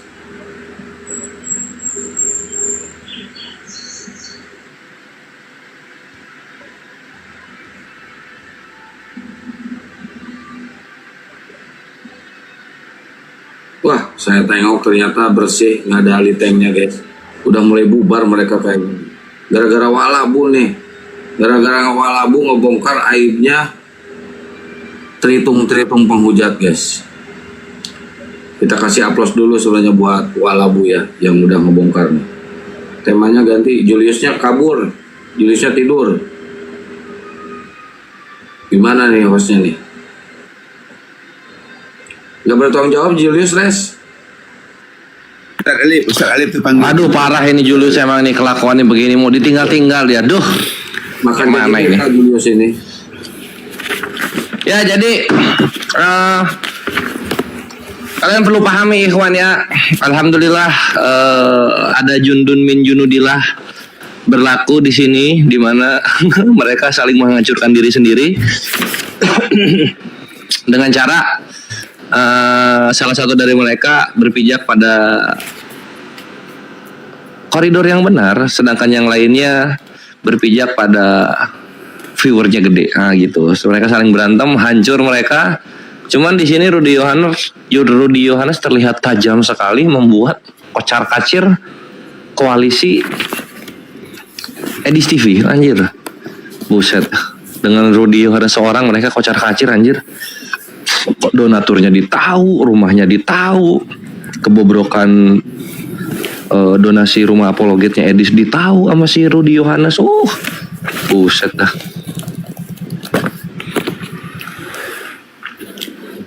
Dan ini mata pisau ya, jadi dua-duanya ini menyakitkan untuk para penghujat Islam itu. Karena kalau Rudy Yohanes menang, hancur sudah itu viewer tertinggi si Edis TV, junjungan mereka. Tapi kalau si Rudy Yohanes yang kalah, yang salah gitu kan, artinya mereka memang otak binatang yang mudah dilaju, mudah digerakkan oleh fitnah semata, anjir gitu deh. Mantep bet. Jadi kita sedang menyaksikan detik-detik akan ada perpindahan viewer terbanyak dari mereka gitu, sebagaimana biasa. Dulu siapa, sekarang siapa, sekarang siapa lagi gitu kan, anjir nggak pernah bertahan lama gitu ya, karena dihajar oleh teman sendiri. Menyedihkan anjir. Oke, buat teman-teman Ali Tank silakan naik ke atas ya. Bagi kalian yang ingin diskusi ya, kita stop, kita sudahi judul yang tadi, kita lanjut diskusi.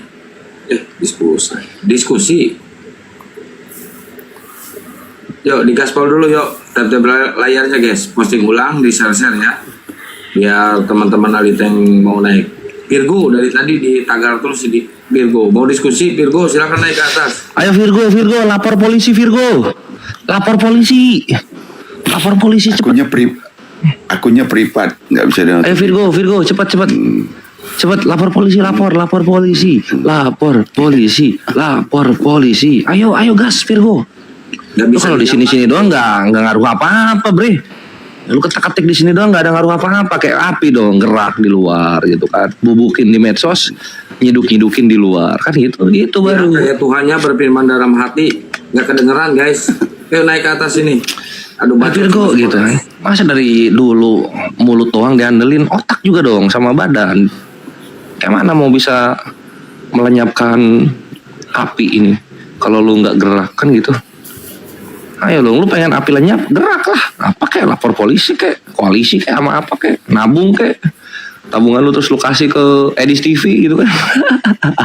Tapi gini Ras, bagi teman-teman Ali Tank ya yang sudah donasi ke Edis, saya sarankan buat kalian ambil lagi itu uang donasi. Ketipu sama kalian, ditipu sama si Edis. Batu. Salah Kian Santang, salah.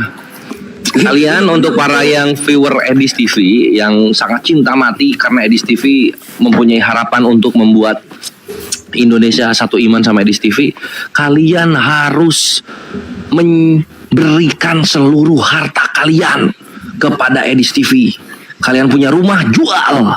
Kalian punya perhiasan dari istri kalian, jual. Kalian punya organ tubuh, jual. Kasih semuanya ke Edis TV supaya rumah apologetnya cepet dijual. Goblok, itu belum jadi itu rumahnya. Lu tuh uangnya kurang itu. Lu tuh nggak ngerti ya. Ingat enggak dulu ada orang memecahkan celengan waktu itu, celengan apa yang beri Edis duit itu waktu dia untuk jalan ke Singapura itu, ingat deh kau? 2 tahun yang lalu ya. Kasihan aku. Iya gitu kan. Mecahin tabungan apa celengan 2 tahun lalu, udah jalan 2 tahun rumahnya masih belum ada, masih roh. Sama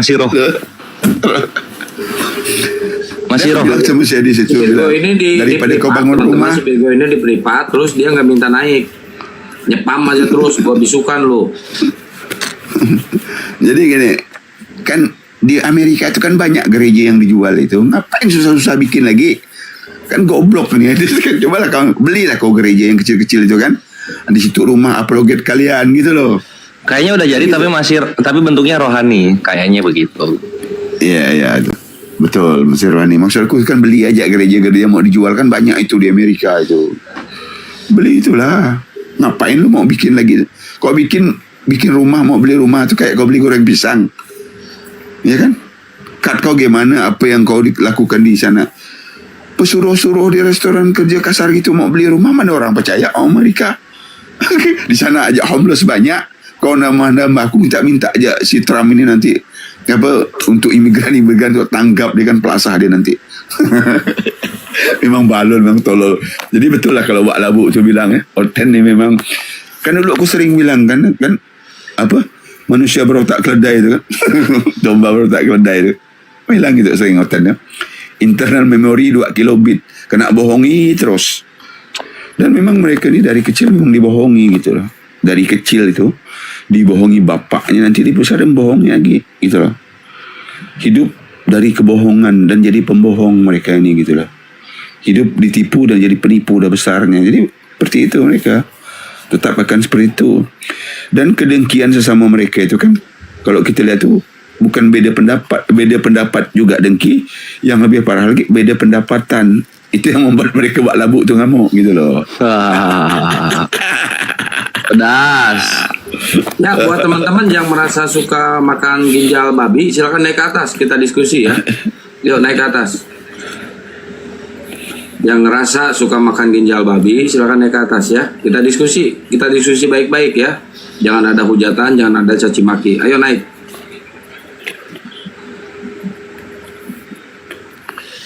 Ya, kalau nggak naik ya seenggaknya jual harta kalian. Kalian miskin, rumahnya ngontrak.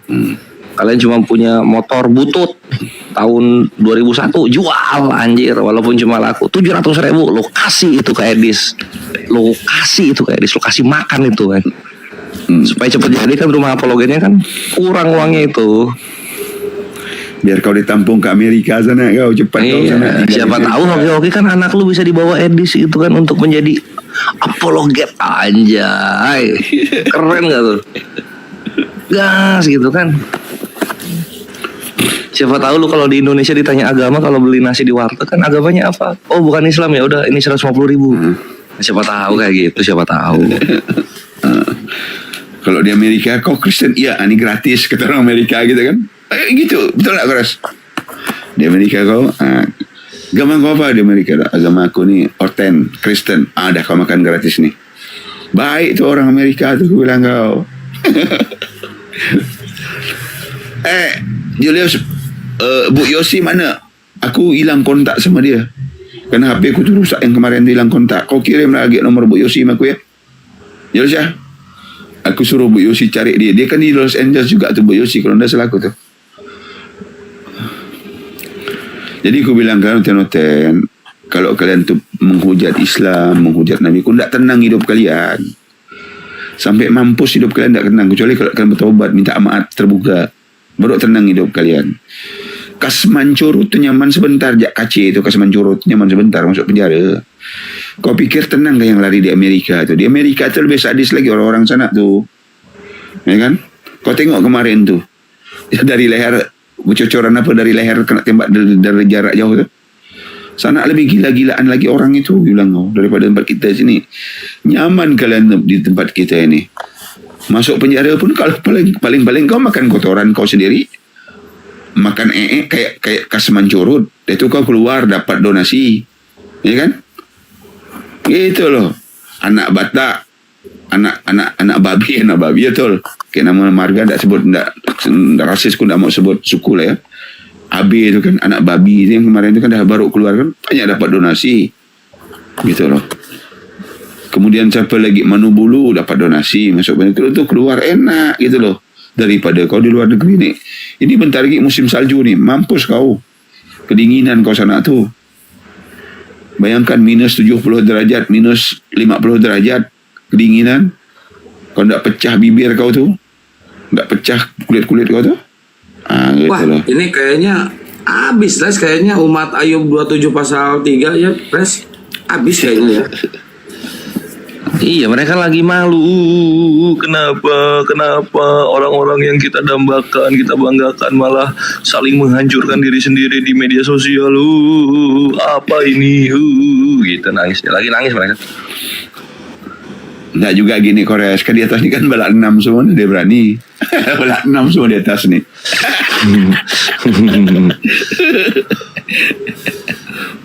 Ayo cepet anjir, ini yang pada nguping-nguping ini terhitung penghujat.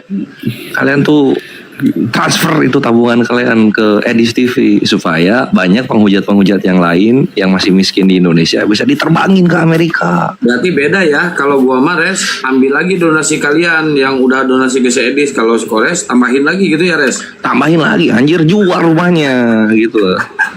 Lu kalau punya ginjal lu masih 2, lu cangkok 1 anjir kasih Edis. Rumah apologetnya belum jadi loh, kurang uangnya. Apa kalian punya di rumah? Jual itu. Sampai pakai sendal jepit jadi pamer sendal jepit sampai kurang tuh duitnya tuh. Masa beli sendal bagus tak mampu beli sepatu, pakai sendal jepit dia. Nih kacamatanya udah bau belek itu, tahu nggak ganti-ganti dia. Kami minoritas. Ibu tahu, batu aja nggak kebeli kata si Balabu. Iyalah. Duit dimakan sama si Edis. Enggak lah, nggak dimakan itu. Itu pasti si Edis itu dia batu-batanya bikin sendiri, jadi lama dia. Ya, betul. Tapi kata si Di Walapur bubur pasir tukang nih. cuci piring katanya di restorannya, Res. Benar gak sih? Tukang pijat keretak. Jadi orang yang lagi nungguin makanan datang. Apa pijat keretak? Yang bunyi-bunyi. Ada ya pijat keretak ya?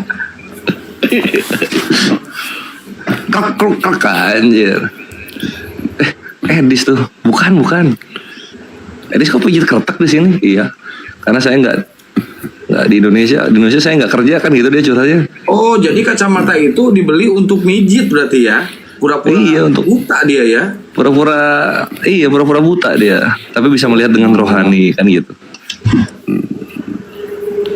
Orang Amerika berani kena pijat keretak dia. Mungkin apa yang jadi kelinci percobaan itu orang-orang oten-oten tempat dia tuh pada kerja itu gratis mungkin. Dia nyesel dia ada nyeselnya waktu curhat itu. Saya kalau di Amerika nggak bisa saya tiap hari live, saya harus kerja.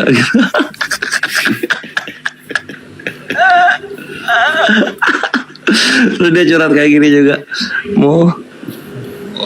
Saya mau pulang tapi karena saya viral di Indonesia saya nggak jadi pulang. Tadinya saya mau pulang. Kalau udah meredakin mau pulang katanya. Enggak, anjing diam udah lu di sono udah cuci piring sono. Lu belajar cuci piring pakai mesin itu kan. Ya daripada balik sini lagi tambal ban lagi gimana? Iya, udah di sono aja lu, udah ngapain lu pulang anjing? Siapa yang kangen lu di sini? Udah di sono aja. Di Indonesia kerja nambal ban.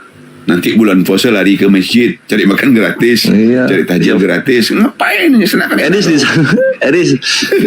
di sana itu belum ada ini ya, belum ada usaha reparasi piring. Lu tuh cobain tuh. Lu buka usaha reparasi piring di sana. Siapa tahu sukses. Sungguh jahat sekali. Tambal ban kan juga ada di sana dia nggak ada naik motor bocor ban. Julius baru muncul Res. Aduh Pak. Emang gitu kelakuannya dia kalau live mualaf juga gitu dia ngilang dulu nanti balik lagi. Itu ada list panggil host. Aku barusan membereskan masalah yang dibuat oleh Kores ya guys ya. Jadi ada mualaf jualan madu ya. Mualafnya nawari aku, terus aku bilang res bantu beli. Datang dia bilang kita borong guys ya. Ya dia bilang kita borong tapi nggak dibeli. Enggak itu Edis apa siapa Edis lagi? Ini Edis Setiadi ini bohong ini Edis Setiadi. Dia bilang res borong res. Tapi dia lupa itu ada satu kata keramat. Res borong res 2 juta ada gitu aja dia. Kaget gua anjir gue didorong buat borong madu 2 juta Iwan, bayangin nih Julius saya makan ngehe. Enggak, jadi gini guys ya. Kayak mana belinya gue madu 2 juta? Enggak gini. Dia begitu udah tahu tuh 2 juta, ya udah gitu kan, beli sebagian aja gitu. Beli seberapa sanggup gitu. Jangan kamu bilang siap. Kalau kita promoin habis ini semua, tenang gitu kan. Wah, langsung senang lah mualafnya kan. Wah, dibeli ini sama si Kores gitu kan. Anjir, terakhir saya yang dikejar guys. Ya, saya yang dikejar karena mereka itu jualan madu untuk jadi modal ya supaya mereka bisa berangkatkan saudara-saudara mereka dari NTT ke Jawa. Ya, jadi banyak orang-orang NTT itu di daerah mereka tuh mau jadi mualaf. Cuman kalau mualaf di kampungnya itu bisa heboh, bisa jadi masalah. Itulah mereka mualafnya di Jawa. Jadi mereka ngumpulin duit gitu. Datang si Kores ini, waduh, kurang ajar memang. Oke, kita diskusi aja lah kalau gitu. Karena penonton sudah pada nanya. Ya, silakan dicari OT-nya. Dan akhirnya ini ada Lilis Libur 18 botol madunya sudah laku. Gitu dong, anjir. Bagus, harus gitu Jul. Lu yang bikin masalah, lu yang beresin sendiri. Jangan gua jadi korban penembus madu lu tuh. Lu yang bikin masalah. Sama kayak Goldian ya guys ya. Kita kunjungi mualaf nih. Jadi mualafnya ada yang jualan kerupuk, ada yang jualan es. Udah sini kita borong semua. Dia yang ngomong borong, tapi gitu bayar Jul. Apa aja nih? Coba Iwan, nggak mungkin Julius yang dikejar. Kalau gua yang nodong 2 juta nggak mungkin bre. Itu pasti udah ada deal dulu 2 juta terus Julius nyari orang gitu kan. Enggak, karena mualafnya taunya gua ya. Saya waktu dia bilang 2 juta terkejut. Terus saya panggil si Kores. Nah kan udah keluar tuh bahasa tuh. Semua. Iya, Semua kan, kalau semua gitu. Tuh di bawah tuh dia Aku mau nanya nolak, harga madunya nggak enak. berapa tuh. Itulah aku nyari teman untuk nolak gitu. Di bawah dia mau beli madu itu. Tuh. Ya, Ikhwan ya. Beleja tuh. By the way, dari drama ini, ya, dari drama ini, Ikhwan, kalian yang ingin beli madu para mualaf dari NTT gitu, silakan DM Julius ya. Satunya tuh 50 atau 55 Ju? 150 yang satu botol aqua itu kan. Oh ya, itulah nanti DM Julius untuk harganya. Des. Buat mualaf aja masih dibatiin. Itu 50.000 sama si Julius jual 150, gila Julius. Aku beli dua jerigen. Aku beli 2 jerigen asal lo tahu. Nah itu pertama kali Kores nyoba madu asli Ikhwannya, anjir enak serius loh. Subhanallah, enak serius. Ya, yang kurang ajar si Kores guys. Nggak beli tapi dicoba-coba sama dia, terus dia tinggalin. Bukan itu gua bawa, gua bilang nanti gua bayar, nanti nomor teleponnya taruh di recording. Si Julius nggak ngasih nomor recording ya, akhirnya Julius yang bayar. Bagus. Tapi serius ya, Ikhwannya enak. Itu madunya enak banget. Pertama kali gua nyoba madu asli, enak dia nggak kayak madu-madu di minimarket. Terus gua kira bisa ganti kopi, maksudnya tuh bisa diminum tiap hari kayak kopi gitu kan. Gua baca-baca di Google, aja nggak bisa, berbahaya. Itu kalau bisa diminum kayak kopi tiap hari, meninggal gua. Ya udahlah, jadinya susah gitu. Bisa 2 sendok lu campur air. Jangan kayak tadi lu minum, masa dia minum dari botol langsung kayak minum aqua gitu. Udah gila dia. Iya, gua kira bisa, bre, ternyata bahaya. Ya, ini ada Lilis. Masa madu. Apa? Ini ada Lilis Lisbur. Ini Muslim, Ikhwan. Muslimah ini. Oh, ya. Muslimah, soalnya. Lilis Libur, selamat malam. Assalamualaikum warahmatullahi. Gimana cara membedakan orten dan Muslim? Ya lu lihat aja di ininya ada tanda pemberi hadiah nggak, level berapa gitu. Kalau kayak gitu Muslim lah, nggak mungkin terhitung ngasih gift.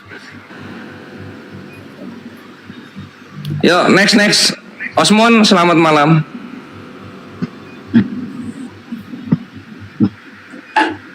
Aduh sinyalnya begini juga. Yo turun ganti lain.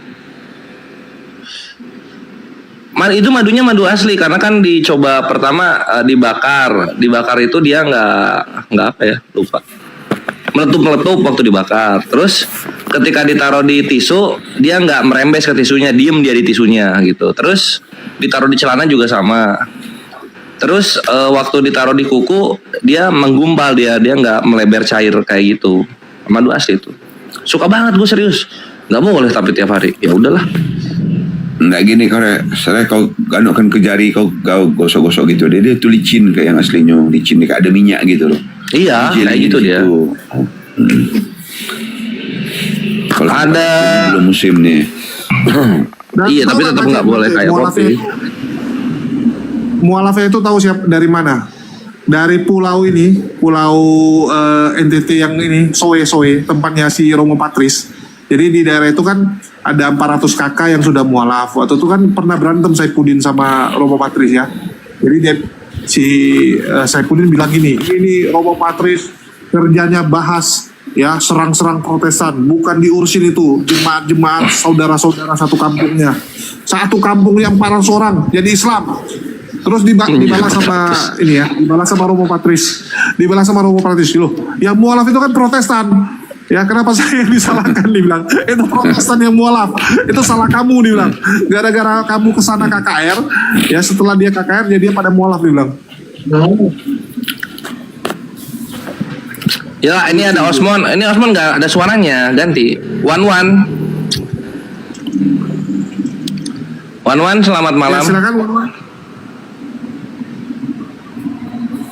Next, nggak ada suara, next, langsung cet gitu. HTB 06, selamat malam. Ganti, nggak ada suaranya, langsung hilang, ganti yang baru. Kalian nyuruh nyapa yang disapa diem. Ida Detso apa ini? Ida Detso Creepy. Selamat malam. Merdu sekali. Next ganti. Ada pipa kayaknya itu. Woi. Astagfirullahaladzim. Tunggu. Ini gue kasih. Ada yang jahilin naruh sedotan kayaknya itu, makanya gitu dia. Yo next. Oke, mungkin sambil nunggu hotel. Aku mau putarin ini dulu. Nah ini anak-anak ini Pak Cian Bajai. Jadi mukanya itu satu kayak ini, kayak mukanya Melatok ya, yang Islam ini. Yang madunya diambilin sama Kores itu mukanya kayak ini, kayak pendeta Melatok. Enggak, kau ketemu orang tuh di mana? Kau beli madu orang tuh di mana? Di Jawa kan? Di Bandung. Di Bandung. Dia bawa itu dari kampung halamannya, dia bawa ke Bandung. Enak banget, serius. Dia manjat dia bilang. Ini sama Melatok, Pak Ci. Oh iya. Oh itu. Dia udah muslim ini dah anak tuh dah. Cara belinya DM Julius. Wah, itu mualaf dipoto sama Kong Jung Il, Les. Bukan itu. Ini pelakunya nih. Sun Yat-sen. Ini si pelaku lontong ini yang memberikan harapan. Mereka udah senang lihat nih. Diborong anjir. Nah, ini pelakunya nih. Diminum kayak gini teman-teman. Cara minum madu. Nah, cara minum madu seperti ini. Jadi waktu dia minum seperti ini aku lagi nunggu kan. Kapan diabetes si kawan ini? Enak anjir. Paling sih biasa sakit perut biasanya tuh. Sakit perut nih, kamu cek nih kawan kemarin. Enggak, enak aja, nggak ada efek apa-apa. Cuma pas gua belinya kemarin udah habis setengah botol lagi tuh kan. Karena nemenin rokok kan gitu. Terus penasaran gua, ganti kopi nih karena kan kopi ya gitu ya. Madu kan bagus kata iklan tuh, sehat. Googling lah gua. Manfaat, bolehkah minum madu setiap hari kan gitu? Gue baca terus tuh. Iya boleh, cuma 2 sendok. Lu cara minumnya langsung tuang kayak gitu ya? Ya boleh, minum madu setiap hari 1-2 sendok setiap hari gitu dibilang. 1-2 sendok, gue minum sebotol gue bilang. Jadinya gak gue terusin. Keringatan gak tuh? Minum segitu? Enggak, biasa-biasa aja. Oh itu berarti enggak. Biasanya keringatan gitu kalau minum itu dihangat di dalam tuh hangat pelan-pelan gitu. Oke kita lanjut ya. Waktu Jadi ditelan tuh para dia enggak mualaf sakit. ini berasal dari Tunggoy Paci. Ini mualaf ini kan dari Pulau Soe ya. Itu kampungnya Romo Patris. Ini waktu mereka berantem ya. Kejahatan suatu keyakinan, Anda malah membela Muslim. Pantas saja orang-orang Katolik lebih banyak yang masuk Islam. Kenapa keterpurukan mereka dalam keadaan dan keterpurukan pemahaman mereka dan keberdosaan mereka yang tidak putus-putusnya. Memang Romo Patrik ini saudara-saudara orang Soe, orang NTT Soe, karena di sana di Soe itu lebih dari 400 keluarga.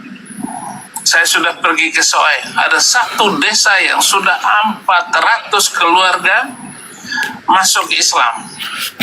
Di OEKAM, perpindahan agama sebagian besar memang berasal dari Protestan menuju Islam. Yang orang OEKAM di sini, orang TPS, angkat tangan. Assalamualaikum.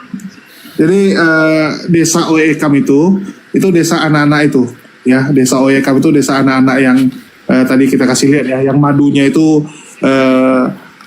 diambil sama Kores ya, nggak dibeli sama dia, diambil sama Kores. Nggak ada mic-nya. Gitu masuk suaranya. Ya silakan. Berubah dulu. Nah ini Ikhwan ya, sambil nunggu Bang Handi. Ini jawaban dari sumber-sumber di website lah. Ya, Anda boleh minum madu setiap hari asalkan dalam jumlah yang wajar, yaitu sekitar 1-2 sendok makan gitu katanya. Penting untuk tidak berlebihan untuk mencegah peningkatan kadar gula darah, risiko diabetes tipe 2 dan masalah gigi. Jadi hati-hati kalian ikhwannya, ini gue berbagi informasi gitu. Kalau aku madu itu, aku rendam dengan bawang putih. Nanti dah fermentasi minggu baru kita makan bawang putihnya 2 siung tiap hari itu kan, pagi-pagi. Sama minumnya 1 sendok gitu loh. Ya, izin. Kemarin ada yang ngasih muk cantik buat Gurunda Juma, gedein Jul. Di acara kemarin, Masya Allah ya, syukron jazakallahu khairan kasiron. Muknya ada di saya, nanti saya kasihin ke Bang Juma. Kemarin ketinggalan di mobil gara-gara si Kores numpuk-numpuk barang-barang. Masya Allah udah saya buka ini, fotonya foto Bang Juma. Keren banget ya, Masya Allah. Panglima. Kok dia punya logo MMCI ya? Ya. Ini mantap, logo mantap. api. Ini ucapannya ini. Kajian kemarin ya di Bandung. Keren ini, Masya Allah. Yang datang 1.500 orang guys. Sama beberapa puluh mualaf tuh kemarin, Masya Allah. Dan buat Haji Deddy Mizwar juga, jazakallahu khairan kasiron, makasih banyak atas infaknya ya, berupa kaos dan Al-Quran. Masya Allah, udah didistribusikan kepada yang berhak menerimanya. Keren. Oke. Ya, jadi saya lanjut ya. Jadi kita kedatangan para mualaf-mualaf dari NTT ini satu hal yang luar biasa. Karena pas pula itu, saya bulan lalu baru bahas perseteruan antara Saifuddin dengan Romo Patris gitu. Jadi dari kemarin tuh saya penasaran nih, mana nih mualaf-mualafnya? Ketemu pula kemarin di Bandung gitu. Dan kita sudah buat janji, insya Allah mungkin bulan 2 kita akan ke sana, ya, akan menemani mereka pulang kampung sekaligus membawa orang-orang dari daerah OECAP itu, ya, karena banyak dari mereka tuh mau mualaf tapi nggak berani di sana. Jadi harus dibawa dulu ke Jawa, nanti kita akan bawa mereka dari sana ke Jawa untuk bersyahadat di antara Jakarta atau Bandung. Nah ini seru nih. Ya jadi memang banyak sekali orang dari daerah sana, dari wilayah Soe itu, yang akhirnya jadi Islam. Dan itu pengakuan langsung dari Saifuddin ya. Kurang lebih 400 keluarga sudah menjadi Islam dalam 10 tahun terakhir. 10 tahun terakhir gitu. Jadi ini kampungnya Romo Patris, kampungnya sendiri gitu. Walaupun dia bilang yang salah itu adalah orang Protestan, nggak bisa jagain jemaatnya gitu. Bukan Katolik dia bilang. Ya, ini sekali lagi kita putarkan biar kalian lihat sendiri sambil kita nunggu Oten. Ya, kenapa bisa banyak sekali orang yang mualaf?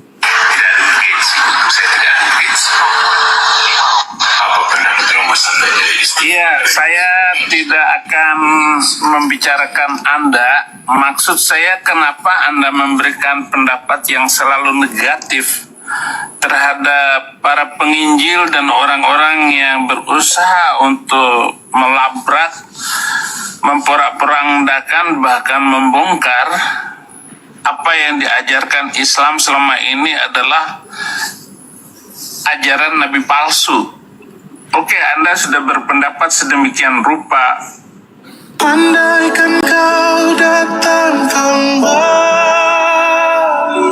Palsu. Oke, Anda sudah berpendapat sedemikian rupa.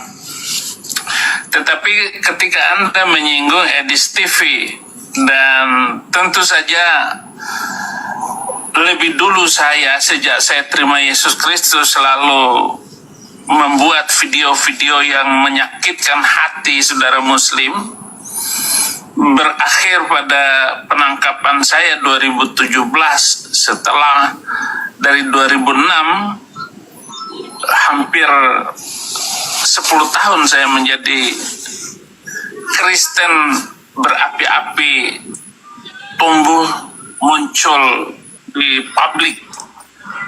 Dan itu berakibat karena saya terlalu berani untuk berbicara tentang Islam serta kejahatan agama itu dari waktu ke waktu, bahkan dimusuhinya orang Yahudi dan Kristen, baik lewat kitab suci mereka maupun ucapan para nabi dan tindakan para pengikutnya sampai hari ini.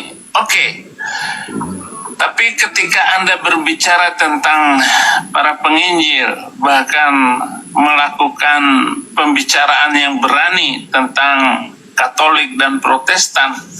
Nanti saya akan membahas khusus. Namun, saudara-saudara, sekalipun Anda berbeda dengan Protestan, tetapi ketika berbicara membongkar kejahatan suatu keyakinan yang masuk Islam, kenapa keterpurukan mereka dalam keadaan dan keterpurukan pemahaman mereka dan keberdosaan mereka yang tidak putus-putusnya. Memang Romo Patrik ini, saudara-saudara, orang Soe, orang NTT Soe, karena di sana, di Soe itu lebih dari 400 keluarga. Saya sudah pergi ke Soe, ada satu desa yang sudah 400 keluarga masuk Islam, dan itu dianggap sebagai pilot proyek para Muslim yang datang dari Jakarta. Lalu mereka membuat NTT adalah provinsi paling toleran di Indonesia. Bangga itu gubernurnya, bangga pula romo-romo, para orang Kristen membanggakan diri karena menjadikan NTT provinsi paling toleran. Padahal itu adalah jebakan Batman agar Muslim lebih gampang masuk NTT.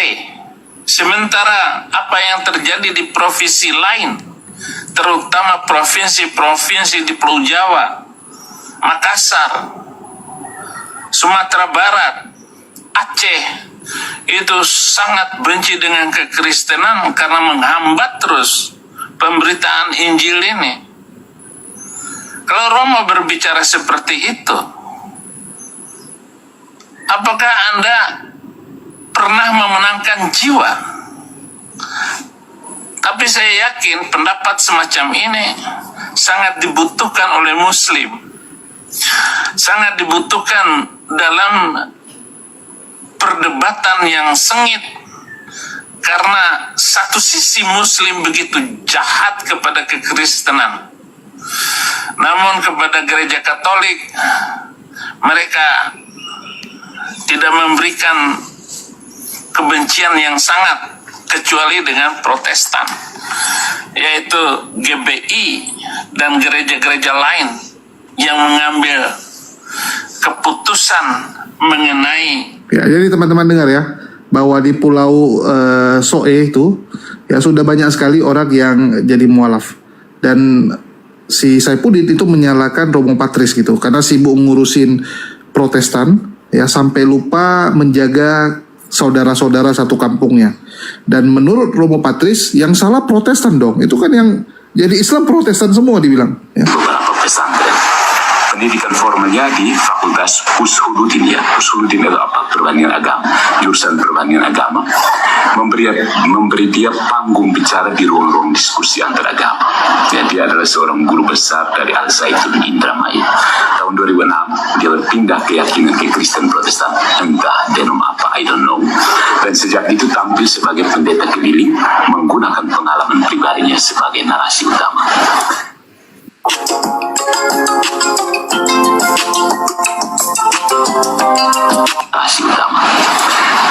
Fun fact, Pak pendeta yang mengganti namanya sebagai Moses Abraham bin Moses ke Moses bin Abraham ini pernah hadir di kampung saya yang tercinta OEKAM dalam sebuah pertemuan untuk menguatkan umat Protestan agar tidak menjadi mualaf. Di OEKAM harus perpindahan agama sebagian besar memang berasal dari Protestan menuju Islam. Yang orang OEKAM di sini, orang TPS, angkat tangan. Kehadirannya saat itu diarahkan untuk menutup pintu arus itu. Sekarang konon beliau tinggal di luar negeri setelah dimusuhi kalangan Islam akibat pernyataan-pernyataannya. Pilihan itu mungkin dianggap strategi, mungkin juga bentuk mundur. Yang jelas, jaraknya dari tanah ini membuat setiap kata yang dia lontarkan terasa aman, jauh dari riuh medan yang sebenarnya. Tetapi juga sekaligus menegaskan bahwa iman Protestan adalah iman yang melayang-layang tanpa makna inkarnasi. Saifuddin ini berbicara tentang gereja Katolik dengan nada penuh keyakinan tetapi tanpa fondasi yang kokoh. Dia tidak pernah dikenal mempelajari teologi Katolik dari sumber resminya, tidak dari katekismus gereja Katolik, tidak dari dokumen konsili, tidak dari karya teologi yang diakui gereja.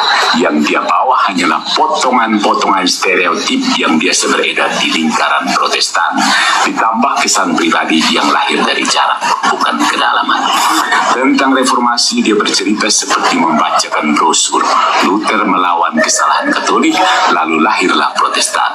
Tidak ada penjelasan tentang konteks sosial politik abad ke-16, tidak ada pemisahan antara ras yang nyaman untuk hampir seluruh kitab suci dibaca, apalagi mempersoalkan memilih versi yang lebih mudah. Ya, aku cari dulu ya. Ya, jadi teman-teman dengar sendiri ya bahwa yang banyak berpindah di OEKAM itu adalah dari Protestan. Ya, jadi memang mereka tuh berapa kali saling berbalas pantun antara Romo Patris dan Saifuddin ya atas siapa yang bertanggung jawab dengan banyaknya orang-orang yang akhirnya menjadi mualaf. Ya, jadi mereka bilang siapa nih biang kerok dari mualaf-mualafnya orang ini. Dan sekali lagi akhirnya kita berjumpa dengan mereka-mereka semua yang jadi mualaf ini ya dari kampungnya Romo Patris. Bahkan yang satu ini mukanya mirip sekali dengan Mel Atok guys. Ya kalau kalian ketemu langsung, saya sampai pikir wah ini adiknya Mel Atok ini. Ini orang-orang timur semua ya. Mereka cerdas. Mereka bosan nyembah Tuhan Gondrong. Mereka balik ke Islam kan. Cerdas ya, mereka itu gitu. Mereka ini terlalu polos sampai dikerjain sama Kores, itu aja. Oke, ada Bang Bram, ada Kakak Bram. Assalamualaikum Kakak. Yang gue pengen tanya ini, itu giginya si Udin asli apa palsu ya itu giginya ya? Kurang tahu kalau masalah gigi. Itu nampaknya harus nanya sama Kores. Sintetik Bang Andi, sintetik. Oh, kalau gitu kita undang aja dulu Bu Sarayu. Dia kan pernah bareng sama dia tuh.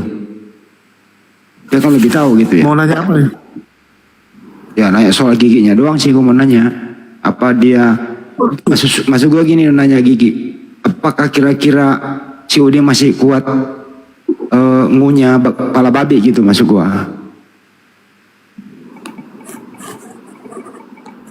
Itu sih saya mau nanyain ke dia. Di Presto masalahnya promosi kemarin tuh. Masalahnya Ibun sedang sakit, dia kena jantung, kasihan loh. Oh sakit. Lu kan pernah nanya tuh si Ibun, Jul, penyebab dia meninggalkan si Udin apa kira-kira paling prinsipil gitu? Karena nggak tahan tinggal di Amerika susah. Kemarin Ibrahim keselak ginjal B2, jadi mulutnya kayak gini kena infeksi Jul.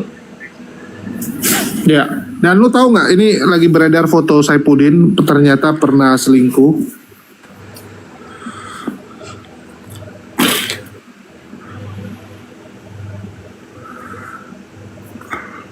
Kalau itu edit itu Kang. Iya, dari aku langsung WA ke Sarayu. Kasihan dia lagi sakit jantung. Aku lagi sakit dibahas. Nih sakit jantung aku. Pembengkakan jantung apa atau memang kena jantung gitu? Apa benar tuh? Kata si Udin, Jul bahwa hasil YouTube gue diambil, semua harta gue diambil. Itu benar itu? Jadi sebelum pulang tentu saja kan dia pasti butuh ongkos si Sarayu. Jadi ya waktu sebelum dia meninggalkan Saifuddin dia ambil lumayan banyak lah secara jumlah ya. Karena kan uang tersebut dipakai untuk pulang ke Indonesia sekaligus membesarkan anak-anaknya. Kan ada 3 anak. Ya kan nggak mungkin dibesarin pakai daun gitu kan. Apalagi anak-anak ini kan ya biaya hidupnya tinggi lah. Ya biaya hidupnya tinggi dan sejak yang dia ambil itu Sarayu sampai sekarang nggak pernah lagi menyentuh uang Saifuddin. Menurut keterangan Sarayu ya. Jadi dia hidup dari hasil menjual buku dan dia diundang dari satu gereja ke gereja yang lain. Oke, kita cari Oten aja. Yang kedua, satu lagi Jul. Dari Oten susah. Apa benar tuh harta-harta si Udin dicuri oleh anak rohaninya? Barang-barang, bukan harta lah. Barang-barang. Iya, barang-barangnya. Ya, jadi barang-barang dia di yayasan dia itu banyak diambilin gitu. Karena kan yayasannya juga udah nggak aktif ya. Dia punya yayasan namanya Yayasan Murtadin Indonesia. Jadi sejak Saifuddin nggak ada kan jadi nggak aktif. Dan mereka mungkin menganggap bahwa wah kita nggak dibayar nih gajinya. Karena nggak dibayar gaji ya udahlah komputer, barang-barangnya semua diambilin. Yang sama kayak si Goldian itu nggak dibayar sama Kores, barang-barang Kores diambil. Terakhir nih, menurut pendukung Edis, karena ini sesuai topik ya, yang gue baca di komentar ya, yang viral bahwa Wak Labu ini hanya kecemburuan sosial saja, karena selama ini Edis lagi naik daun, donaturnya banyak, jadi Wak Labu ini hanya cari panggung aja gitu. Ya kalau kita bicara ya sebenarnya yang buat Walabu itu emosi paling gede itu bukan itu bang. Jadi Walabu kemarin udah bilang yang bikin dia geram tuh gini. Kan orang Batak ini kan pasti punya saudara yang tinggal di Kota Duri juga kan. Betul nggak? Yang di tempatnya si Walabu tinggal. Kan penonton Kristen ini seluruh Indonesia ada. Jadi banyak penontonnya si Edis, pendukungnya Edis itu hubungi saudaranya yang di Kota Duri, tanyakin, kamu kenal nggak sama Rudy Yohanes? Ya mereka bilang kenal. Oh ya itu, ya kenapa? Dibilang, iya dia itu makan uang donasi Rudy Simamora, jahat kali begini. Jadi banyak orang Kota Duri, orang-orang Bataknya yang sekarang sudah tahu kasus ini, sehingga ya orang-orang di sana tuh mulailah mengucilkan dan istilahnya menghina keluarga si Rudy. Jadi istri sama anaknya sekarang kena bully. Ya, anak si Rudy sama istrinya itu kena bully sama orang-orang di sana. Itu yang buat si Rudy Yohanes ngamuk-ngamuk. Kalau cuman debat, cuman di medsos oke lah gitu. Atau dia yang diserang. Selama ini dia diserang kan dia biasa gitu. Tapi ini sekarang kan anak sama istrinya jadi korban. Nah, dari situlah dia dendam ke Sumat. Dia hajar Edis habis-habisan.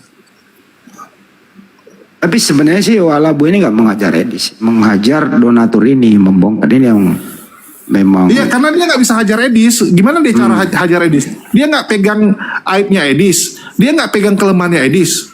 Jadi solusinya apa? Dia hajar donatur supaya donatur tekan Edis kan? Betul nggak? Iya. Ya supaya donaturnya yang tekan si Edis gitu. Karena kalau donaturnya udah muak, kalau dia usir Edis, salah-salah Edis kan bisa kena usir ke Indonesia. Tapi ini juga perlu kita edukasi kepada umat Islam yang ada di Amerika ya, yang sering berinteraksi dengan siapa nama donaturnya itu? Harry Tarigan. Mungkin dia buka toko lah, atau mungkin restoran gitu, atau seperti apa ya? Ya teman-teman Muslim yang ada di sana, yang anda udah tahu lah bahwa orang si Harry Tarigan ini adalah bos para ya penghujat Islam, dia bos donaturnya gitu ya. Jadi ya teman-teman Muslim yang ada di sana ya kalau bisa ya kurangilah berinteraksi dengan orang seperti ini. Harus diulang-ulang ini juga. Seperti kan perkumpulan Muslim juga banyak di sana. Mungkin kalau lagi santai ingin menikmati mungkin restoran Indonesia, ya kalau bisa ya hindarilah. Karena bahkan Walabu bilang itu apa? Kalau bisa mujahidin yang ada di Amerika datang ngopi ke situ kan? Ini parah juga nih Walabu nih, manas-manasin kayak gitu dia. Ya kalau kita sih nggak meminta untuk aksi fisik ya.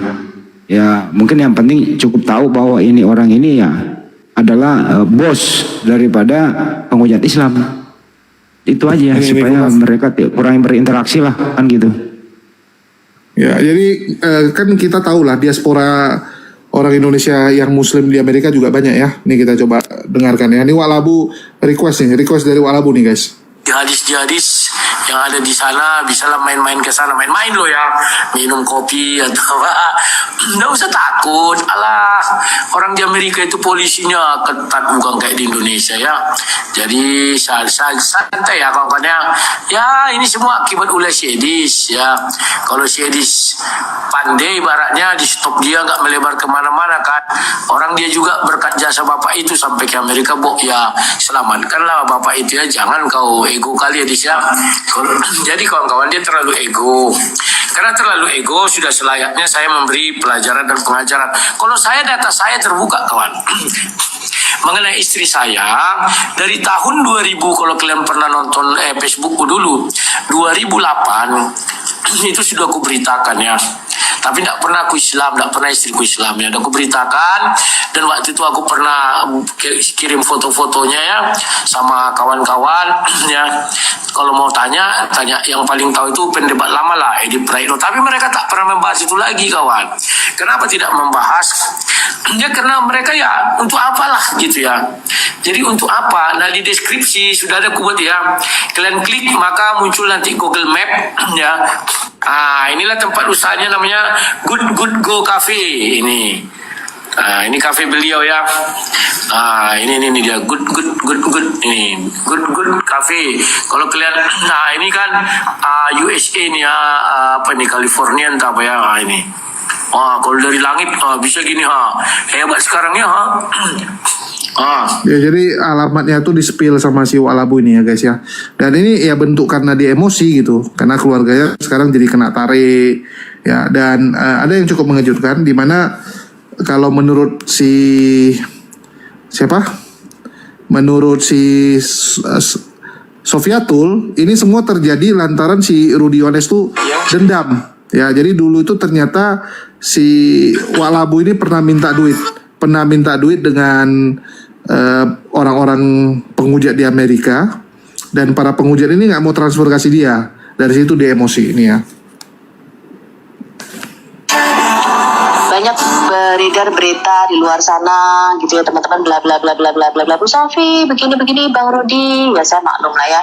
Terus secara pribadi saya minta maaf sama Bang Rudi Yohanes karena pada waktu itu beliau mengajukan permintaan dana 150 juta dan saya tidak menyetujuinya karena kita mendengar dan kita menyelidiki banyak hal ya. Jadi ya saya maklum aja kalau beliau sekarang ini mungkin kecewa dengan kami ya, karena 150 jutanya tidak kami penuhi pada waktu itu untuk membantu Bang Rudi Simamora atau anak Batak ya.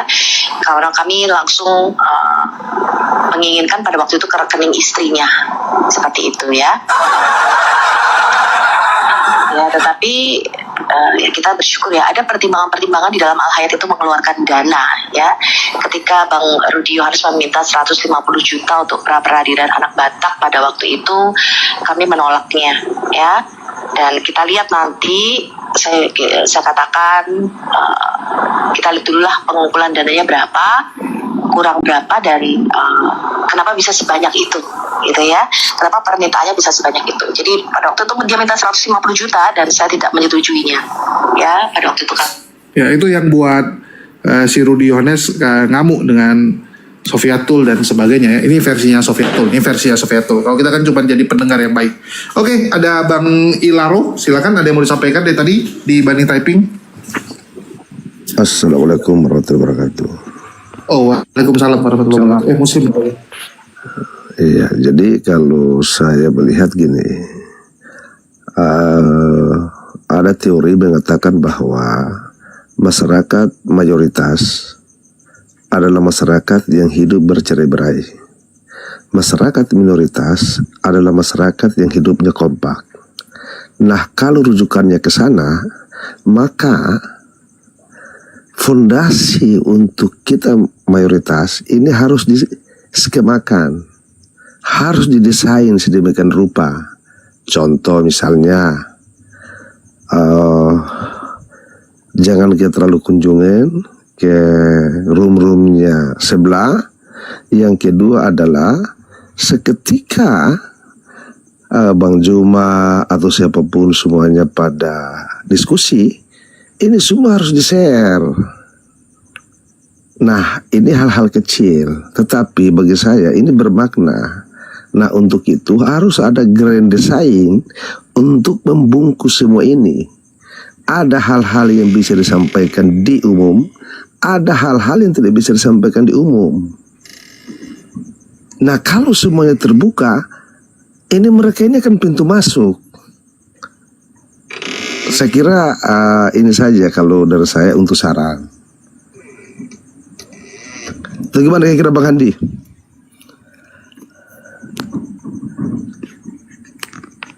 Halo?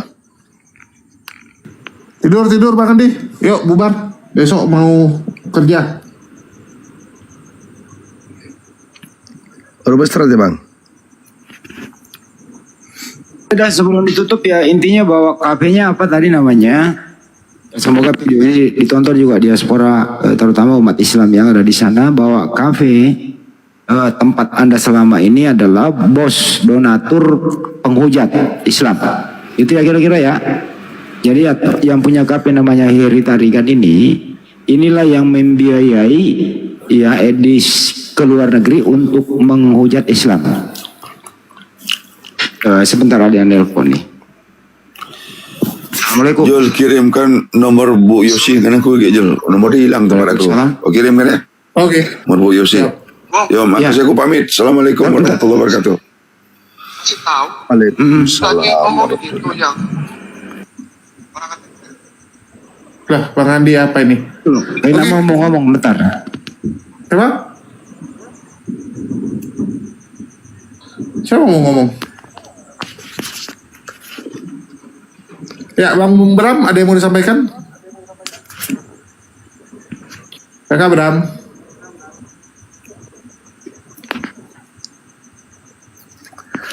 Bang Andi, gimana kabar Bang Andi? Seperti biasa, jelek dan tambah tua. Beliau ini sehat terus, senyum terus beliau ini. Halo Bang Andi. Lagi nge-telepon deh Bang. Oh iya. Ya, mungkin Bang Juma sudah istirahat. Soalnya cukup capek hari ini kita ya. Ya, Kores setelah minum madu, tambah semangat dia, luar biasa.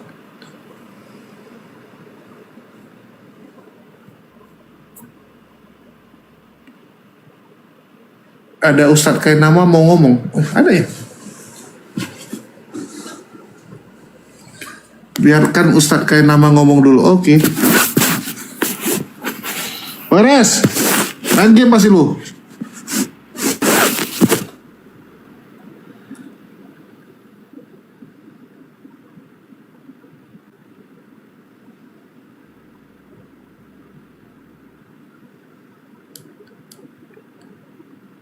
Silakan. Sudah? Ya sudah. Sudah, Bro? Sudah. Baik. Bismillahirrahmanirrahim. Assalamualaikum warahmatullahi wabarakatuh. Waalaikumsalam. Saudaraku sayang, para apologet yang ada di roomnya Bung Handi malam ini. Saya berhabis dari tempatnya Ustadz Dr. Fahri karena saya masih sakit dan berobat. Tapi saya ditelepon dari Jakarta. Karena para tuan kita, para tuan guru kita itu menyaksikan sudah hampir seminggu ini ramai ngomongin ini dan makin hot berita ini. Mereka tanya, loh itu kok punya adik-adik itu tahu nggak permasalahan sesungguhnya? Permasalahan apa saya bilang? Ini masalah ini yang ribut masalah ini. Oh mereka pasti tahu. Loh kok jadi prime news gitu, jadi kayak berita utama, suruh mereka stop karena ini begini, saudaraku sayang, dengan segala rasa hormat, dengan segala kerendahan hati, nama yang ada di Amerika sudah ada di Gatot Subroto sejak bulan April 2023 dan nama itu sudah aman, nama itu sudah ada dan pola kerja mereka sudah ada dari 2023 bulan April. Itu kan kita punya tuan guru Safa Nasrullah tahu itu semua. Begini, saudaraku sayang yang aku cintai kayak nama saya, ketika ramai dibicarakan masalah orang di Amerika, lalu ada Kristen penghujat Islam yang lari ke sana dibicarakan. Ini memang mau mereka. Don't follow their rules and playing their games. Ini their games. Ini their wanted to do. Ini their affection, their program, their skema. Ini skema mereka. Saya pikir adik-adikku saya udah ngerti. Tapi kata para tua-tua di tempat bilang, loh makin kesini makin ramai kayak. Kau bilang adik-adikku stop dulu. Supaya para orang tua, para saudara kita wilayah hukum dan di MUI diproklamasi tahu cara langkah berikutnya dan tidak terganggu dengan baik, insya Allah Tuhan berusaha saya masuk. Maka itu saya telepon Bung Handi dan saya bilang tadi, ya udah kita bicara di bawah aja.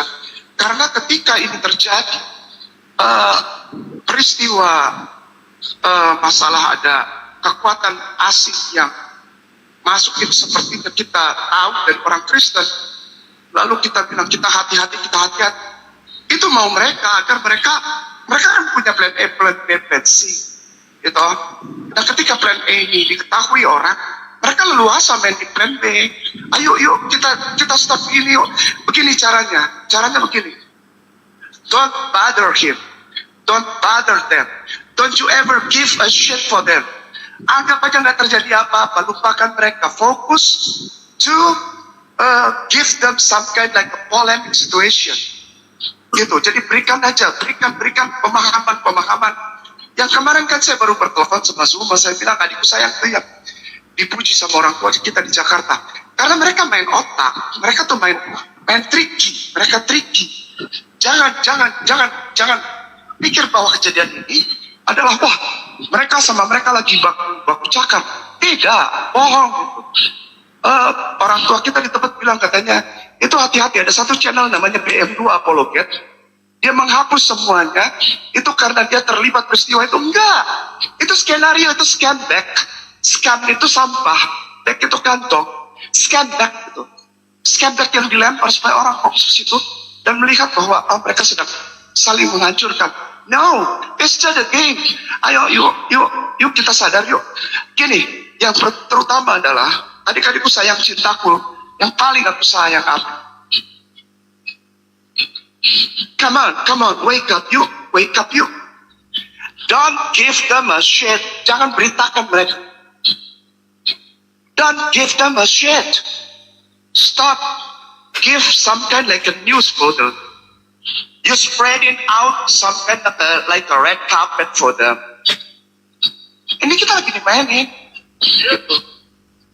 Ya, yuk sayangku, cintaku, yuk, ya, itu aja yuk. Nanti saya ngobrol lagi sama Bung Handi, apa-apa informasi dari Gatot Subroto, saya langsung kasih ke Bung Handi. Ya sayangku, cintaku semua di room, Allah sayang Allah berkahi ya. Don't give a shit. Udah anggap aja lewat, udah ya. Oke, barakallah, semua sehat ya, disayang Allah ya. Kak Inama minta maaf kalau ada kata-kata yang kasar ya. Assalamualaikum warahmatullahi wabarakatuh. Allah semua sehat. Warahmatullahi wabarakatuh.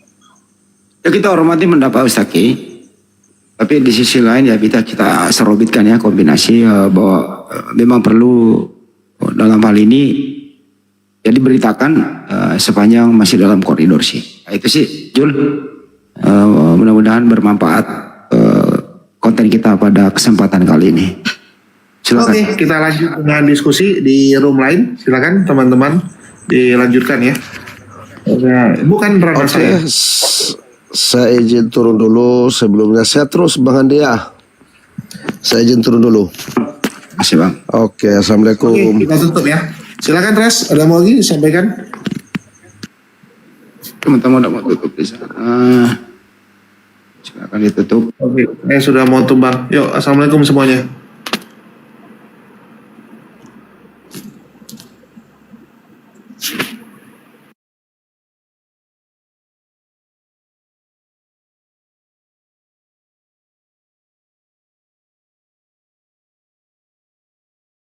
Rasulan ila Bani Israel, sudah dikat dulu bahwasanya Nabi Isa alaihissalam sebelum ada penjelasan sehebat apa tadi sudah saya jelaskan, sehebat apapun Nabi Isa alaihissalam bahwasanya beliau itu utusan.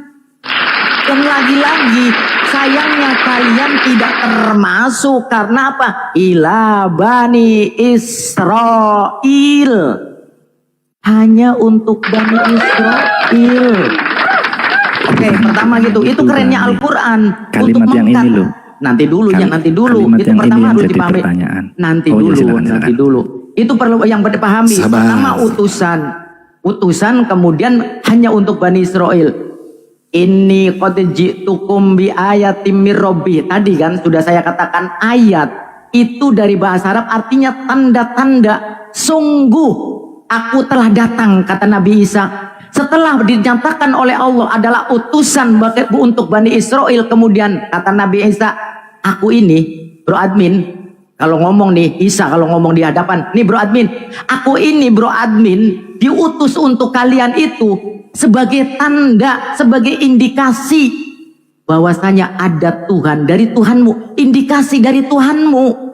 Ada Tuhan yang maha kuasa, ada Tuhan yang memelihara kita. Ini salah satu tandanya adanya aku nih, datangnya aku nih bro admin. Inni akhluqu lakum minatini kahayati thair fa'angfu fi fayakunu thairam biiznillah. Ketika lagi-lagi ketika tidak ada secara spesifik tentang penciptaannya. Tadi kan saya mengatakan bahwasanya dijedah dengan biizni. Kerennya Al-Quran lagi nih. Awas, perlu diperhatikan teman-teman ya. Ketika saya menciptakan sesuatu di hadapan kalian yang namanya burung, kemudian burung itu bisa terbang, tetapi di akhirnya secara spesifik dan eksplisit biiznillah disebutkan langsung nama Allahnya. Maha benar Allah dengan segala firman-Nya. Takbir Allah, takbir teman-teman. Al-Quran tahu, Allah itu maha tahu. Ketika kalian akan menjebak seperti itu, justru kalian terjebak dengan pertanyaan itu sendiri. Ketika di situ tidak dijedah dengan lafal biizni yang tidak sebutkan kalimat Allahnya, tetapi di situ biiznillah, Allah yang melakukan kun fayakun. Wa ubri'ul akmaha wal abrasa wa uhyil mauta biiznillah wa unabbiukum. Dan semua itu yang dilakukan kata Nabi Isa alaihissalam, lagi-lagi domirnya mutakallim. Apa itu mutakallim? Langsung Nabi Isa yang menyatakan, aku ini Rasul, aku melakukan segala sesuatunya, menyembuhkan, menciptakan, melakukan, membuat burung itu terbang. Wa unabbiukum bima ta'kuluna wa ma tadakhiruna fi buyutikum, kata Nabi Isa alaihissalam. Dan aku beritahukan kepadamu apa yang kamu makan, apa yang kamu simpan di rumahmu. Maka Nabi Isa alaihissalam mukjizatnya salah satu mengetahui apa yang disimpan.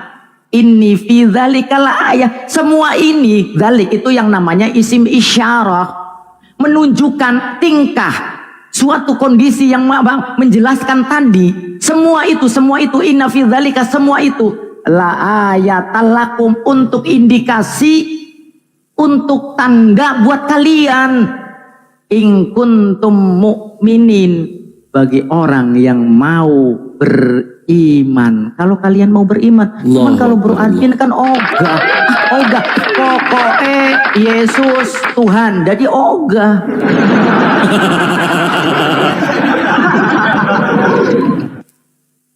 Coba. Kalau Al-Quran sudah, Al-Quran menjawab semuanya. Al-Quran menjawab semuanya, Bang Bro Admin. Sudah beda dengan kitab akalan. Ini bukti Al-Quranul Karim wahyu ilahi.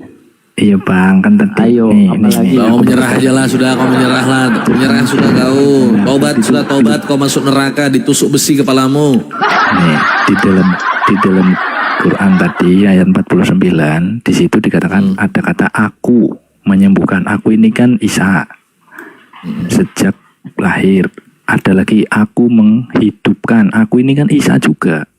Iya betul. Oke, saya kan ikuti. Berarti kan yang menghidupkan kan Isa. Oke, silakan. Jadi lanjut. di dalam Quran diakui Isa berkuasa memberi hidup. Kan? Oke, ya, udah. Iya, iya itu yang sepemahaman saya berdasarkan terjemahannya. Oke, sudah. Iya, karena di situ dikatakan aku, silakan. Oke, siap. Kan tadi saya sudah bersetima, saya tahu arahnya ke situ. Maka Al-Quran pun, saya seringkali mengatakan gini ya teman-teman. Setiap surat, setiap ayat, setiap kalimat, setiap kata, bahkan setiap huruf yang ditempatkan Al-Quranul Karim bukan tanpa sebab.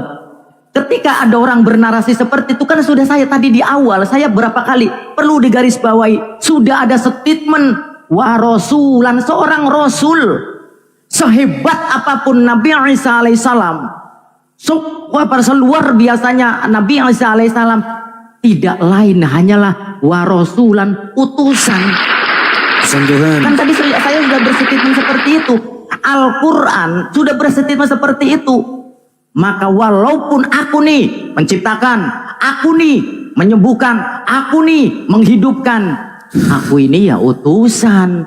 Maka biiznillah dengan izin Allah yang di atas. Maka dengan tadi ada ayat kata secara jelas pula, secara spesifik pula, bi ayati mir rabbik, aku melakukan ini tanda kebesaran